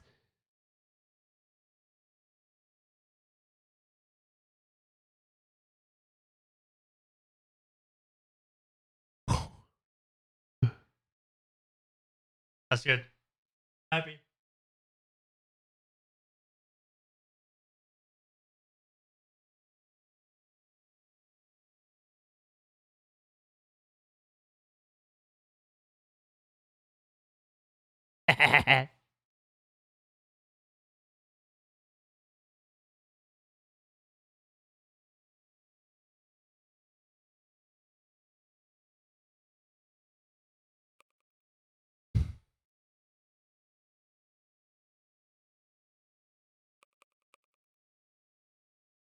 Okay.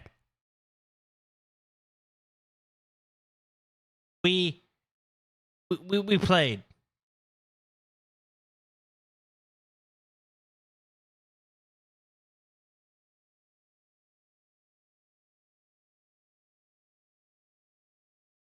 Mm. Mm. DayZ. You guys want to do DayZ or YouTube?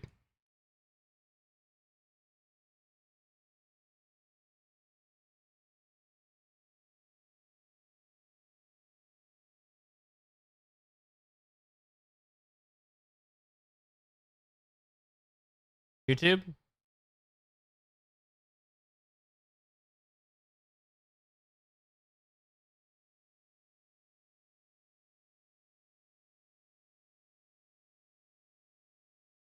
Let's see what we got here.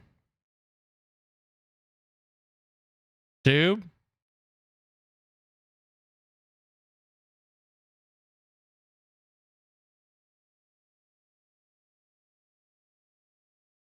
Hi, Mom, I'm famous. Hmm.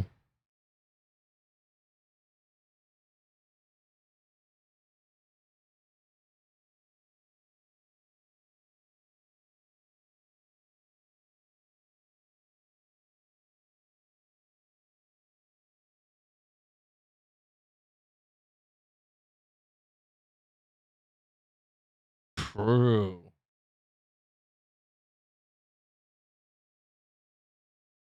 Let's see what we can watch here.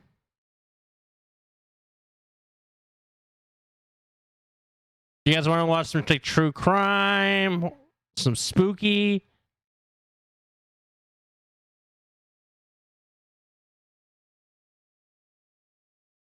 Actually, I got a funny video. I do have a funny video.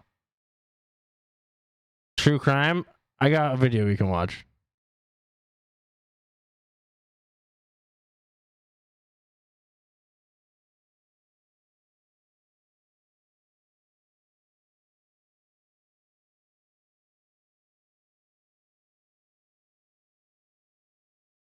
I'm gonna grab a snack though.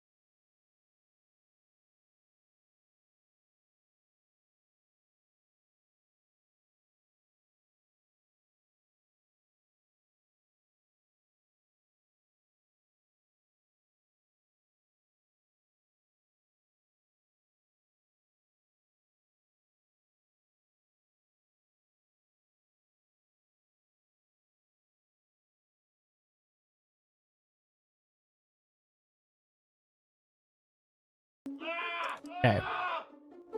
I gotta be honest with you guys. This I turned 30 the is- other day. What can I've I been hear? feeling a bit washed. I'm not doing that. That's this thing. Statistically, and we'll need to scan. Interesting problem.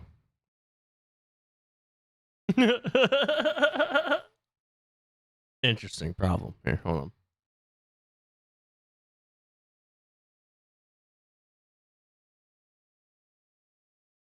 I gotta be honest with you guys. I turned 30 the other day, This and guy I've made- been feeling a bit washed. I'm not doing that. That's this thing. Statistically speaking, my reaction time's about to take a massive dump. So it got me thinking.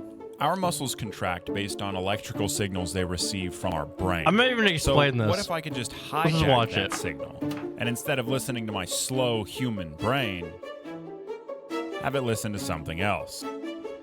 Can I make my muscles have the fastest reaction time in the world? Whoa. Okay. Sponsored by Micro Center. New location coming soon to Phoenix, Arizona. There are three major components to this setup. One, a PC running a program that can find where enemies are on the screen. It's not cheats. I mean, I don't want to cheat. You know what I'm saying? I don't want to cheat. Two, I need a way to send shocks to my Really? muscles at specific wavelengths or whatever to make the muscles contract and move my arm in different directions. Nope. Nope. Nope. And three, I need a little single board computer to interpret the knot hacks into shockies in a very The knot specific hacks. way to turn my arm quickly in the right direction. So theoretically, if I do everything properly, I'm the fastest in the world. But not by cheating, because it's my muscles, okay? I just use some science and engineering to kind of soup them up a little bit. How'd I get? 13 out of 30. Let's go. My average reaction time was about 200 milliseconds, measuring the amount of frames that it took at 120 frames per second for my hand to start moving once an enemy was visible. Some of these cracked out young chaps are getting like 150 milliseconds or sometimes even slightly lower. So ideally, I want to beat the cracked out young chaps with some science. Okay? Little freaking dinguses. Okay? You little twerps. Sub So the 100, setup looks okay. like this. First, I got a Raspberry Pi from Micro Center and got it set up controlling 4 relays from commands I could send over the Wi-Fi. All the red lights should turn off. Hey, how about that, baby? And that's really it for the Raspberry Pi. That'll give me control over whatever circuits we use later to electrocute my arm. Now, the server PC program will need to scan all the pixels on the screen and find human-shaped objects using what's called YOLO computer vision. Then, we can determine the distance and direction of the detected object relative to the center crosshair while gaming. With that information, it could tell the Raspberry Pi which circuit to open and for how long. So if the enemy's to the left, it opens this relay, and if it's to the right, it opens a different one. So theoretically, I just needed to connect these relays to circuits that are shocking my arm in those directions. Position the shockies on my arm in such a way that it moves my arm in the proper direction. So how do you contract a muscle with an external electric signal? You could risk your life building one from scratch. You got a bunch of resistors and capacitors and or buy an EMS 10s unit. These are designed for muscle stimulation, sending super fast tiny little pulses of high voltage to your chosen muscle groups with these little electrodes. I want like an involuntary wrist movement. Personally, I find it unpleasant. That is tingly, and I don't like that. Oh, dude, I feel really dumb that this is shocking me. However, Olivia's little brother couldn't get enough of it.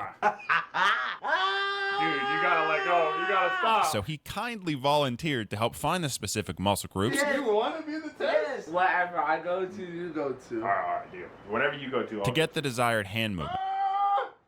Yeah. Basically, I needed to locate the specific muscle that needed to contract, and then you place the electrodes on where the nerves enter that muscle, and then somewhere along the muscle itself, and then it stimulates the nerve, contracts the muscle, Oh, you just start to flex that muscle. which we can turn on and off with a relay.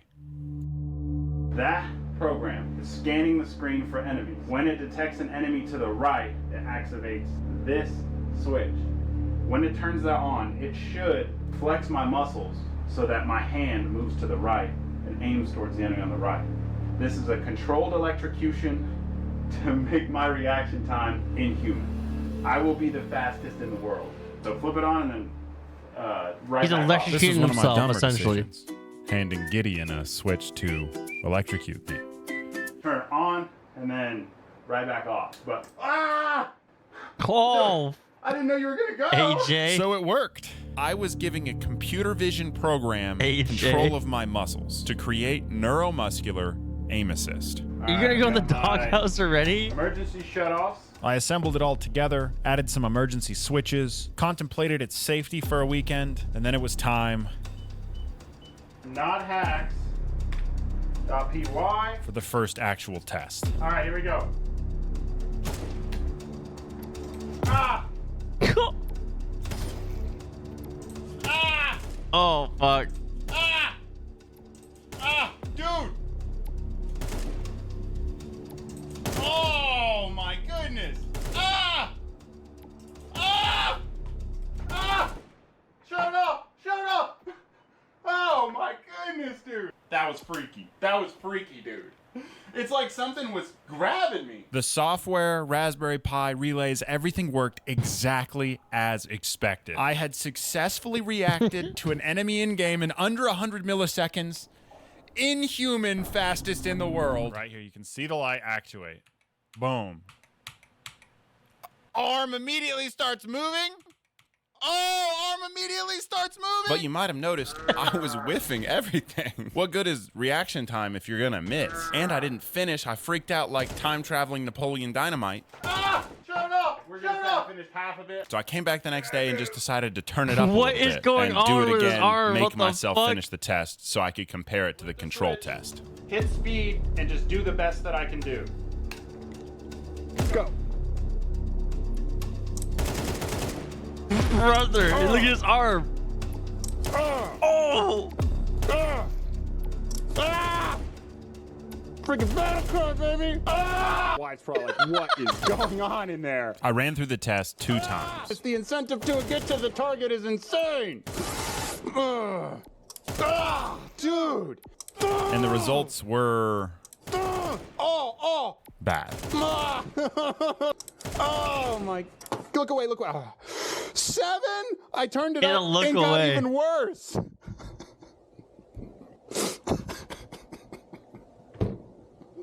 I can turn off. Turn off. After all that, it makes you worse. So theoretically, I have the fastest reaction time in human history right now. But because of the pain, I'm worse at the game.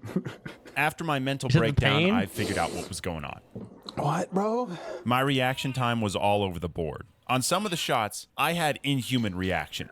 My hand would start moving within 100 milliseconds, and then the combination of seeing the enemy with my eyes and feeling the shock on my arm made my natural reaction time quicker as well. So when my human brain kicked in, my hand was already moving My towards the human target. brain. And it was nuts.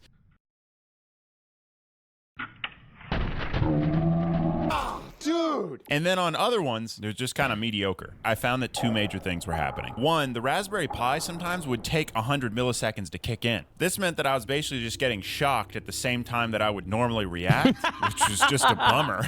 This big blue circle is actually a dead zone designed to prevent just that. The other issue is that in this specific test mode, I'm anticipating the enemies. I know that every 2 seconds there's another enemy on the screen, so my arm's all flexed up and tense, which is resisting the contraction of the muscle that's supposed to move my arm. The same way, like, if someone's about to push you, you lean into it. There are 2 very clear solutions here. For the latency, you go to Micro Center, and for the anticipation, well, you go full nakey jakey and go into matchmaking. I get to game with my buddies 3 hours a week. I got like 12 kids now. I've got to make the most out of those 3 hours. Okay? Essential. You know what I didn't have when I was 17?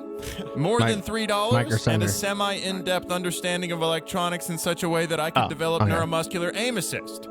Okay? This is for a man. A real man. I'm a great big boy. At first, I thought lowering the latency would be as simple as upgrading the computer. What I had yet to consider is that going into matchmaking meant I needed my program to differentiate teammates from enemies. Otherwise, I'd And just he get got a bigger constantly shocked. screen. First, I tried to make the program search above the bounding box for a nameplate. All my teammates will have their name above their head, right? That made it run really, really slow. Very stuttery. And I still barely know what I'm doing. So after a few hours, I scrapped that idea and then went on to try and differentiate teammates from enemies using color. So within the bounding box of the human-shaped object, I'd have it try and differentiate like greens and blues for CT side, and then yellows and browns for the T side. Nice. Nice.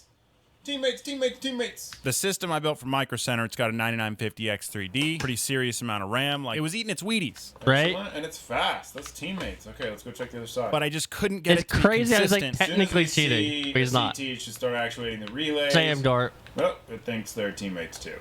What the heck, man? The final solution made me feel pretty dumb. So instead of having the computer vision just search for humanoid-shaped objects, Stinking bald guy. I can't get it to not detect this stinking bald guy. I could just get a different YOLO model that already differentiates the two, built by all the cheaters. I didn't know I was using a generic model, and so I need to switch to using like an actual pre-trained model for CS2 game characters. I'm not using it to cheat, though. I'm gonna modify not hacks to use, because it's not hacks, to use the new CS2 model. I don't know if I mentioned that. I'm not cheating. They're cheating. Teammates! Teammates! Woo, yippee! I'm not gonna get shocked. Well, I mean, I will. I'll go to this other side, and it should just automatically... Oh, that's so much better than the freaking color system I was trying to build myself, dude. Oh, let's go! Enemies! I slapped in a stinking Micro Center 5090 in this bad boy, and so we were done with latency. Oh, that's so much better. Look like it immediately detects them. Boom, shocked. Fast reaction time. Da, da, da, da, da, da. Latency resolved. Can tell the teammates from enemies. But there was one more thing I haven't told you guys about. But now it's time, I think. I think now's the moment. Neuromuscular trigger bot. Okay, I will not. Oh, okay. I found the specific muscle that flexes my trigger finger. I did not choose to press my trigger finger there. It did it for me. And then when the crosshair in-game goes over an enemy's head, it should What? click my finger for me. What? Oh, baby. It's gonna work. But there was a massive problem. I can't just take these into matchmaking because, like, I'm a YouTuber. I would say not cheats, but some people might consider these cheats. And so what I did was I just took it into matchmaking. You gotta get over it. But before I go into matchmaking, I gotta tell you about this computer. You might have noticed that it has Linux installed. And I'm not yet a true Linux user because I waited 12 minutes to tell you. That's unheard of, okay? But I'm gonna stop showering and may or may not be making a switching to Linux video thanks to Micro Center providing all of the electronics for this PC, this entire video, because they've got everything. They've got it all, man. The Raspberry Pis, they have Arduinos that would have worked for this project, but I actually forgot that they had them. They even have like a Jetson Orin Nano, that's another thing that would have done this, that would have worked. Ultra wide monitors, so you can have a wide field of view as the AI writes your code for you. This guy Connor at the Micro Center, he knows things. You go He into any knows- other he electronics knows store that will things, not guys. be named, Sends people here. and they'll send you to Connor at Micro Center Fuck yeah, Connor. because they actually know things at Micro Center. Micro Center's like the last place on earth where you're actually gonna get a deal on electronics. All throughout August, they have some insane deals going on for building a computer. So if you're gonna upgrade, or if you wanna build a PC and stop showering with me, this is your moment, man. This is your moment. Stop showering, bro. We'll stop showering together. Sign up for VIP days at the new Phoenix location. You get a free 128 gigabyte flash drive. Go to Micro Center. Come on, yeah? Go to Micro Center!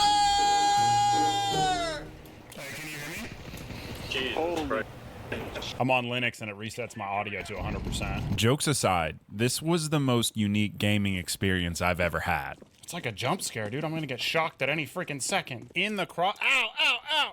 Good crosshair placement is a massive incentive right now. Hey, have you guys ever heard of neuromuscular aim assist? That sounds like some muscle memory. So I hooked up a TENS unit to some CSGO cheats and it's shocking my arm to the right direction. That's fucking wild. But it's not cheats, you know what I'm saying? It's my muscles doing it. Yeah. Okay, I mean, so yeah, that's a loophole. Holy shit. we're in agreement then. It's not cheating. Yeah, I'll believe it. Excellent, thank you. I At believe it. times, it legitimately felt like a computer had control of my arm. I basically have like a trigger pot that shocks my finger as well. Ow, ow! Dead guy shocked it. And other times, I couldn't tell if I was being assisted or not. Oh, dude, I don't know if that was a trigger bot or me, but good shot. Oh my goodness, dude. Sometimes things would happen so fast, I didn't even know my arm was doing the thing it was supposed to, or what happened. Ah. It shocked my, it made me aim up. That was kind of cool. Like this time, it pulled my arm towards an enemy outside the dead zone, but I was already shooting at an enemy in the dead zone. Or this time where for just 2 frames it thought this teammate was an enemy and moved my arm to the right. Like a tens unit. Does it work 100% of the time? What is that? Ow! But it's not cheating because work? it's my muscles. That's some crazy shit, bro. We really It's living in my the future. muscle. But other times, it was a clear, distinguishable assistance to detecting an enemy I otherwise would have reacted to slower. Ah! Oh, dude, that was crazy. Dude, it worked! It saw the enemy before I did and made me turn. That's sick. All right, guys. So I'm not cheating. I do have a program running that will electrocute my trigger finger if I'm on their head. It's kind of awesome. Do you think that should be considered cheating? Not valid. All right, cool. So would you guys personally run neuromuscular aim assist? I run it. And then I found it. So it should shock my finger. I've found out you need to kind of leave it limp. That way your own muscles don't resist. You need to... Oh! Scoped weapons with neuromuscular trigger bot. Okay, let's see. Someone's gonna swing the corner, and I'm gonna get shocked. This truly made it feel Oh, that was nasty. like I was just better than I actually was. Oh my goodness, baby! Like it worked, Oh! Limp finger. and it worked good. That feels wild. So in conclusion, the concept of giving a computer vision cheat program control of your muscles and movements can potentially make you the fastest in the world. Like with some more precise electrodes potentially placed in the skin, maybe like 8 channels. You concur? Not cheating? I think so, yeah. You think it'd make you better? I mean, theoretically, yeah. That'd be your best. I'm gonna say yes. Some solid state relays that have significantly less latency. And if you wanted to get riskier, just connect this to Ethernet instead of wireless, you could realistically give yourself sub 50 millisecond reaction time and have it move your muscle precisely to the enemy's head instead of just a directional assistance. And then electrocutes my finger to shoot. That's cool. But I don't know if I want to spend the 3 hours a week I get gaming getting tased in the arm. I turned it up. And man, I forgot to tell him I was using Linux. I'm gonna go smell some sunshine or something. Thanks for watching. I forgot that I used Linux. Okay. True crime, huh? A true crime story.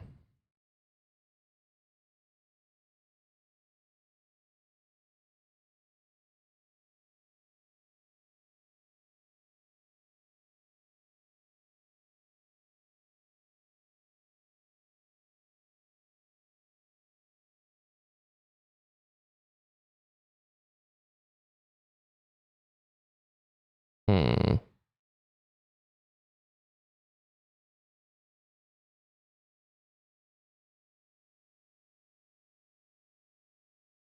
Are you actually?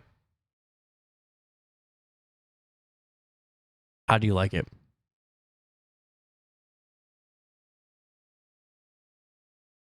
Next video.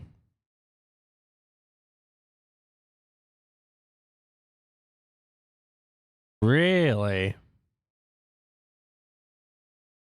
I find it crazy you actively use a Steam Deck.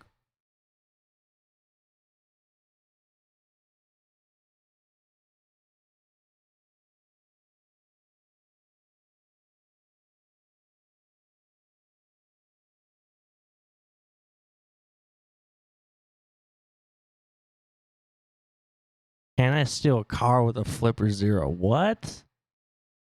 The actual fuck?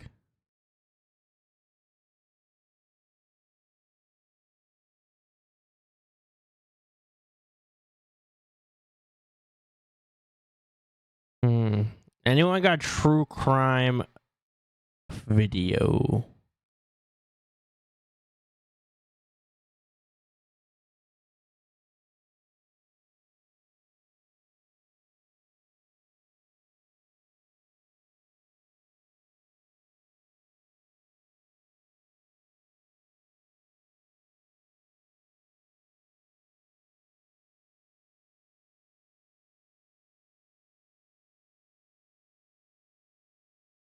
Bruh.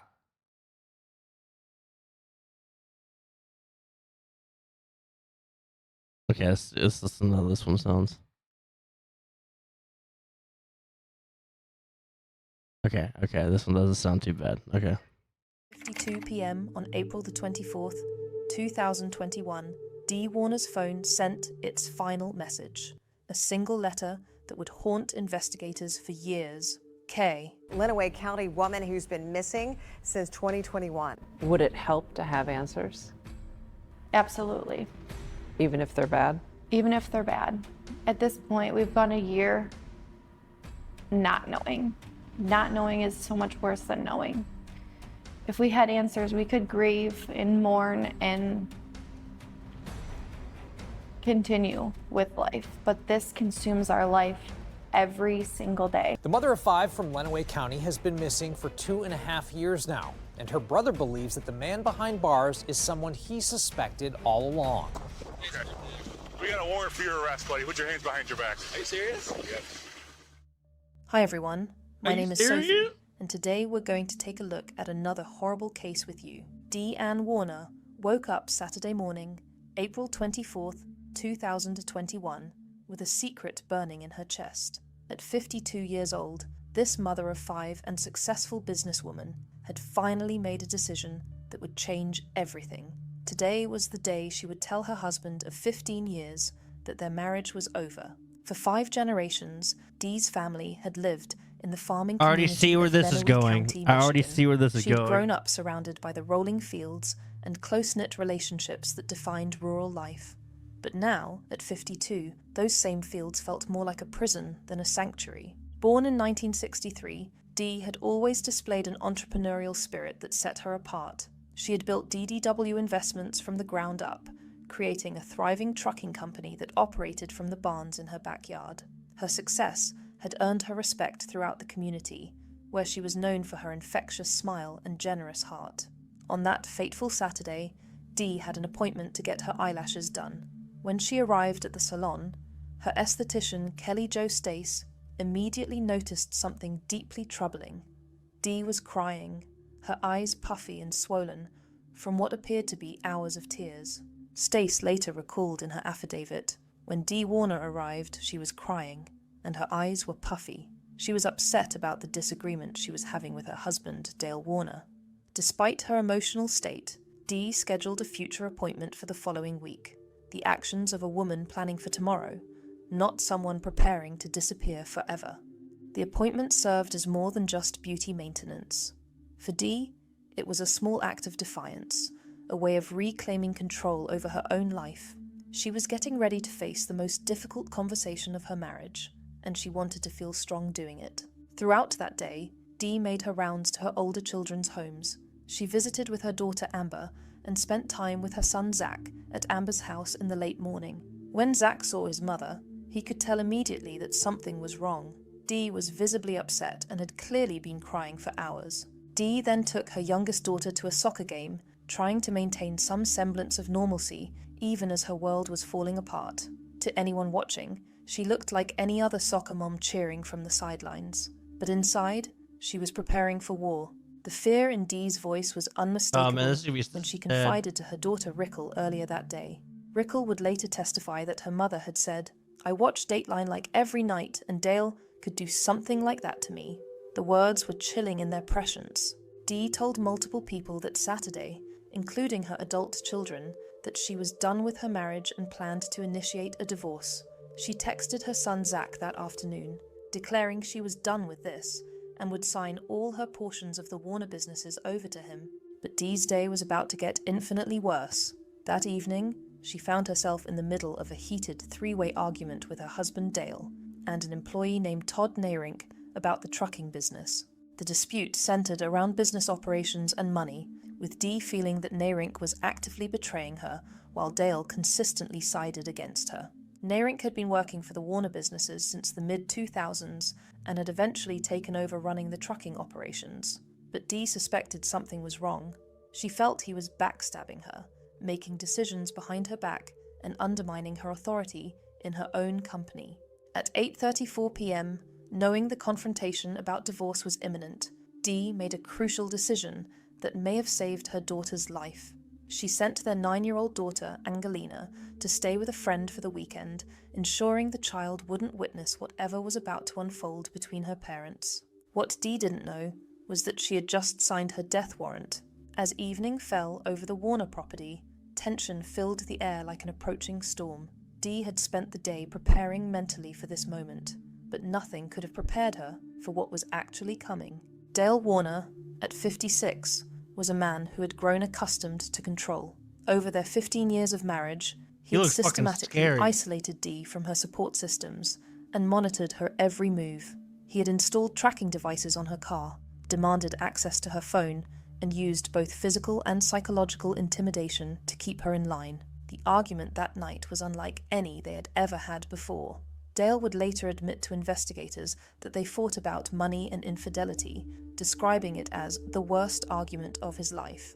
But this wasn't just another marital spat. This was Dee finally standing up to her abuser and demanding her freedom. Earlier that day, Dee had been in contact with her business manager, Stephanie Volkler, via text messages about the ongoing issues with Todd Nayrink. In their text conversation about Todd and Terry, Volkley later testified that Dee told her she was hyperventilating and throwing up, and that she had told Dale she wanted to sell everything. The conversation revealed just how desperate Dee had become. She wasn't just talking about leaving Dale, she was talking about liquidating everything they had built together and starting over completely. Yeah. For a man like Dale, who viewed his wife as property rather than a partner, this represented the ultimate betrayal. At 10:24 p.m., Dee's friend sent her a text message asking how things were going. For someone who was known to be very talkative, very expressive, and who texted a lot, what happened next was completely out of character and would become one of the most haunting details of the entire case. For 29 agonizing minutes, there was silence. Then, at 10:53 p.m., Dee's phone responded with a single cold letter. K. Private investigator Billy Little, who would later work with Dee's family, explained the significance of this response. She was very talkative, very expressive. She texted a lot. Never once, not one single time, was her response the letter K. So after the friend says, "How are you doing?" No response. Half an hour later, the letter K, and the phone gets turned off. That single letter would haunt investigators for years. It was so out of character for Dee that her family immediately knew something was terribly wrong, but by then, it was already too late. According to Dale's version of events, a story that would change multiple times over the coming months, the couple somehow reconciled by the end of the night. He claimed that Dee fell asleep on the living room floor while he was giving her a massage for her chronically sore neck, and that he then carried her to the couch before going to bed himself. But investigators would later discover that this story was just the first of many lies Dale would tell about that night. Looking back, the warning signs had been there all along. Dawn broke over the Warner farm on Sunday, April the 25th, 2021, but Dee would never see another sunrise. According to Dale's account, Dee was still asleep on the couch when he left for work at 6:30 a.m., snoring peacefully as if nothing had happened. And then this morning around 6 o'clock, I got up and, she was snoring away. I texted her and she didn't answer, so I figured, well, she's still sleeping. But investigators would discover that this seemingly innocent detail was actually one of several inconsistencies in Dale's story. Around 9 a.m., Dee's adult daughter, Rickle, arrived at the family farm with her boyfriend and young daughter for their traditional weekly Sunday breakfast. This was a routine they had maintained for years, a time for 3 generations of the family to come together and share a meal. But when they knocked on the door, no one answered. They called out for Dee, but the house remained eerily silent. This was unprecedented. Dee never missed their Sunday breakfasts, and she certainly never failed to answer the door when her daughter arrived. When Rickle finally tracked down Dale on the property, what happened next would chill her to the bone. Dale approached her, holding something that shouldn't have been in his possession, Dee's $50,000 wedding ring, a symbol of their marriage that Dee wore every single day. Dale claimed he had found the ring on his desk in the office, explaining that Dee had left it there before she disappeared. But Rickle knew her mother would never remove that ring, especially not if she was simply going away for a few days, as Dale was suggesting. The ring was just the beginning of Dale's elaborate story. When questioned about Dee's whereabouts, he told people that his wife had taken a travel bag, her purse, her phone, her curling iron, and hairspray with her when she left. He suggested she might be staying with another man, perhaps even leaving the country. But there were immediate problems with this narrative. Both of Dee's vehicles remained parked on the property, one in the garage at home and another at her office about 100 feet away. How could she have left without transportation? More disturbing was what Dale told investigators about Dee's supposed escape plan. He claimed she had a secret phone that she used for clandestine activities. Deputy Hall captured Dale's exact words on bodycam footage. I told the other kids she's got a second phone. Do you have a phone number? No, it's a secret phone that she doesn't know that I know she has it. This was a classic tactic used by abusers, projecting their own secretive Secret and controlling phone. behavior onto their victims. Well, the cops can Dale get had been the tracking records. Dee's movements and monitoring her communications for years, but now he was suggesting that she was the one with secrets. When Dee's son Zach arrived at the property later that morning with his sister Rickle to search for their mother, Dale's behavior became even more suspicious. Surveillance footage captured Zach arriving at the office where Dee kept her desk, searching through the building and the surrounding areas. When Zach finally encountered Dale on the property, Dale asked him something that seemed strange under the circumstances. "You really don't know where your mum is?" When Zach replied that he had no idea, Dale's reaction was notably calm for a man whose wife had vanished without a trace. After that Sunday morning, every electronic trace of Dee Warner ceased to exist. Her phone records showed no activity, her bank accounts remained untouched, her social media profiles went silent. There was no evidence she had used her credit cards, called anyone, or accessed any of her online accounts. Dee's cell phone had switched from Wi-Fi to cellular service around 11 p.m. on the night of April the 24th, then went completely dead at 2:30 a.m. on April the 25th. No, for a woman who was constantly connected to her business and her family, this sudden silence was deafening. That text message would be the last anyone heard from her. To understand what happened to Dee Warner, you need to understand the life she was desperately trying to escape. This wasn't just a marriage gone wrong, it was a carefully constructed prison that had taken years to build. Dee's daughter Rickle would later testify in court that her mother was trapped in an extremely toxic relationship with Dale Warner. She described a household filled with constant tension, where there was a lot of yelling, a lot of cussing, slamming things, on a regular basis. But the abuse went far beyond raised voices and slammed doors. Dale allegedly stalked Dee both physically and electronically, installing tracking devices on her car and demanding access to her personal communications. Rickle testified that her mother had actually shown her the tracking device Dale had placed on her vehicle. The psychological manipulation was perhaps even more insidious than the physical control. Dale had convinced Dee that she couldn't survive without him, that her business success was somehow dependent on his involvement, and that leaving would result in her losing everything she had worked to build. In December 2020, just 4 months before her disappearance, Dee had tried to leave Dale. She confided in a friend about what happened when she attempted to escape. The friend later revealed that Dee told her Dale had called her a cunt and threw me into the dresser when she tried to leave. Even more chilling was what Dee said next. She told her friend that Dale had turned into the devil and that he wouldn't allow her to take their daughter Angelina if she left. Her final words about that incident were prophetic. "I literally thought he could kill me." The physical violence was becoming more frequent and more severe. Sometime around November or December 2020, Dee had shown her business manager, Stephanie Volkel, a disturbing injury, a large bump on her forehead that Volkler described as a goose egg, roughly the size of a quarter. Dee's hair was covering the injury, but it was clearly the result of blunt force trauma.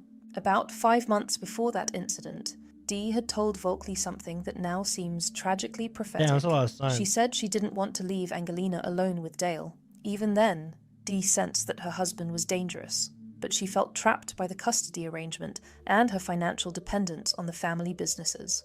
The control extended to every aspect of Dee's life. Dale monitored her movements, tracked her communications, and even attempted to isolate her from her adult children from her first marriage. He demanded to know where she was at all times and became increasingly poor Dee, agitated man. when she spent time with her family or friends without his supervision.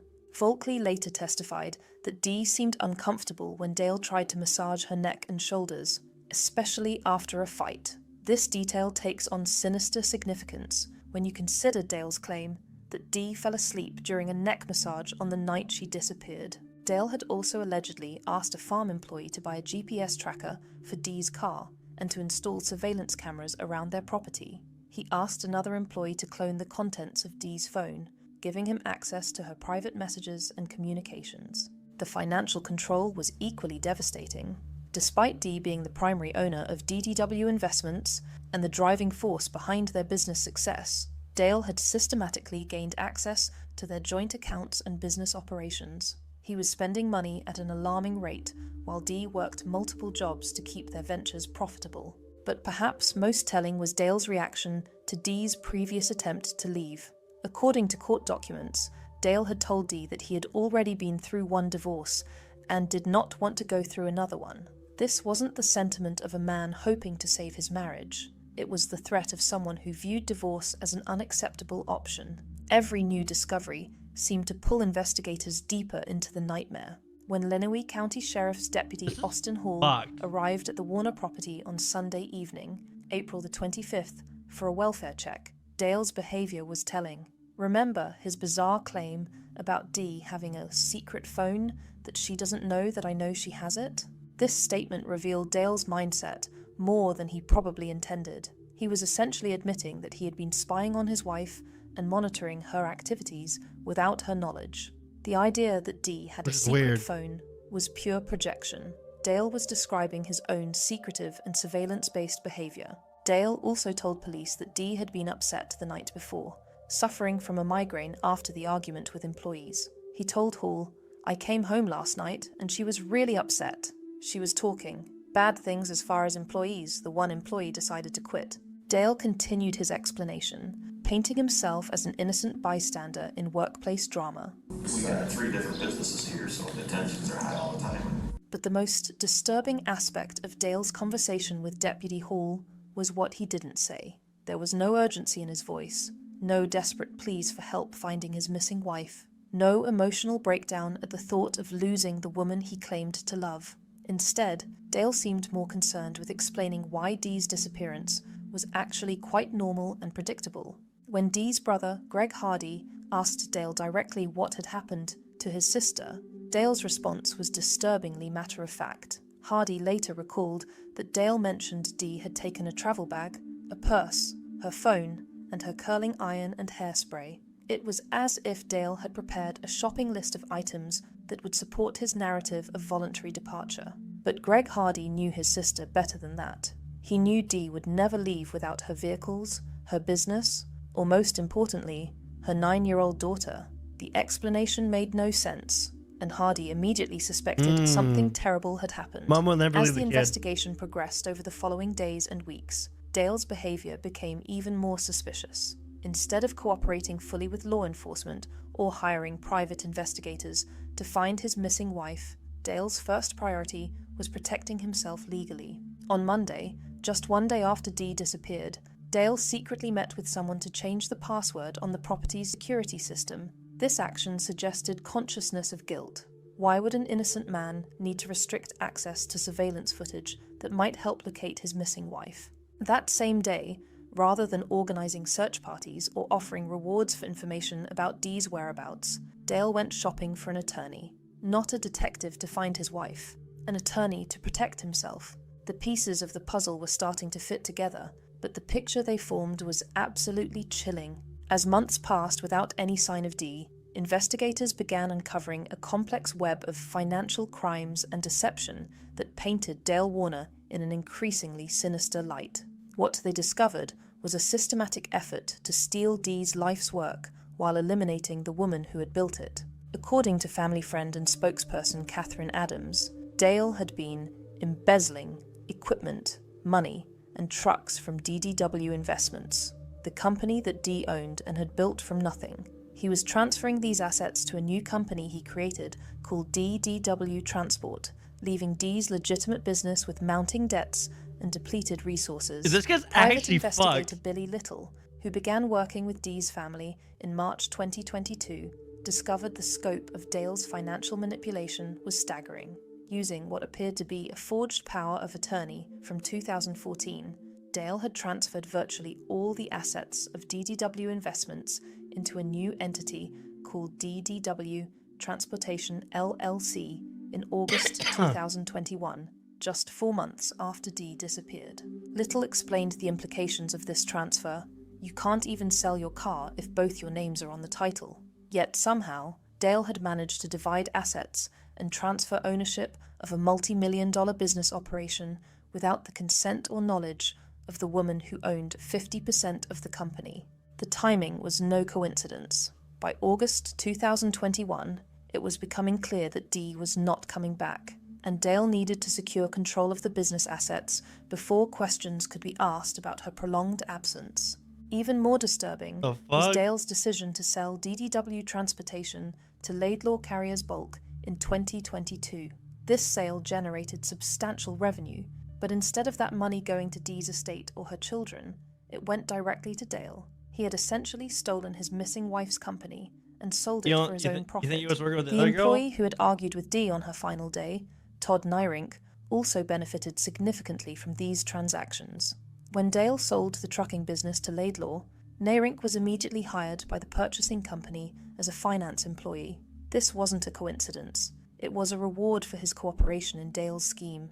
But Nyrink's involvement went much deeper than anyone initially realized.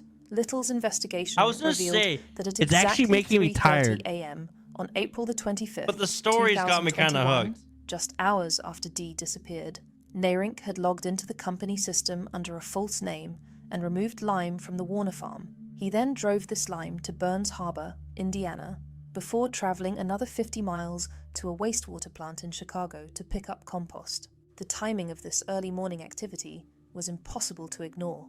What legitimate business purpose could Nyrink It's have had literally for true accessing the crimes to farm sleep at to. 3:30 a.m. on the morning Dee was discovered missing? And why did he use a false name to log his activities? Little had obtained recordings of Nyrink speaking to his massage therapist about his involvement in the case. In these recordings, Nyrink admitted he was involved up to his ears in the Deanne Warner case. He also revealed that Detective Kevin Grieker, who was leading the local investigation, was romantically involved with Nyrink's first cousin, a conflict of interest that I should only have watch resulted Sleepy when it comes in to true Grieker's crime. removal from the case. The financial discoveries It's extended literally beyond that, the business yes. assets. Dee's son Zach testified that he had tried to access an electronic safe at Dale and Dee's home before her disappearance, but the combination he normally used was no longer working. When he used a backup key to open the safe, he discovered that a substantial amount of money Dee had stored there was missing. Only Zach and Dee had known the combination and had access to the backup key. Even more revealing was Dale's behavior regarding property division after Dee's disappearance. Little discovered that Dale was attempting to split off a piece of property where Todd Nyrink lived, despite the fact that this required approval from Dee, who owned 50% of the Warner farming operation. Little questioned this decision.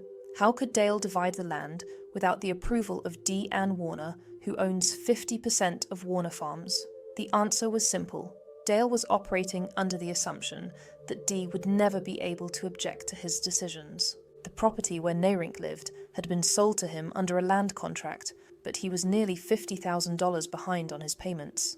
Little noted, it's funny that after Dee goes missing, guess who stops making payments on that land contract? Todd. Every new lead seemed to pull them deeper into a nightmare of greed, betrayal, and murder. After 20 months of intensive investigation did they find her? involving hundreds of hours of detective work by Michigan State Police and Lenawee County prosecutors, authorities finally had enough evidence to act. The breakthrough came not from a confession or a witness, but from the methodical accumulation of circumstantial evidence that painted an undeniable picture of guilt.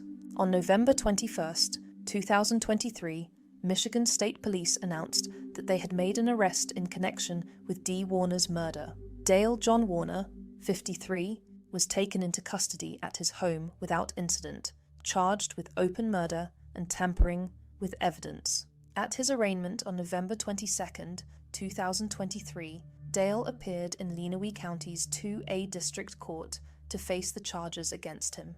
When asked how he pleaded to the charges of open murder and tampering with evidence, Dale responded firmly, "Not guilty." The prosecution requested a bond of $20 million, arguing that Dale posed a significant flight risk and danger to the community. Dale's defense attorney requested that he be released on a reasonable bond, but Judge Anna Fruscher denied the request. Dale was ordered held without bond pending trial. The arrest validated what Dee's family had believed from the beginning, that Dale was responsible for her disappearance and death, but it also meant confronting the reality that Dee was never coming home alive. Dee's daughter, Riekel Bock, expressed the family's determination to continue fighting for justice. "This is not over, it's only beginning. We will fight even harder to make sure we get the justice she deserves." But the most devastating discovery was yet to come.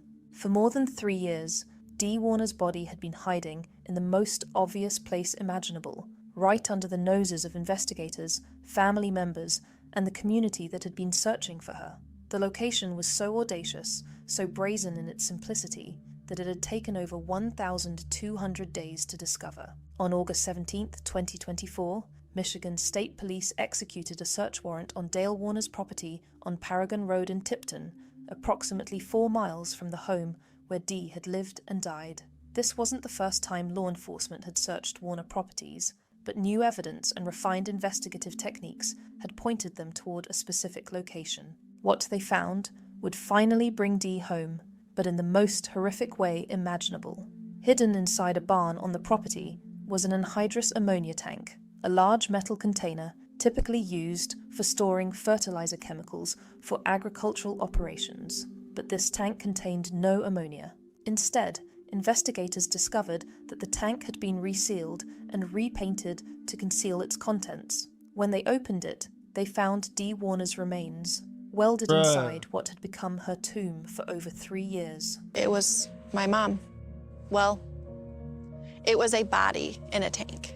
The discovery was both a relief and a new source of anguish for Dee's family. On August 22, 2024, the Jackson County Medical Examiner positively identified the remains as Dee Warner through dental records.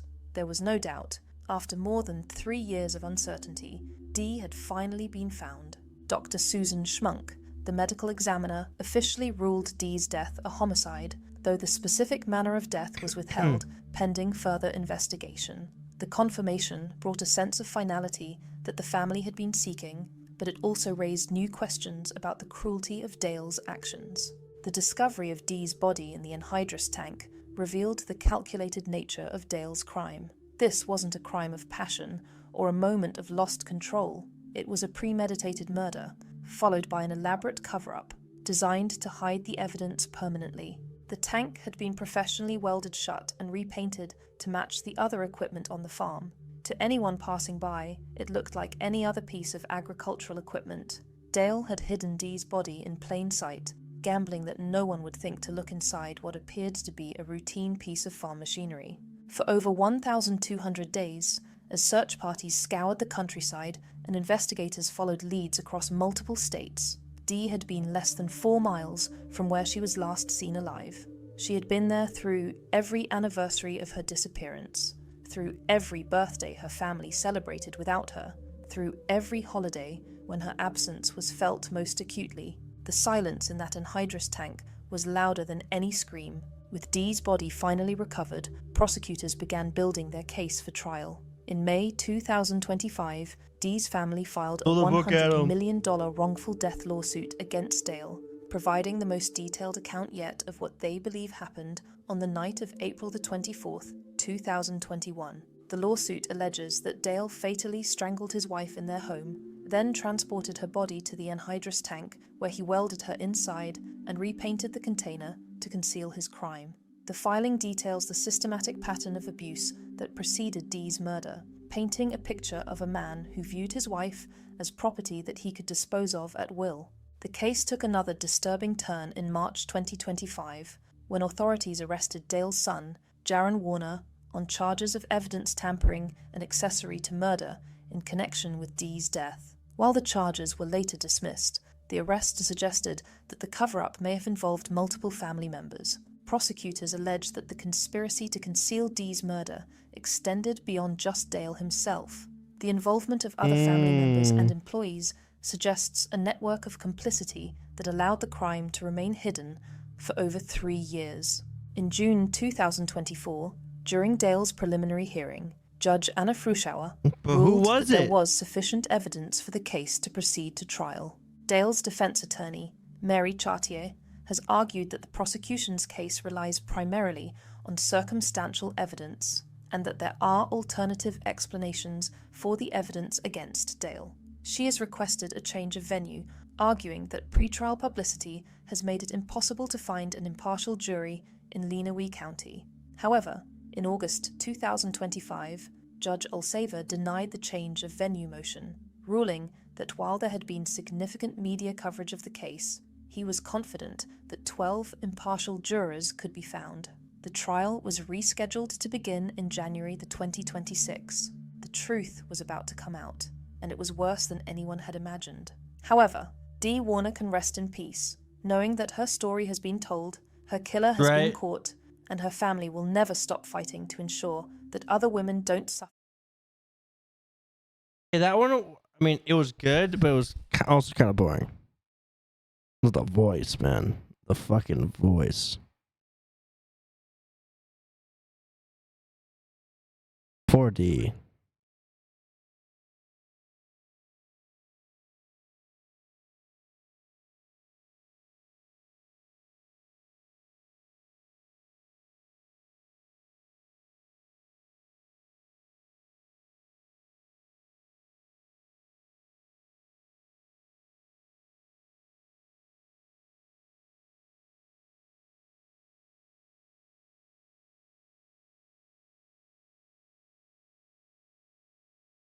Okay.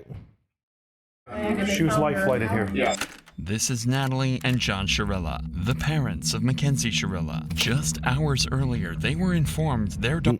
I think so. We'll grab a snack real quick. Plinko? Plinko. Then one more, and then we'll head to bed. I'll head to bed.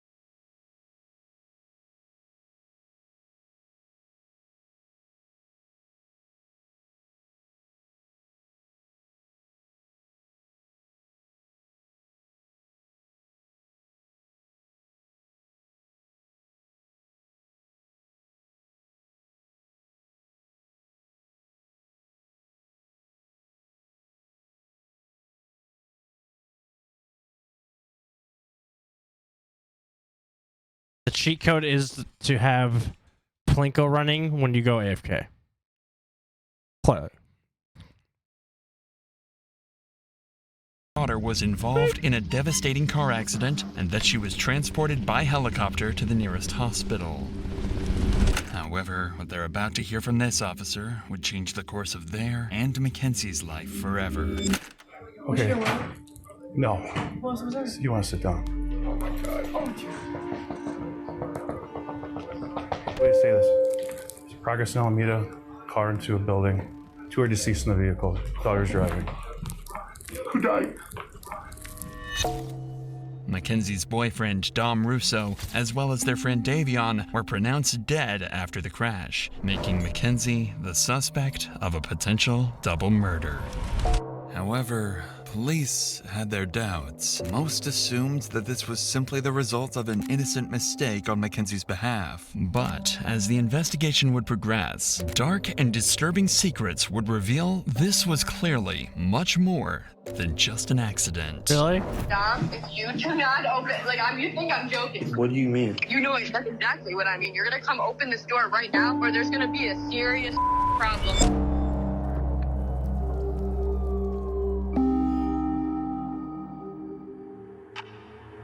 I don't like that. I don't like that. 17-year-old Mackenzie Shirilla, her 20-year-old boyfriend Dominic, and their friend Davion are on their way to a high school party. With Mackenzie's 18th birthday in just 2 days, the group has decided to go out and celebrate. But what seems like a normal night out will in a few hours turn into one of Ohio's most disturbing mysteries. At around 2 a.m., Mackenzie and Dominic are seen smoking at the party, and at one point, Mackenzie reportedly offers the host of the party psychedelic mushrooms. This was unlike Mackenzie, as her friends had never seen her use a substance before, let alone pass them around. At 3:30 a.m., the group leaves the party and drives to another friend's place across town. There, they hang out for a little over an hour watching South Park. By 5 a.m., Mackenzie decided it was time to go home. Strangely, she asked to drive instead of Dominic. This was unusual, but Dominic agreed. Additionally, when Davion asked for a ride, Mackenzie refused to let him in the car. After an argument, Dominic convinced her to take Davion home. All 3 of them would get in the car, sealing their own fate. At the intersection between Pearl and Progress Drive, CCTV spots the car making a turn off course from Davion's house. Instead of driving along Pearl Drive, the car turns onto Progress Drive, a road that ends abruptly with a brick wall. CCTV would spot the car rapidly start accelerating, going from a calm 30 to over 90 miles per hour. What? In the very last seconds, an intense turn would take place, leading the car to narrowly avoid slamming into a tree. But it would be too late, and the car would speed into the brick wall. The crashed car would remain undiscovered for 45 minutes, until 6:15 a.m. when a passerby on a motorcycle would discover the destroyed vehicle. About 10 minutes later, law enforcement would arrive, and through their body cams, we can witness the horrific discovery they would make. 45 minutes, no one. No one's breathing. Bust that window out. All right. Oh my God. Who can hear my voice? Who's in here? Drivers. Radio, bring it.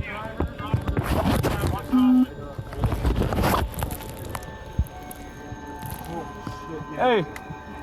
This is bad, guys. She's alive. We got to get her out. Here, all right. Reach up and unlock this door. Let me see your knife. Let's cut this thing out.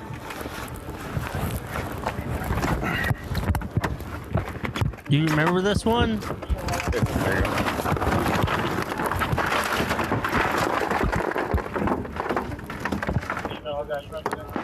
I don't feel anything. I don't feel a pulse. She's breathing. I saw her stomach's moving. Oh yeah, yeah. We got two that are gone. Yeah. Okay. I know. Jesus Christ. This is the worst I've ever seen. Too fresh How old for is you? Dominic Russo? 17? 19? Rest in peace, buddy.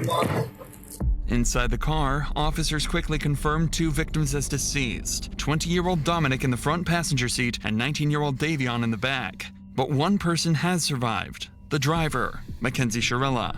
As medics and firefighters rush to tend to the victims, investigators begin trying to understand how such a devastating crash could have happened. That's when they start uncovering alarming details. It looks like they even went off the road up there. They did. But I mean, if you're hitting a building that hard, I just can't believe all the people that work up here, that are up here all night long, no one heard. They're in factory type settings. Yeah, well. And it's dark over there. That's insane though. Once they get her out, I'll go over to this building because I think there's a camera on the front of that building. I don't know if it's working, but I can always ask. As authorities work to save Mackenzie, the man who initially called 911 to report the incident arrives on the scene to give his side of the story. Appreciate you giving us a call. Yeah. Someone in it, obviously. Yeah. Yeah. All right. Yeah. So that's a bummer. I didn't want to get stuck, and I'm like, I ain't fucking. I don't know what's going on. Right. No, I appreciate you giving us a call. Absolutely appreciate it. They fucking were hitting it, man. Yeah. I mean, obviously, because I saw that front end. They definitely hit it hard. Fucking So. destroyed. Right. All right. Well, what a way to start your Sunday. I guess better than theirs. Huh? Right. I appreciate the call, sir. Thank you. Officers Buddy, filed that's the crash fucked, as an man. accident, stating that the Don't say driver that. appeared to have attempted to steer off course, but Did was he say unable he to didn't regain wanna- control. he didn't wanna get stuck? Mackenzie was diagnosed with a condition known as POTS, which can cause dizziness and fainting, something officers believed may have contributed to the crash. The presumption was that a combination of Mackenzie's medical condition and drug use had likely led to the tragic crash. However, one detail worried officers. There were no signs He's of like, "Bro, I braking wasn't- anywhere, and officers would soon begin to discover why. I've personally been told that she did voodoo on him.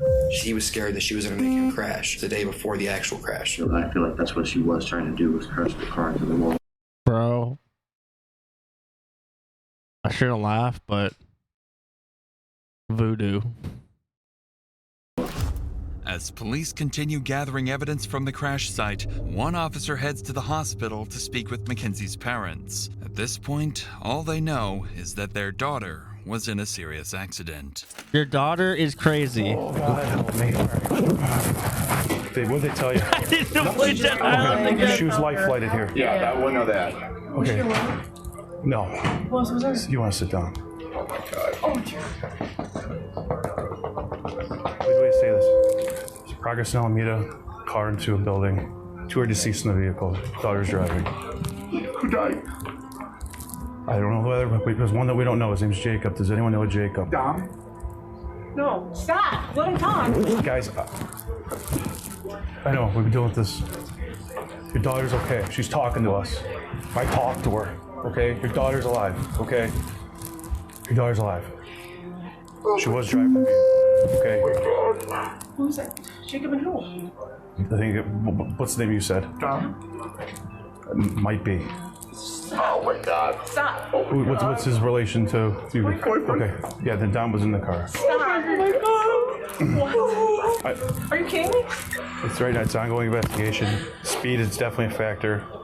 So are drugs. Dom is dead? Dom is dead? Is that what you're saying to me? Look at me. Is Dom dead? There's no easy way for me to say anything right now, man. Dom, This is a serious situation. Dom with curly? Are you the same Dom? Maybe it's a different Dom. It could be a different Dom. Might be a different Dom. What's Does that? she know about their third? No, not at all. We're gonna keep it that way for. Okay, she's getting worked on now. Okay. Full transparency here. There's drugs in the car. She had a bag of mushrooms on her and a scale. What? Full transparency, guys. I'm sorry, I'm ripping the band-aid off. Okay. Drugs in the car. So she was awake, but not awake. So she was going back. In and out of consciousness. Should be fully extracted from the vehicle. IFD. I know she has a severe leg injury. But like I said, she was speaking, and she had her seatbelt on. Mackenzie was the only one in the car wearing a seatbelt, which was why she was the sole survivor. If her intention had been suicide, it's unlikely she would have taken that precaution. This detail would later become important to the investigation. Seatbelt off. Yeah, that probably saved her life. 100%. No. I don't believe the others did. Mackenzie's parents would take the news relatively well, relieved their daughter had survived. But officers now faced a much harder task, telling Dominic's parents. Remember, at this point, they didn't even know their son had been in an accident, let alone that he had passed away.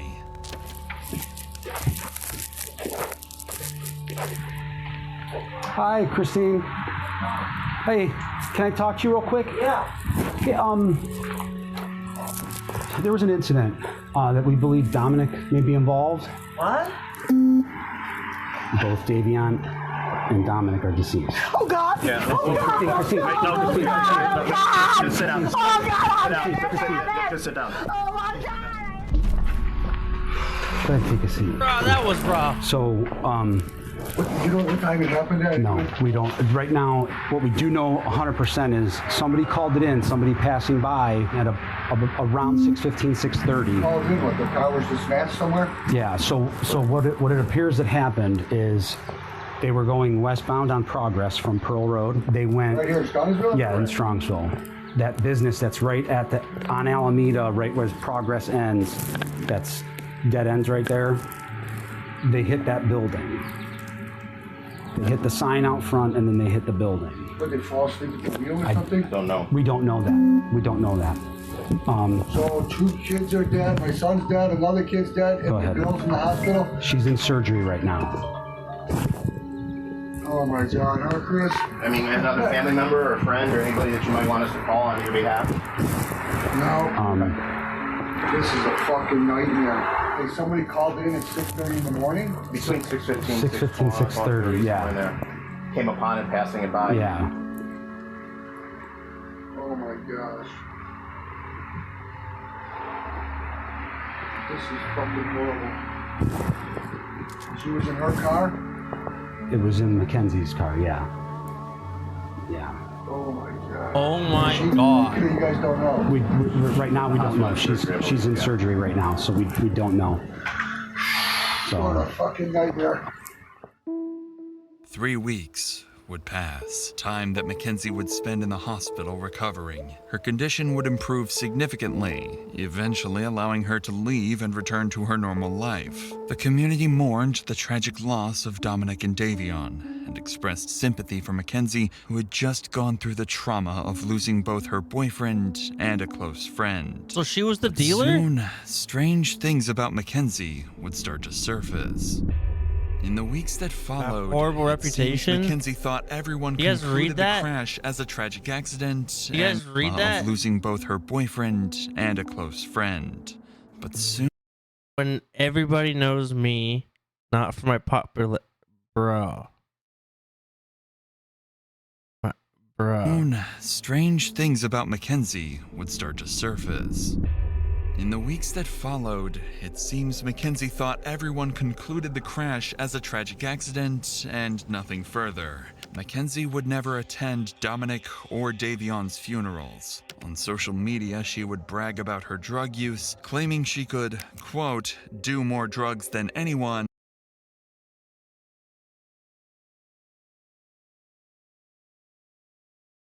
and still live. And then, on October 31st, 2022, Mackenzie would go to her first party since the crash, and her costume for the night would be a detailed corpse with fake blood smeared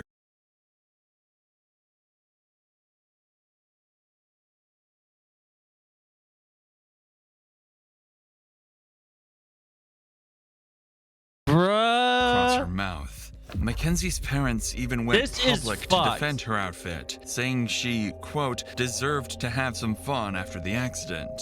There also appeared to be a mysterious source of income. Mackenzie was spending thousands of undocumented dollars on designer clothing, and she wasn't hiding it either, openly bragging about it online.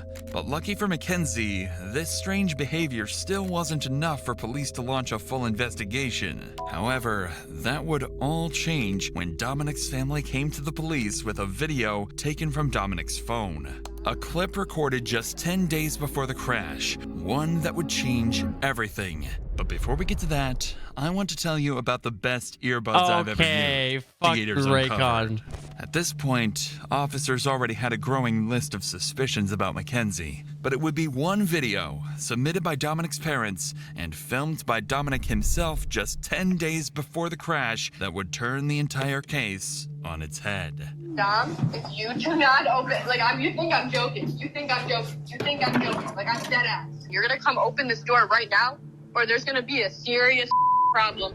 This was a short snippet from a 15-minute video where Mackenzie clearly and continuously threatens Dominic. But this wasn't all. Dominic's family would show even more disturbing material, including text messages confirming she had threatened to clearly and continuously threatens Dominic. But this wasn't all. Dominic's family would I'll never forgive you for this. I'll never forgive your mom either. Now I have to look forward to ending my life anytime we argue. Like, how am I not supposed to be afraid? show even more disturbing material, including text messages. Kenzie, you are fucking tripping is all I'm saying. You threaten to end my life all the time. She had threatened to kill Dominic. This was enough for officers to reopen the case, now investigating it as a planned double homicide. At this point, this is a homicide investigation, and so we are trying to show that she intentionally drove the car into the wall. Shortly after the investigation began, police would begin interviewing several of Mackenzie Sharilla's friends, family members, and individuals from the community. This would prove to be very insightful. Officers would first bring Tyler, Mackenzie's former boyfriend, in. Unfortunately, his accounts would only serve to deepen their concerns. You understand, you're not under arrest. Yeah. You walk out anytime you want. We have approximately 10 questions that we wanted to ask you. How long were you guys in a relationship, you and her? Well, we were all friends in a friend group at first. I ended up dating her for a little bit, probably over the summer. I was only dating her for probably a month and a half or 2 months.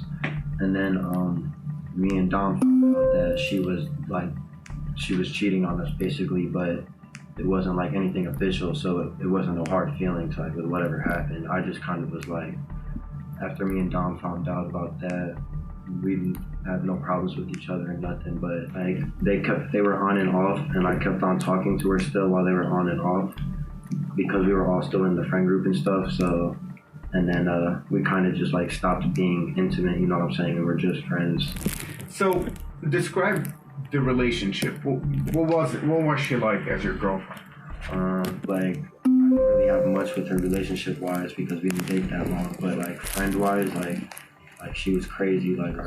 She mentally just not all there? I mean, yeah, I don't think she's just mentally all there. I personally feel she was trying to kill herself in that crash, and she failed on doing so. Why did Dom put up with this? Do you know?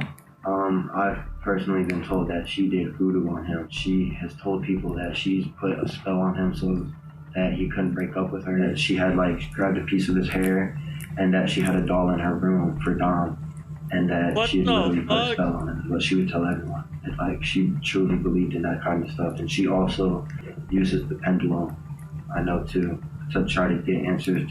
She tries to use it now to talk to Dom. Do you think Mackenzie has it in her to drive a car into a wall? I mean, if you guys speculate that she did it on purpose, do you think she has it in her? I feel like if she thinks that she can just drive the car into the wall and not feel nothing, you know, like I feel like the only reason she survived is because of how small she is. Like, I feel like she got insanely lucky, but at the same time not lucky to have survived that, because it's like she killed 2 people. If that was what she was trying to do, but it's like I feel like that's what she was trying to do, was crash the car into the wall. By now, Couldn't a agree far more. darker picture of Couldn't agree Mackenzie's more. actions was beginning to take place. This is when 2 friends who had attended the party would come forward to police, claiming they had evidence that, in their view, proved the crash was no accident at all. I just want to show you. Oh no, explain it. So this is when they were going down Progress Drive, and then you know how there was like tire tracks before it, like on that side grass. So that's the sign. That's when it hits the sign. And then that's where she curved exactly right on. Gotcha. Missed those 2 rocks and went right into the sign, the side of it. She went right into that wall. Right. No, so you can see like the hard braking was right at the wall, and then her high speed was after the hard braking. Was 90 miles per hour. It looks like the person in the front seat tried She to hit turn that the wall wheel at 90 miles per hour. because of the fact they were going to go straight into a wall. And it doesn't say she hard broke once. It was 90 miles per hour down that whole road. And I also think because of Kenzie's and Dominic's history, that they were fighting. I think Davion went on his phone to distract himself from the fighting. Although they were on drugs, they can also still be fighting with being on drugs. While the statements were deeply concerning, investigators still didn't have enough concrete evidence to determine Mackenzie's intent. Without a documented pattern of Pretty sure behavior, he just said too, it was like still it's like possible the one crash side had was been more a fucked up than the drug-induced other. accident. But that changed during an And she interview was wearing a with seatbelt Dominic's and brother, everybody else who wasn't. provided detectives with crucial information about Dominic and Mackenzie's turbulent relationship. The following video includes talk of self-harm. Viewer discretion is advised. She mentioned that anytime Dom would kind of want to break up with her, she kind of would go crazy. Describe crazy, like what kind of crazy? Like, there is times where she called Dom and said, if you break up with me, I'm going to word for word. There was an instance literally a couple days before the crash that she was hitting him on the highway while driving, and he had to pull his car over on the side of the highway, not in a very safe parking spot either, and have somebody else come pick them up and drive the car home because he was scared that she was going to make him crash. And that was just prior to the day before the actual crash. Apparently, just days What before the crash, the fuck? Mackenzie had threatened Dominic's life, saying she would crash the car they were in. Dominic's brother continued the interview by giving officers a compelling motive for why the crash may have been intentional.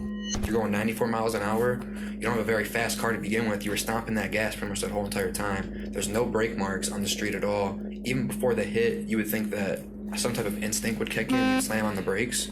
But to my knowledge, she went straight into it. Off of what I know and off my assumptions, Dom tried to break up with her multiple times, even in July. They kept not like working out, whatever. They kept making back up. Kenzie's known to be the kind of person that she's let us know she will never let go of Dom. And if she has to let go of Dom, she will not go on living herself. She's pretty much let that be known. Mackenzie's actions after the crash were Brother also of concern and to fucking police. Christ. On August 6th, only a week after the incident, police would be called to Mackenzie's house by her father. There, he would make concerning statements. While there is no footage of the incident, the officer that was called out would retell the strange incident in an interview.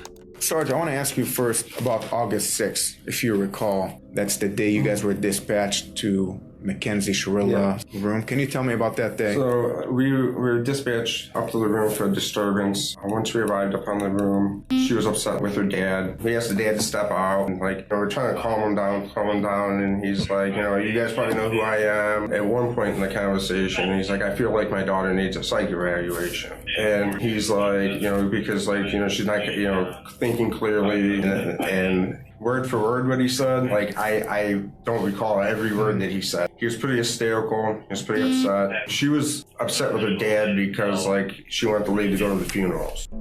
During this interaction, it became clear that Mackenzie was deeply upset with her father. Despite creating a shrine for Dominic, regularly posting on his Facebook memorial page, and wearing his clothes, her father hadn't allowed her to attend Dominic's funeral. It appeared that Mackenzie was truly mourning his death.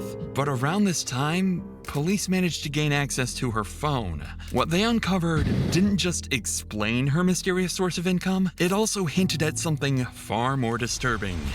After decrypting Mackenzie's phone, investigators discovered several photos of her posing with large sums of cash, despite having no documented job or known source of legitimate income. They also found fake IDs, seemingly intended to help her pass as an adult. But most concerning was a Snapchat conversation dated July 22nd, 2022, in which Mackenzie quoted $1,000 for pictures and $2,500 for an in-person meeting to do, quote, anything you want. Taken together, the materials painted a deeply troubling picture. On top of this, her phone revealed numerous examples of reckless driving. Videos showed her speeding, smoking marijuana behind the wheel, recording Snapchats while distracted, crashing during a practice run and laughing about it, letting go of the steering wheel, and even bragging about driving recklessly. But in November, detectives would discover evidence far beyond any reasonable doubt. After analyzing Mackenzie's phone location data, investigators were able to retrace her movements in the days leading up to the crash. That's when they made a dark discovery. No, Just she's days not before the underage. incident, Mackenzie had driven down the She was exact in same college. road 7 times, heading straight towards the same brick But wall. still. She had practiced the route. Because I forgot fake ID Officers for believed booze they and had shit. gathered enough evidence to prove Mackenzie Still. had planned the murders. On November 4th, 2022, more than 3 months after the incident, officers were dispatched to arrest 18-year-old Mackenzie Shirilla. Where's she? Right back there, 18, yeah, 18. Hi, Mackenzie. Step out for me. I'm Detective Jesus. I'm the one who's been investigating the crash. You're under arrest for aggravated murder ×2, okay? Nobody's gonna ask you any questions. Nobody's gonna bother you. Can I have your key, please? Could you please be careful taking this one off so it doesn't break the bracelet, please? You got it. You got it.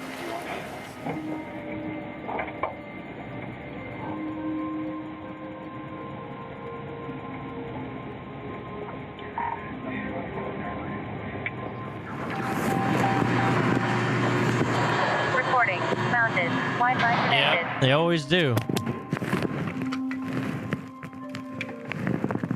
She's like taking it very weirdly though. She's like, she almost like wanted this. Same right by that black mat.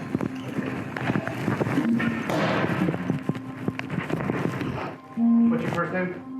Mackenzie. Okay, Mackenzie, I'm gonna take your handcuffs off. I need like all the jewelry and everything to come off, okay?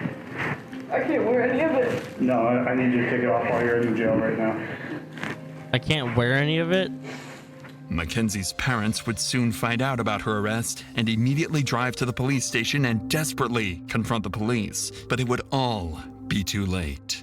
I need to speak to my daughter because you guys aren't allowed to speak to her at all. That's from the lawyer. How you guys did this on the weekend is just, what all you do is go, hey, there's a warrant for her. We would have brought her right down here with no problem. But you hit it. Unbelievable. I mean, he's 18. So the warrant was issued today, so Well, you could have made a phone call, couldn't you? You had your creeper out in front of my yard watching.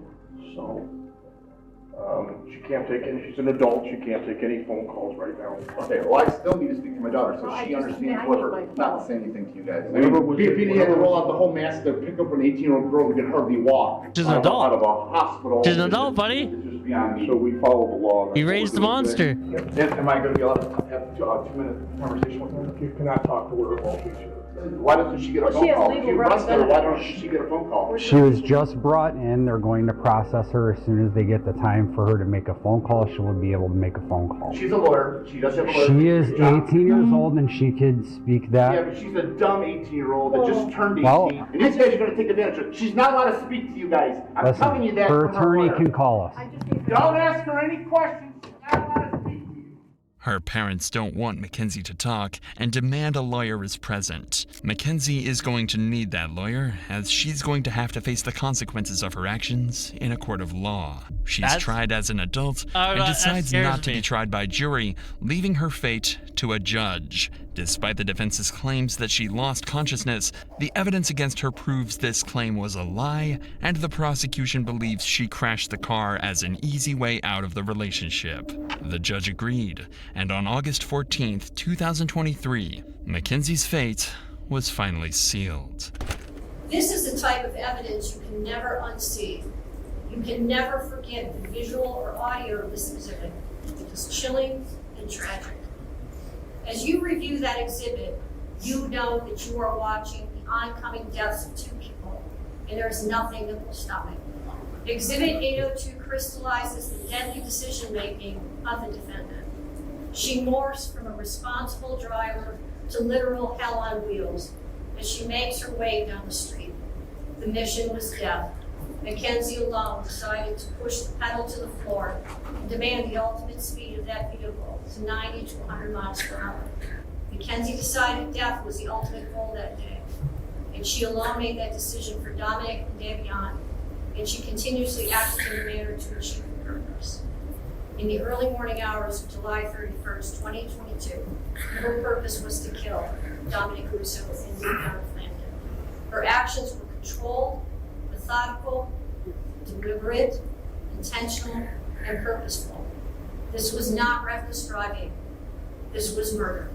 On August 14th, Mackenzie was found guilty on 4 counts of murder, 4 counts of felonious assault, 2 counts of aggravated vehicular homicide, 1 count of drug possession, and 1 count of possessing criminal tools. She's facing 15 years to life and is currently being held in the Ohio Reformatory for Women.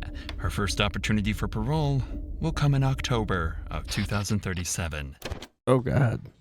Stay off the streets in October 2037. Oh God damn, that was scary. All right, we're gonna figure out who to raid here.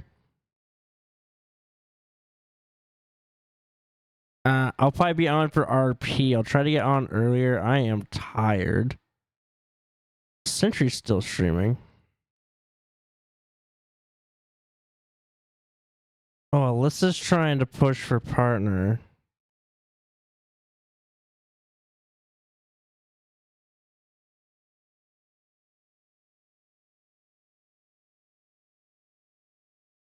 Yeah, we gotta help Alyssa out.